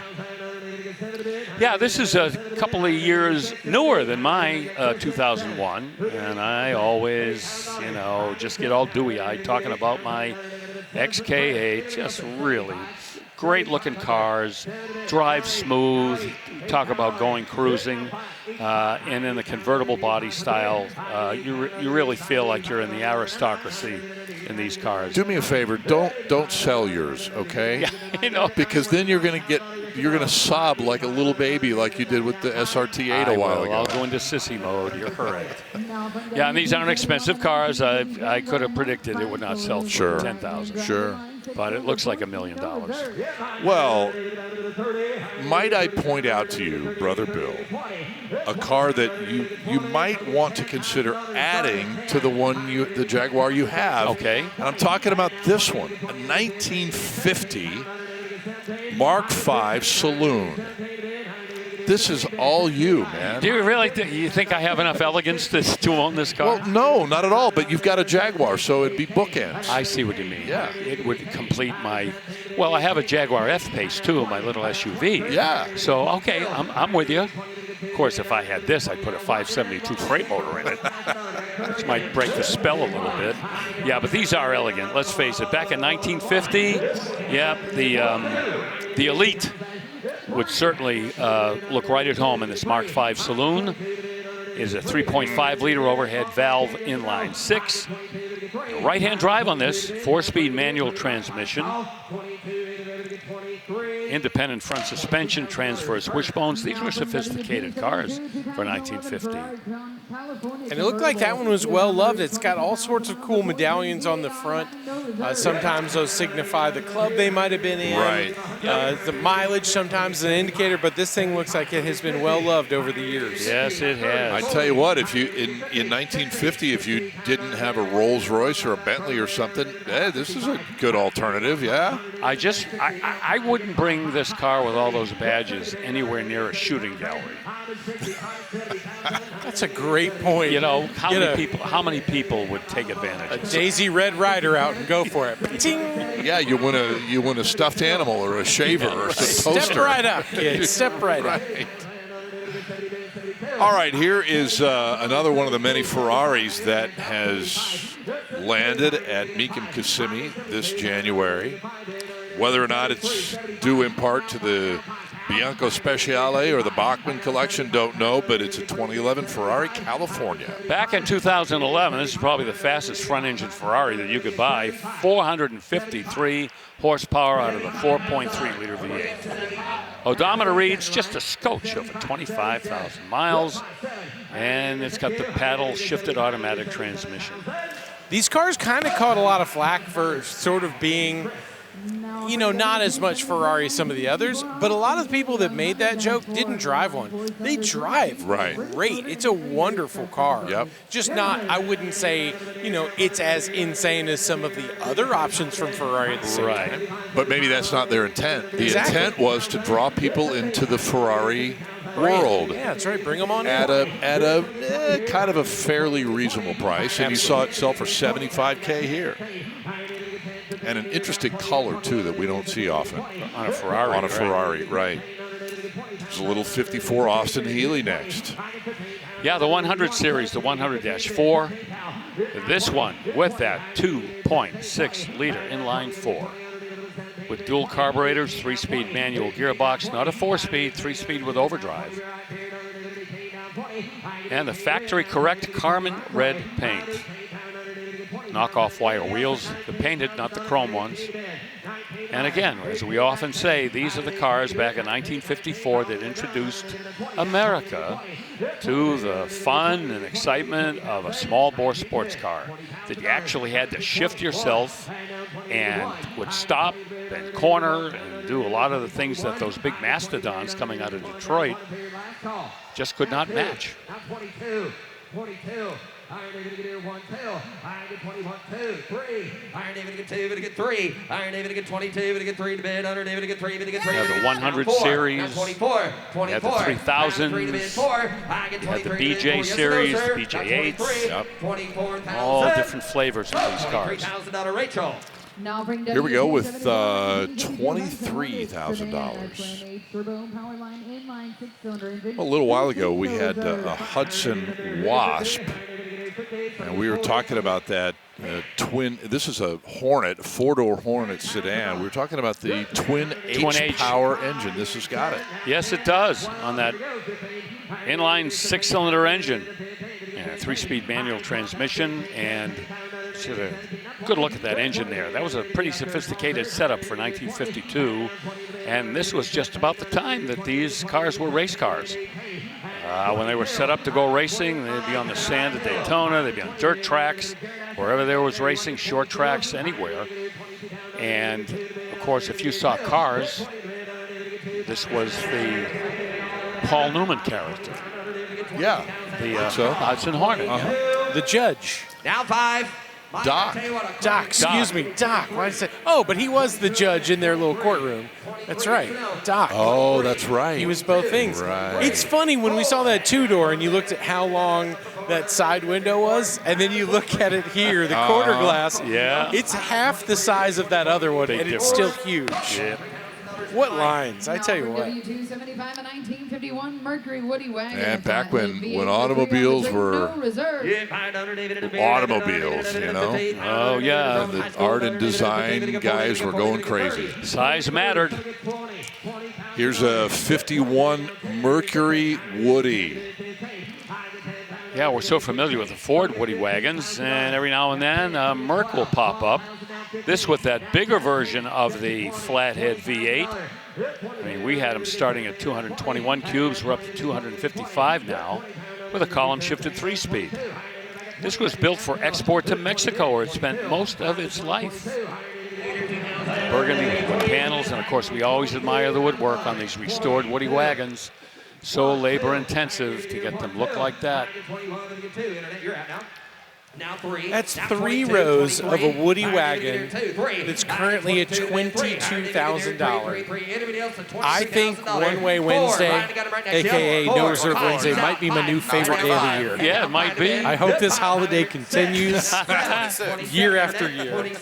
Hey, that looks like a car that would have been driving down the street in the background of Hoosiers. Yeah. You know?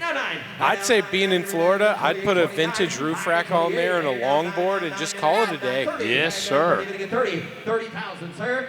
$30,000. 29,000 is the bid. Boy, that seems short money for that.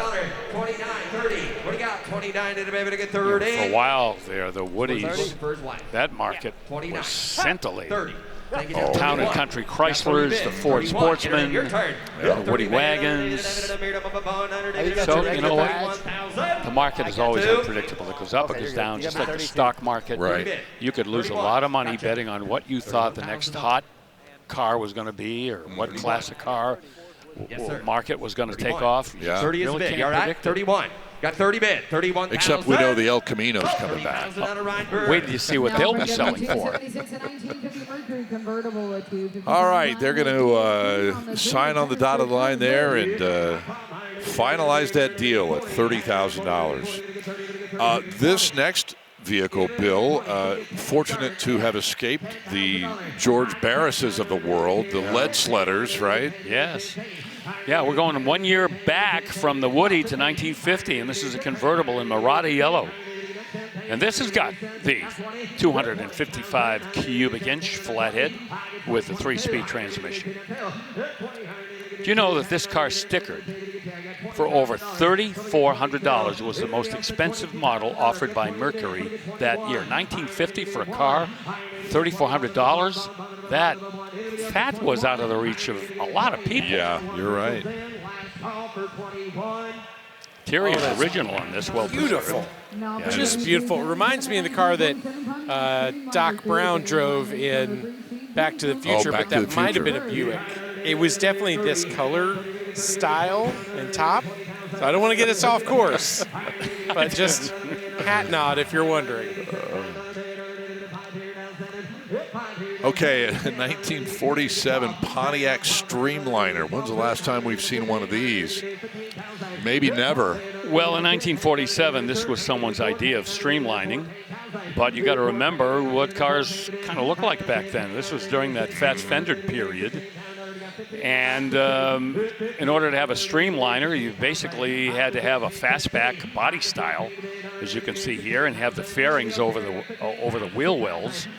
And that was just about it. Maybe tilt the windshield back a little bit, but other than that, no, this was their idea of what streamlining should look like. 348 cubic inch straight 8 in here, 3-speed manual, independent front suspension with coil springs. That was something that General Motors was kind of beating the rest of the industry with. Mentioned the fender skirts, a lot of chrome, of course. With Harley Earl in control, you knew there was going to be a lot of chrome and some aircraft influences as well. Hence the Streamliner sobriquet. 17,500. I'll never forget that Harley Earl Corvette that we had a number of years ago. It had an altimeter in it. Yeah, and that was a gift, and everybody knew that if you wanted to make them happy, have an aircraft reference in that car. No question. 1942 Packard 120, very, very late before late production, 41 and 42, just as the U.S. was getting into the Second World War here. And of course, by now, Packard had already kind of compromised their image by going from strictly a high-end car to a middle-class car and introducing automobiles that appealed to the everyman. And here we go with this one here. It's got the 282 cubic inch inline 8-cylinder engine with 125 horsepower.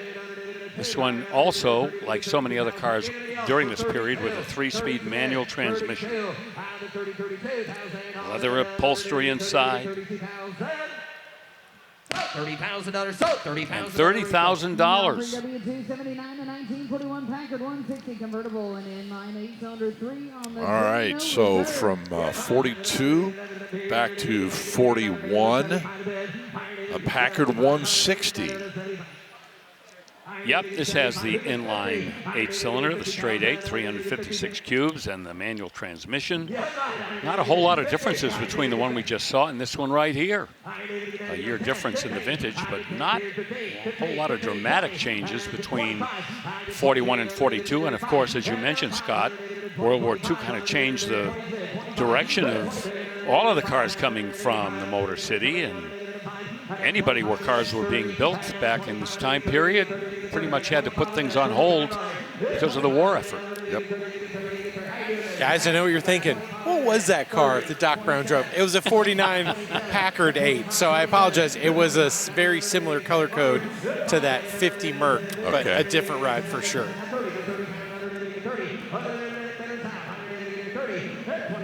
Great Scott Rutledge. Great Scott. 1.21 gigawatts.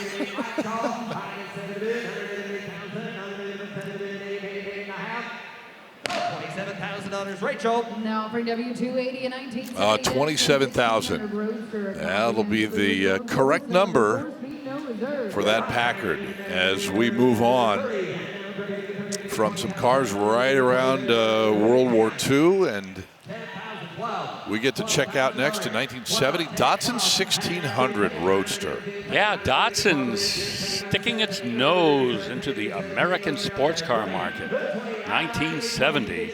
This is the car that pretty much was the forgotten Datsun. Once that Z car came along, this was a car that kind of got forgotten, kind of pushed aside, but they're fun little cars. 1.6 liter inline 4 with a 4-speed. And dual side draft carburetors. This is a car you could work on, a car you could play with a little bit, and pretty decent styling. There were some hard tops for these, Chris, that had the kind of Thunderbird portal window on the side that anytime you saw it, you definitely knew exactly what this car was. It's giving Sunbeam vibes. Yeah, exactly. All right, we'll let that one get away, and we will continue our final hour still ahead from Mecum Kissimmee on this Wednesday.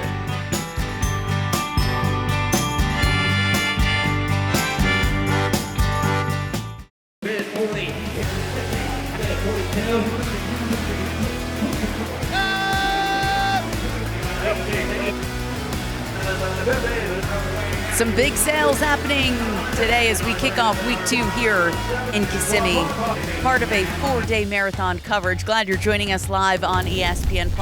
Have a feeling we're talking 7 figures when this 2015 Ferrari 458 Speciale, a Perta, will cross the block. You take the top off on a nice January day. It's about 65 degrees here. I could cruise around in this thing. The Ferrari, a comfortable fit and a real race day feel. You see some of the different modes here, some of the settings. You have a race setting, sport, and even a wet weather setting inside of this Ferrari. Limited edition and won International Engine of the Year 2011, 2012, 2014. This edition, one of only 499 produced. And speaking of engine, my good buddy Steve Matchett is with the engine right now. What more can you tell us about this beautiful piece of machinery, Steve? Well, Danielle, in our continuation of our little show and tell feature about Ferraris trying to move their weight forward in the car, have a look here. We had a look at the Berlinetta box a little earlier on from 1984. So we get to 2015, and what have Ferrari done now? Well, they've made the engine all but disappear. Make it lighter, make it smaller, make it lower to the ground, lower to the track, and move it forward. I mean, this is just the most exquisite piece of engineering. But again, improvement on the design that went before, from the front engine to the rear engine, to a smaller rear engine, to a tiny rear engine that's got just as much and more horsepower, and then load the car up with Formula One electronic technology to help the car bring itself back into line if ever it gets out of shape on the road or on the track. I just think this is the most gorgeous advancement of technology. Absolutely sums up what Maranello and Ferrari are all about. What do you think, Danielle? Absolutely. One of 499, Scott. And we asked Steve, why not round up to 500? He said, oh, well, every time Ferrari makes a car, the factory keeps one. So there may actually be 500 of these exactly. I think so. Oh, yeah, they've got dibs on at least one of those. As well they should. Very nice, Danielle and Steve-O over there. Thank you guys very much. Back we come to Silver Spurs Arena, part of this Heritage Park complex, and little teeny tiny Honda CT70 from 1970. And don't let the size of this little mini bike fool you. These things are very popular, and we have seen some of these restored little mini bikes, the 50s and the 70s, go for thousands of dollars, upwards of 10 grand in some cases. I don't recall ever seeing any outlaw biker gangs riding these. Well, not adult outlaw biker gangs. Maybe some kids, in the neighborhood. Right, the minor leagues. These are the Schwinn's of mini bikes. I mean, they're so popular to collect, and collect in groups. One of every color, one of every year. I know a lot of guys who have collections of these mini bikes, and they are just so passionate about them. Right. I used to actually have a 73 QA50, which we sold not long ago. And this one, in fact, the CT70, and the Hondas are especially desirable. This one brings $3,000. It's been restored. I mean, it's ready to go. And with a headlight on it, you could ride around that little guy on the street. Do you think it would be relevant for me to say that I've never been on a motorcycle in my life? Sure. Seriously? I think you just said that. No. Never been on one. Never, ever. Ever. Never even sat on one, or never driven one? Never been on one. Wow. Yep. Do you want to? Because we can make it happen. Yeah, we can make that happen. Get that Trail 70 right back here, and we'll get Bill on there. Exactly. Well, I didn't explain why I've never been on a motorcycle. It's because I'm a weenie. That part we knew. Oh. That went without explanation. Yeah, no. There are plenty of motorcycles here, Bill. We could fix you up in a heartbeat. In the meantime, like a chopper guy. Look at this custom 1969 GTO here, and let's go down the laundry list a little bit of what they've done. Oh, this is delish. Yes, sir. 400 cubic inch V8, 350 horse. Yeah, a real GTO, by the way. That VIN begins with 242. That's a tip-off. 4-speed transmission with a posi rear end. Admiral blue, metallic, black inside. And look at those wheels, those chrome Foose wheels. That is, with that color scheme and that powertrain, could be the ultimate 69 GTO. But you know what? It looks super fresh. I mean, with that wheel and tire package and that new paint, wow. That's a killer car. Yeah, it could have just been finished yesterday. Who knows? It looks it. $36,000. And you've got a good cruiser for sure. All right, four-door big Pontiac here. This is a 1959 Star Chief bubble top. Yeah, with a tri-power 389 with 345 horsepower. And that's the way this Pontiac came from the factory. How weird is that?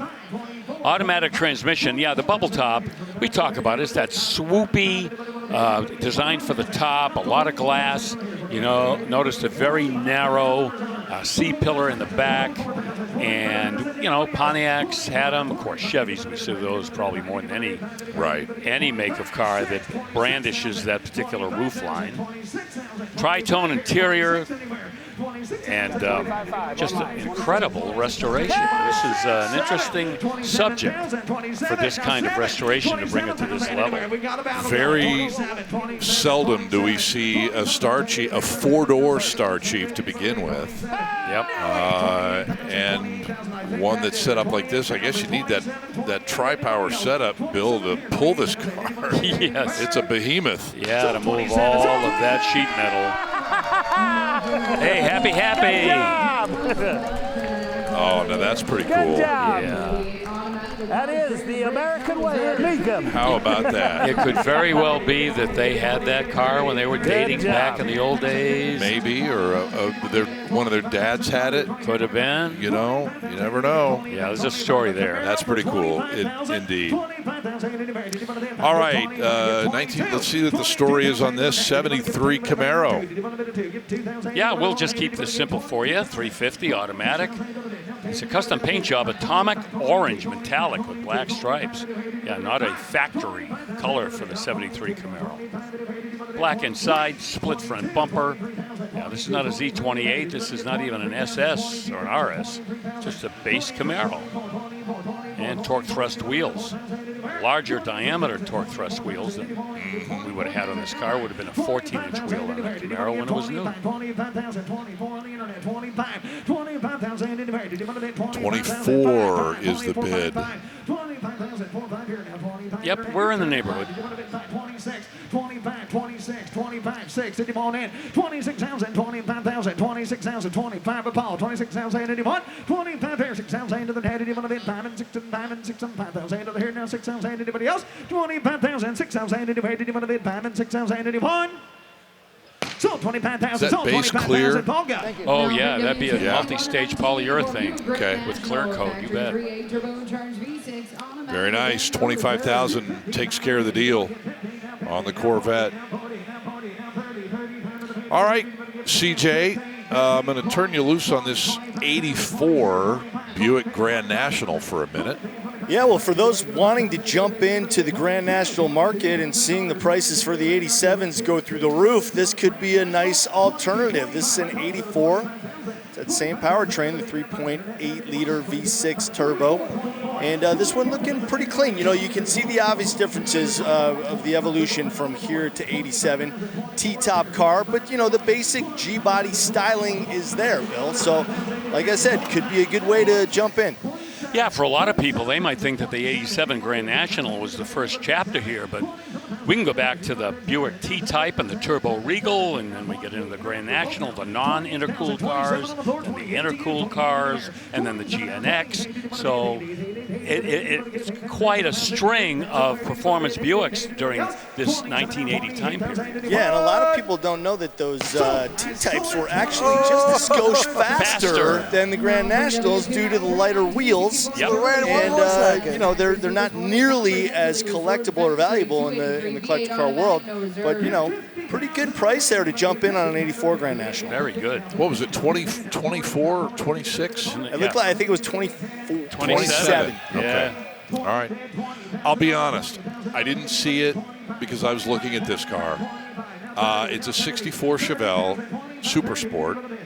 It's got a 283, but it has Daytona blue exterior. Oh, your color. Yeah, I don't blame you. Yeah, this is not a big horsepower muscle car by any stretch. No. It's got a 283 with a power glide. But yeah, the color, that really tells a story. They've added vintage air to this car. It's still has the factory tachometer in it, although it may not have come with that, but they've installed a factory tach. And American racing wheels with red line tires.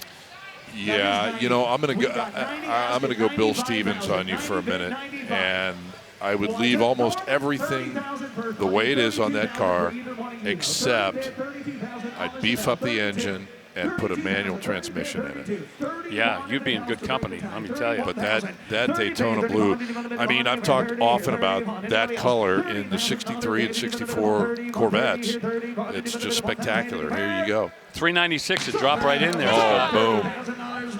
And put a modern Tremec 5-speed behind it or something, and I'd be ready to go there. All right, hey, $30,000 still. That's not that's not crazy money. No, it's not. Here's a 69 Chevelle. Again, part of our No Reserve Wednesday. Yeah, this had a full Monty restoration back in 2006. Frame off, complete, through and through. Small block, 350. Now, a lot of these engines you're looking at in these engine rooms, all they need to be is detailed. Right. You know, they're left original, which is fine. No harm, no foul. But you know what? You spend a day or two underneath there, and everything will be brought right back again. Bill, am I correct to assume that this hat on the back parcel deck is also included? Because it's kind of like a white cowboy hat with a little ornamentation, and I feel like you'd be kind of a big deal if you were driving this car with that hat on, Chris. Well, you know, I'm a Mopar guy, but I will say I'll go Bill Stevens on this one, Scott. And if I were to purchase this car, I'd find one of those LT4s floating around, drop that in there with a Tremec behind it, and you'd be good to go. I wouldn't touch anything else. Those Krager with the spinners on it look so tough. Love the stance of this car, too. 69's a great design for the Chevelle.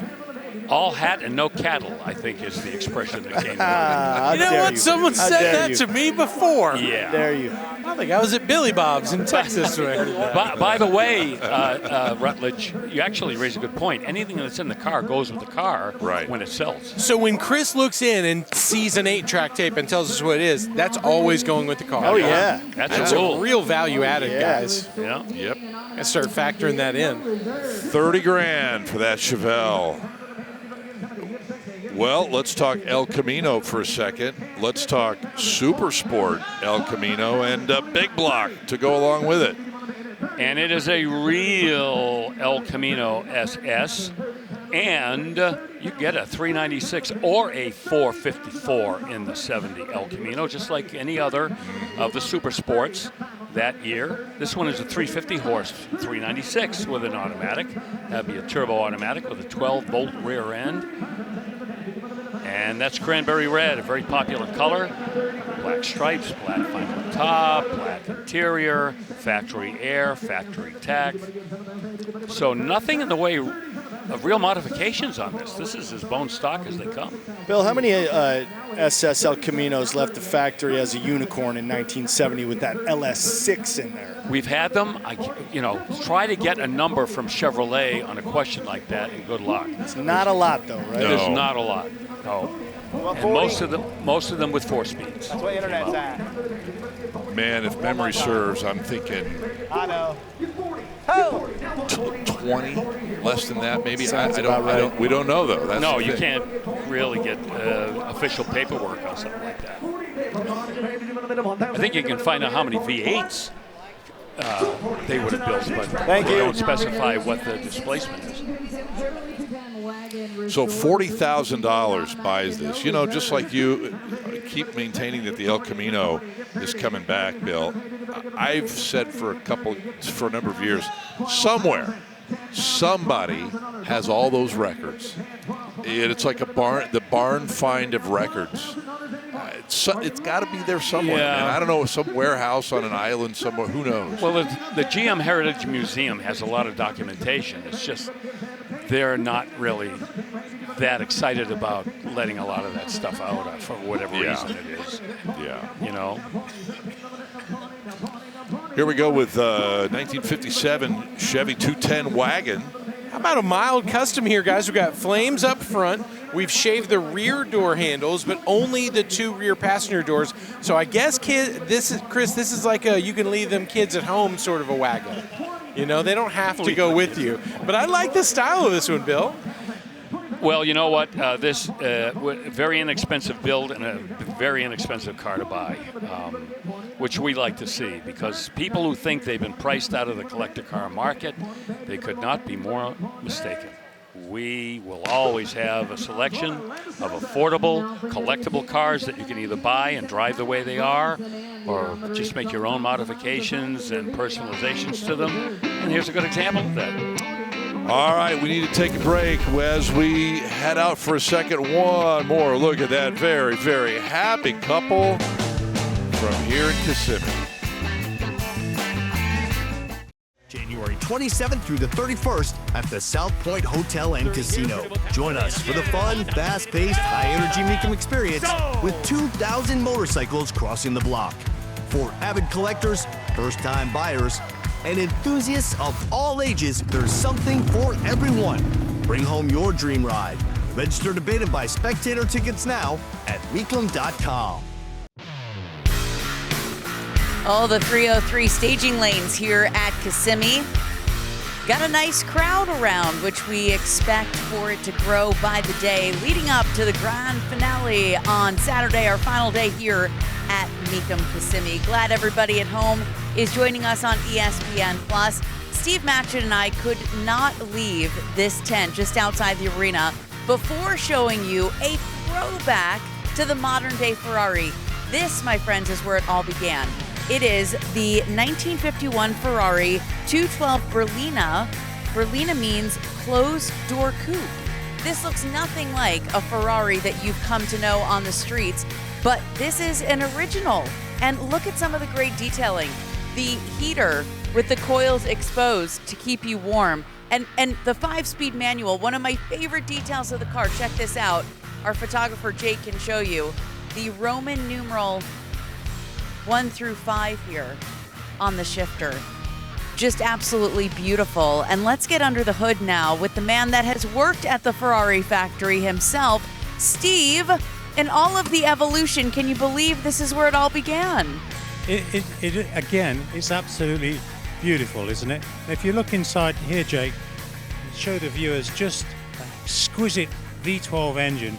We talk about the evolution of Ferrari technology and how the engineers and the designers work to put more carburetors onto the car. One choke per cylinder would be the magic number.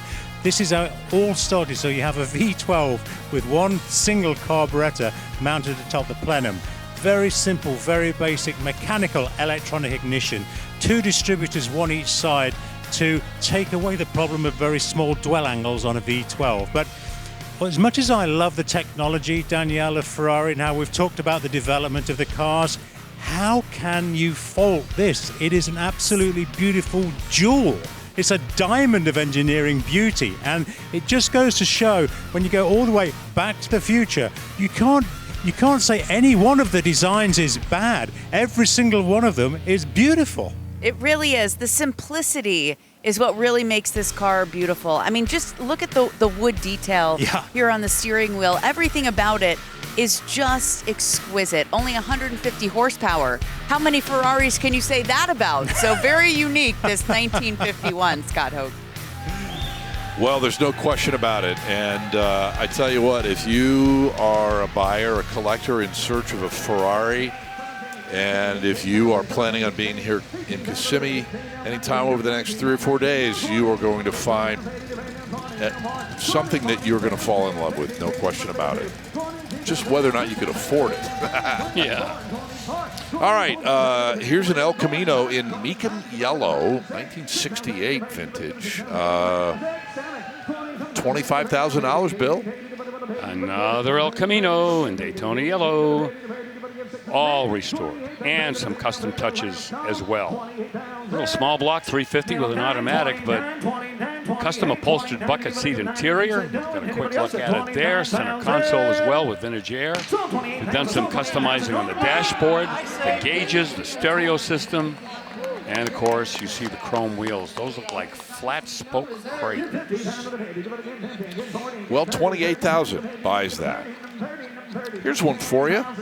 Little 65 Barracuda that has been customized a little bit. Nothing too outlandish or over the top, but still kind of a cool treatment here, Bill. Yeah, and I like what they've done in terms of the power plant. It's a 340 6-barrel. Yeah, it's that 6-pack, if you will, in the Dodge and 6-barrel in the Plymouth. And we don't see this very often. That's kind of a cool upgrade. Remember, back in '65, the only V8 you could get in the Barracuda was a 273 cubic inch, which really was not a real power hitter. So this is a real upgrade. Tremec 5-speed as well. Hurst floor shifter. Got 4-link suspension, so some pretty clever upgrading underneath this car as well. I like this build. I'm really surprised it didn't bring more money. But what a steal. Yeah. For the rumble that it made when it was coming to the block, I thought, man, it's going to the moon. Yep. 14 grand is all. And that, Pay 10 grand just for that stance. Yeah. Exactly. It's got the right stance, terrific wheels and tires, that legendary rear window. Yeah, they put 4-link in it underneath. Let's go. Can't get beyond that 340 with the 3 2-barrel carburetors. All right, 67 Mustang custom, mild custom, if you will, here. Yep, not too radical. 302 for power automatic transmission, black cherry metallic paint, which may look black on your screens, but nope. Ooh. It's a deep, deep, deep wine color. Wow, that looked black here from 40 feet away. Yeah, nice work on that. Black interior, power steering and power disc brakes, has headers too and some dual exhaust. With some LED lights, US mags. 10. Upgraded sway bars and coilover suspension.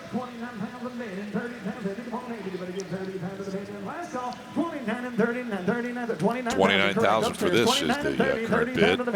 Boy, a lot of, I would say, eye-catching, very well-done builds here, going for much less than what you might expect just looking at the car, just taking it at that.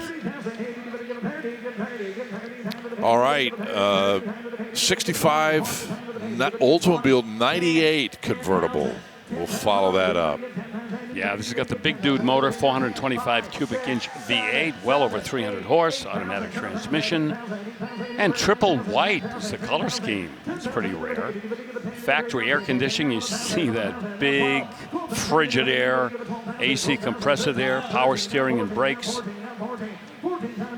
cruise control, AM/FM cassette stereo as well, and that big wide front bench seat. Yeah,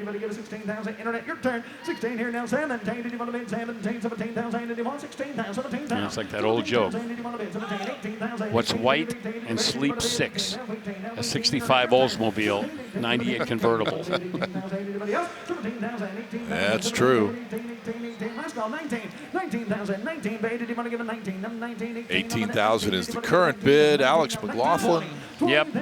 Working on the room here. We should hear the gavel any second here. 19,000, 20,000, anybody else? 19 here, 20,000, anybody give 20? So $19,000. And there you have it. Going to the telephone this time. Jamie McLeod, our bidder assistant, helping out with things down there.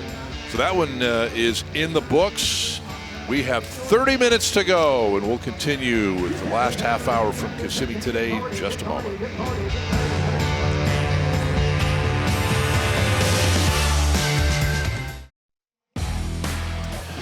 Welcome back to Mecum Kissimmee here. It's time for our State Farm moment of the day. And it's brought to you by State Farm. You may be surprised to know that they have terrific insurance available at surprisingly affordable rates. Let's go back a little bit earlier in the day. 1966 AMC Ambassador 990 cross-country wagon.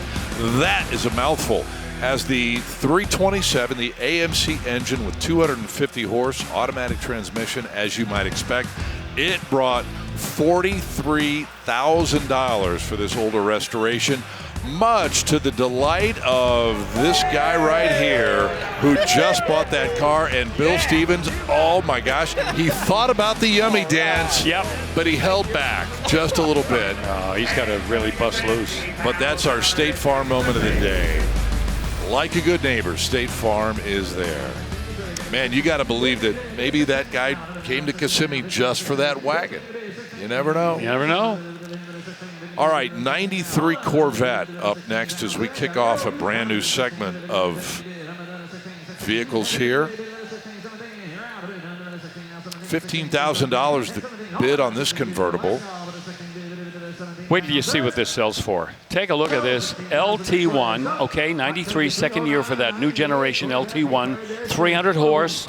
Corvette's back into 300 horsepower territory. It's got the 6-speed manual transmission. Look at the condition of this Corvette.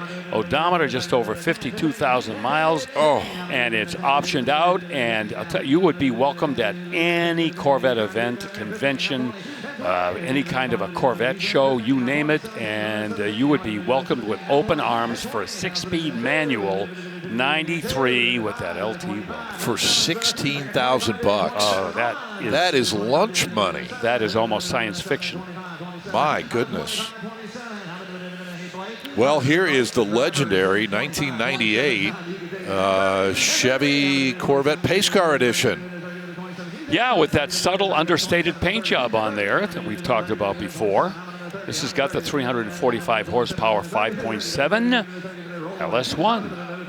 One of 1,163 that were built in 1998. And you know, only 547 of those had the 6-speed like this one.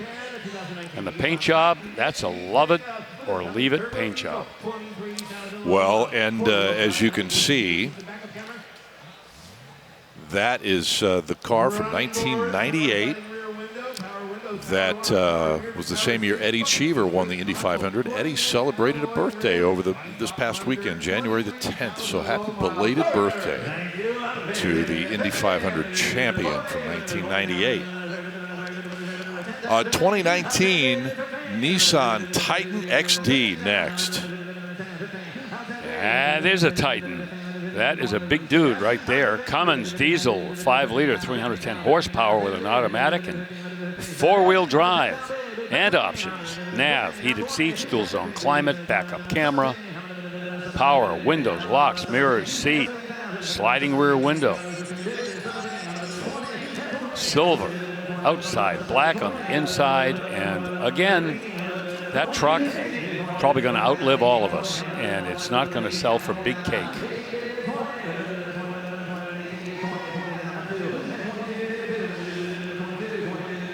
$20,000.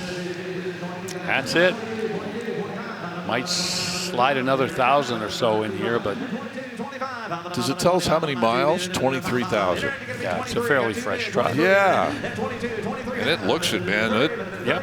That's not been doing a lot of work in the last 7 years, huh? No.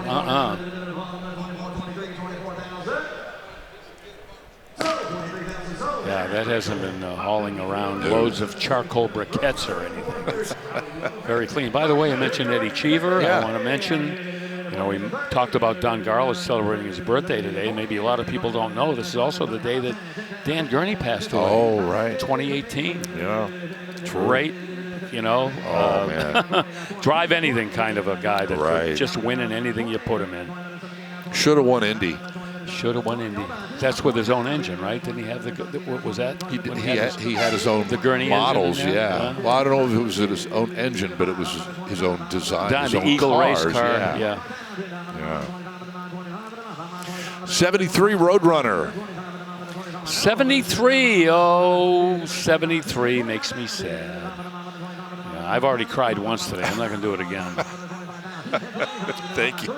Yeah, by now the Roadrunner was kind of slipping in the horsepower department. It still have a pretty good size engine there, the 400 cubic inch V8 engine that struggled to make 300 horsepower.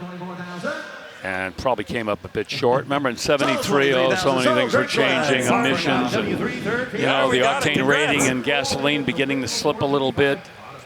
And of course, the insurance companies were just charging a lot of people a lot of money, especially those in their 20s if they wanted a muscle car. You know the story by now.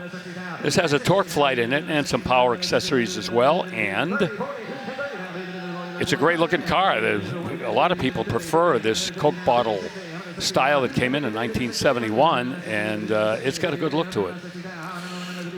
All right, let's move on to 69 Olds, Hurst Olds. In our long line of no reserve cars today on this no reserve Wednesday, $60,000 bid on this one. Yeah, in 1969 you get a 455 with 380 horsepower. You couldn't get it in a 442 one until 1970.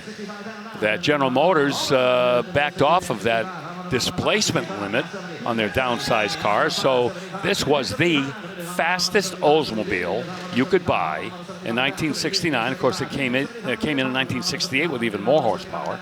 This is frame-off restored to all correct specifications. Turbo 400 automatic transmission with that very desirable Hurst dual-gate shifter. Look at the coin here, Bill. Yep, not a surprise. Super stock wheels, been polished out. Yeah.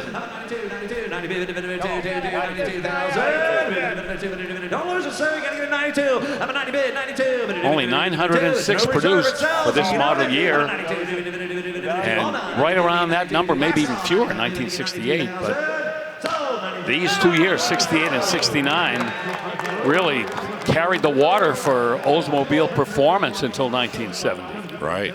Look at that, 90 grand. Mm-hmm. Strong money there, deservedly so. Yes, quality of restoration and the historical significance of it. Here is a 1969 Firebird convertible. And again, this is another one of those cars we've seen here in the last hour, Scott, that look really impressive. I mean, just everything that you'd want in terms of appearance. But again, not super high performance cars, super muscle cars. This one has a a V8. That could be a 350, in fact. Okay, we'll go with that. Automatic transmission. You saw the bucket seats with a center console. And nobody is going to go broke if they buy this car. You know, that's a lovely shade of blue. In fact, they call that windward. They do? Windward blue, and I don't recall seeing that color too often at all. Well, you know, we could do a little research, but that could be one of those one-year-only colors. Right, true. 6. Hold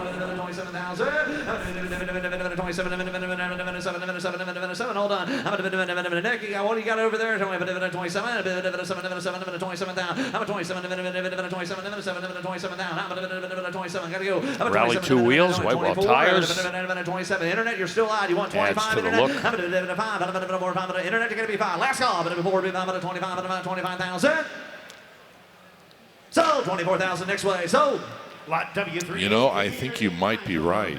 1969. I think that is a 1 year only. Yeah, they pop up every now and then. Or maybe 68 and 69. 2 years. I think it. Not 100% sure, but it certainly wasn't something you could get anytime, any year. Right. No, not a long shelf life. Nope. Love it though. Yep. All right, Chevy Silverado 1500, vintage 1989. Seems like a while since we had a pickup. Here we go, 1989. Wait a minute, we just had that big old Nissan Titan a minute ago. It seems like a week ago. So much has happened since then. I know what you mean, though. You're right. Well, at times we'll get 10 in a row. I know, you're you know right. What I mean? Yes. This vintage. Yes. So let's see what happens. Well, it already happened. $7,000. Oh man, $7 grand, and you get a stout pickup truck. Yeah, a little step side. From 1989. Yeah, good looker. Here is a little 2006 Chrysler Crossfire convertible. With a V6, 3.2 displacement, 5-speed manual, and a few options, not loaded. And these cars, again, an acquired taste. Some people really cozied up to this styling, others not so much. But now they're very affordable, and they were platform sharing with Mercedes when they were building these cars.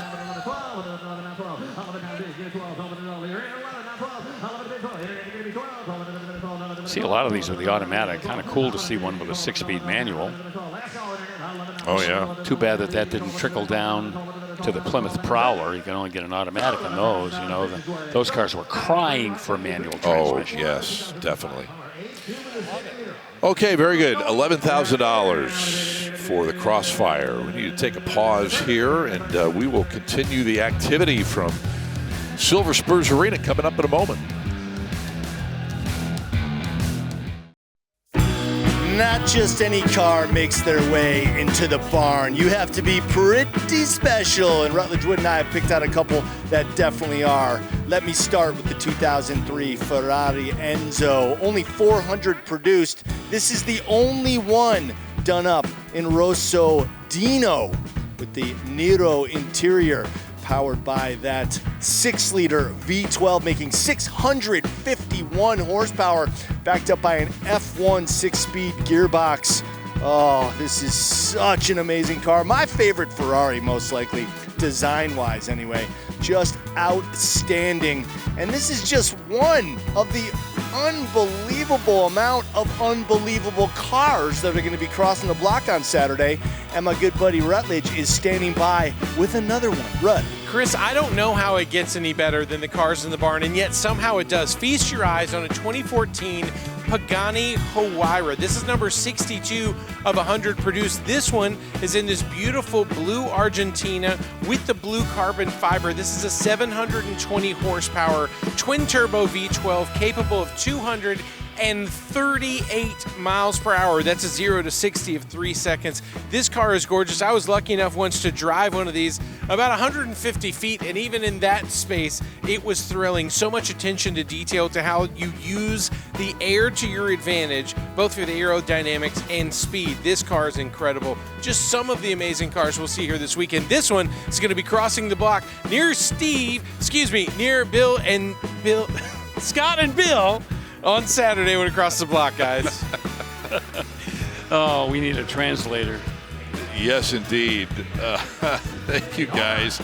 You know, and I got to say, I've not driven a Pagani Huayra, but I've sat in that cockpit, and it is sensory overload just sitting in that car. With all the bells and whistles and the stuff that's in front of you and the seat adjustments and everything, man, it is an experience. Anyway, okay, 1982 Pontiac Trans Am, $9,000, no reserve here. Interesting powertrain story with these cars. Okay, so just stay with me here. If you got the 305 cubic inch V8 with a carburetor and the manual transmission. Now this one has a manual transmission, okay? You got 145 horsepower, but you could get one with a Crossfire fuel injection.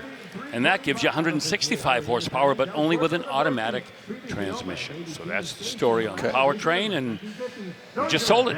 They're your black wheels with the chrome trim ring. Yeah, you know, that's the way I would have my black wheels.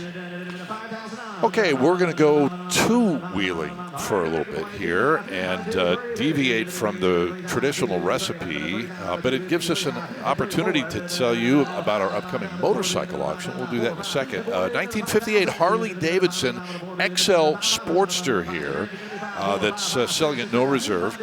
Not a lot of money on this particular motorcycle. 54 cubic inch V-twin, 4-speed manual gearbox.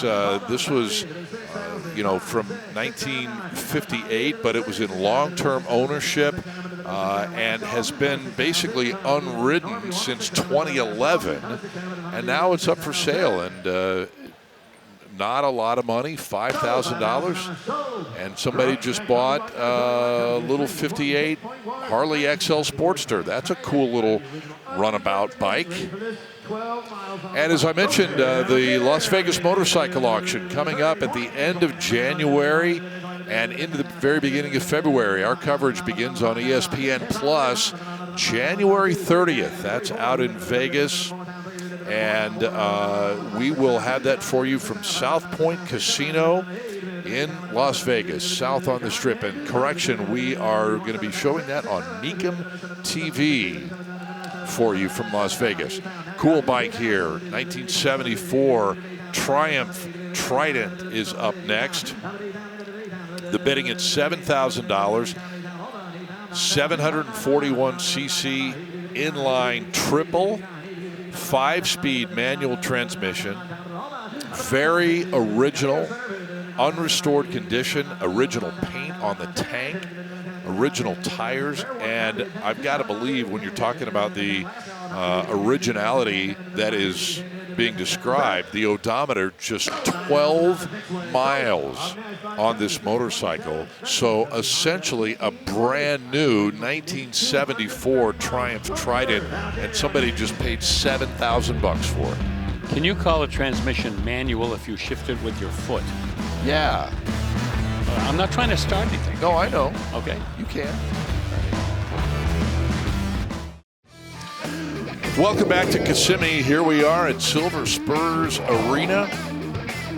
And we're going to continue. We've got a few more minutes, time enough for a few more vehicles, including this huge 2012 Jeep Wrangler. Bill, look at the lift on this dude. Yikes. And now let's see what powers all that rubber.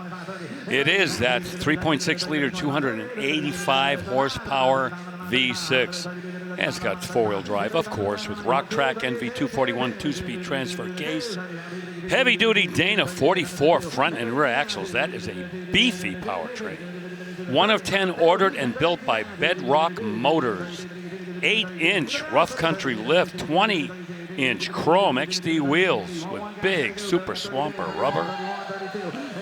You see that Radicon logo on the side of the hood there. Yes. Kind of a play on the Rubicon, which is the top trim level for the Jeep. But, man, they have gone radical with that, with those gigantic tires and the big lift and the suspension under. And yeah, everything you can think of. Right on. Radicon stitching on the inside of the seating to kind of tie it all together. Boy, I think you need a CDL to drive that. Almost. And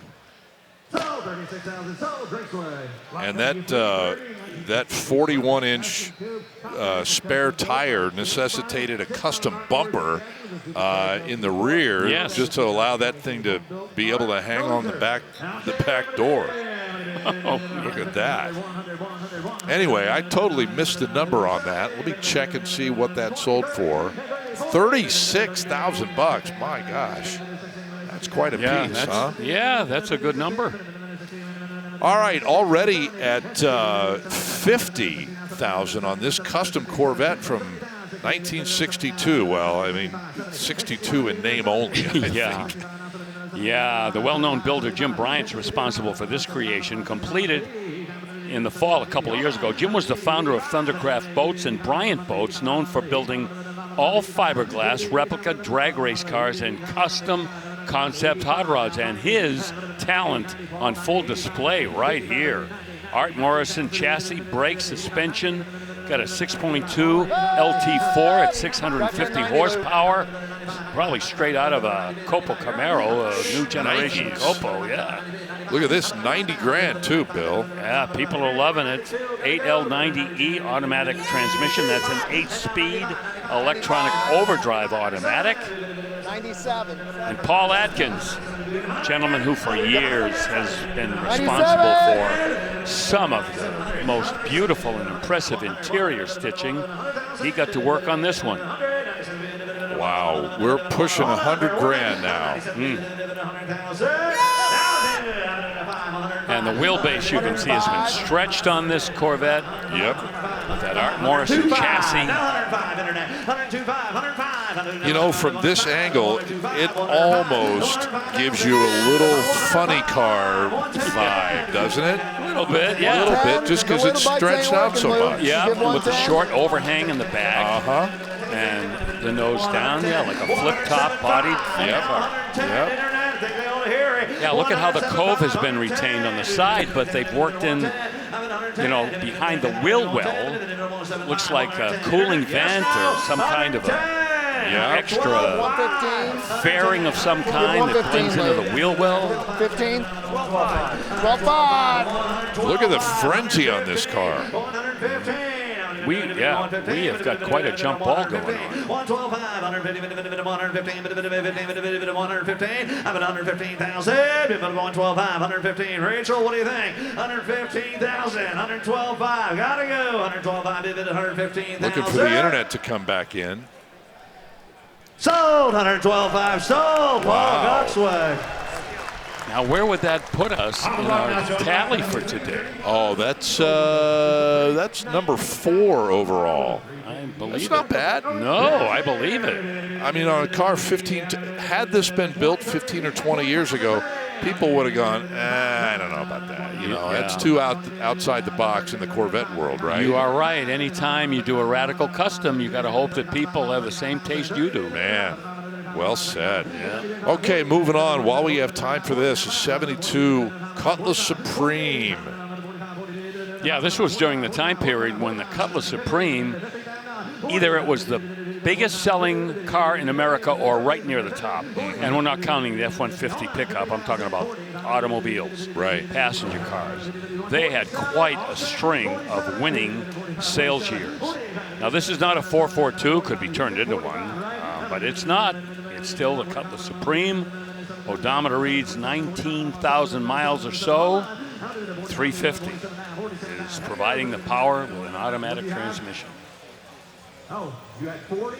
45 is the bid. They've actually updated the intake on this with an aftermarket 4-barrel and exhaust headers. It's kind of a hot rod. Very original looking car.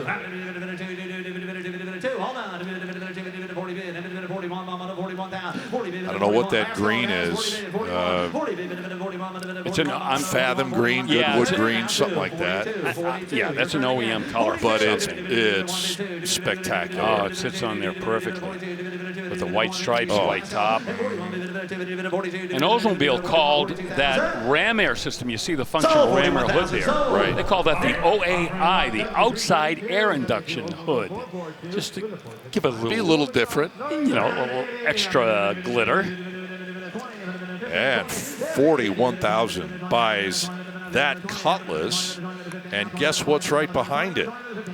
Here's your 72 442. A little custom treatment here. maybe a lot of custom treatment. Yep. And it's got the big block, the 455, but even that was coming to a bitter end before long in the 442. Automatic. A few custom touches like the 5-spoke polished wheels. Yeah, very nice. Yeah. $22,000. We're going to see this through to the end if we can, but that will be our final car for you today. And with that, only 3 days remain at Mecum Kissimmee as we wrap up No Reserve Wednesday. We will continue and do it again tomorrow. Our exclusive coverage continues tomorrow at noon Eastern, 9 a.m. out on the West Coast. Thank you so much for watching today as that car sells for $30,000. For Bill Stevens, Chris Jacobs, Danielle Trotta, Rutledge Wood, and our entire crew in the truck, I'm Scott Hoke. Thank you so much for watching on ESPN+. We'll see you back here tomorrow.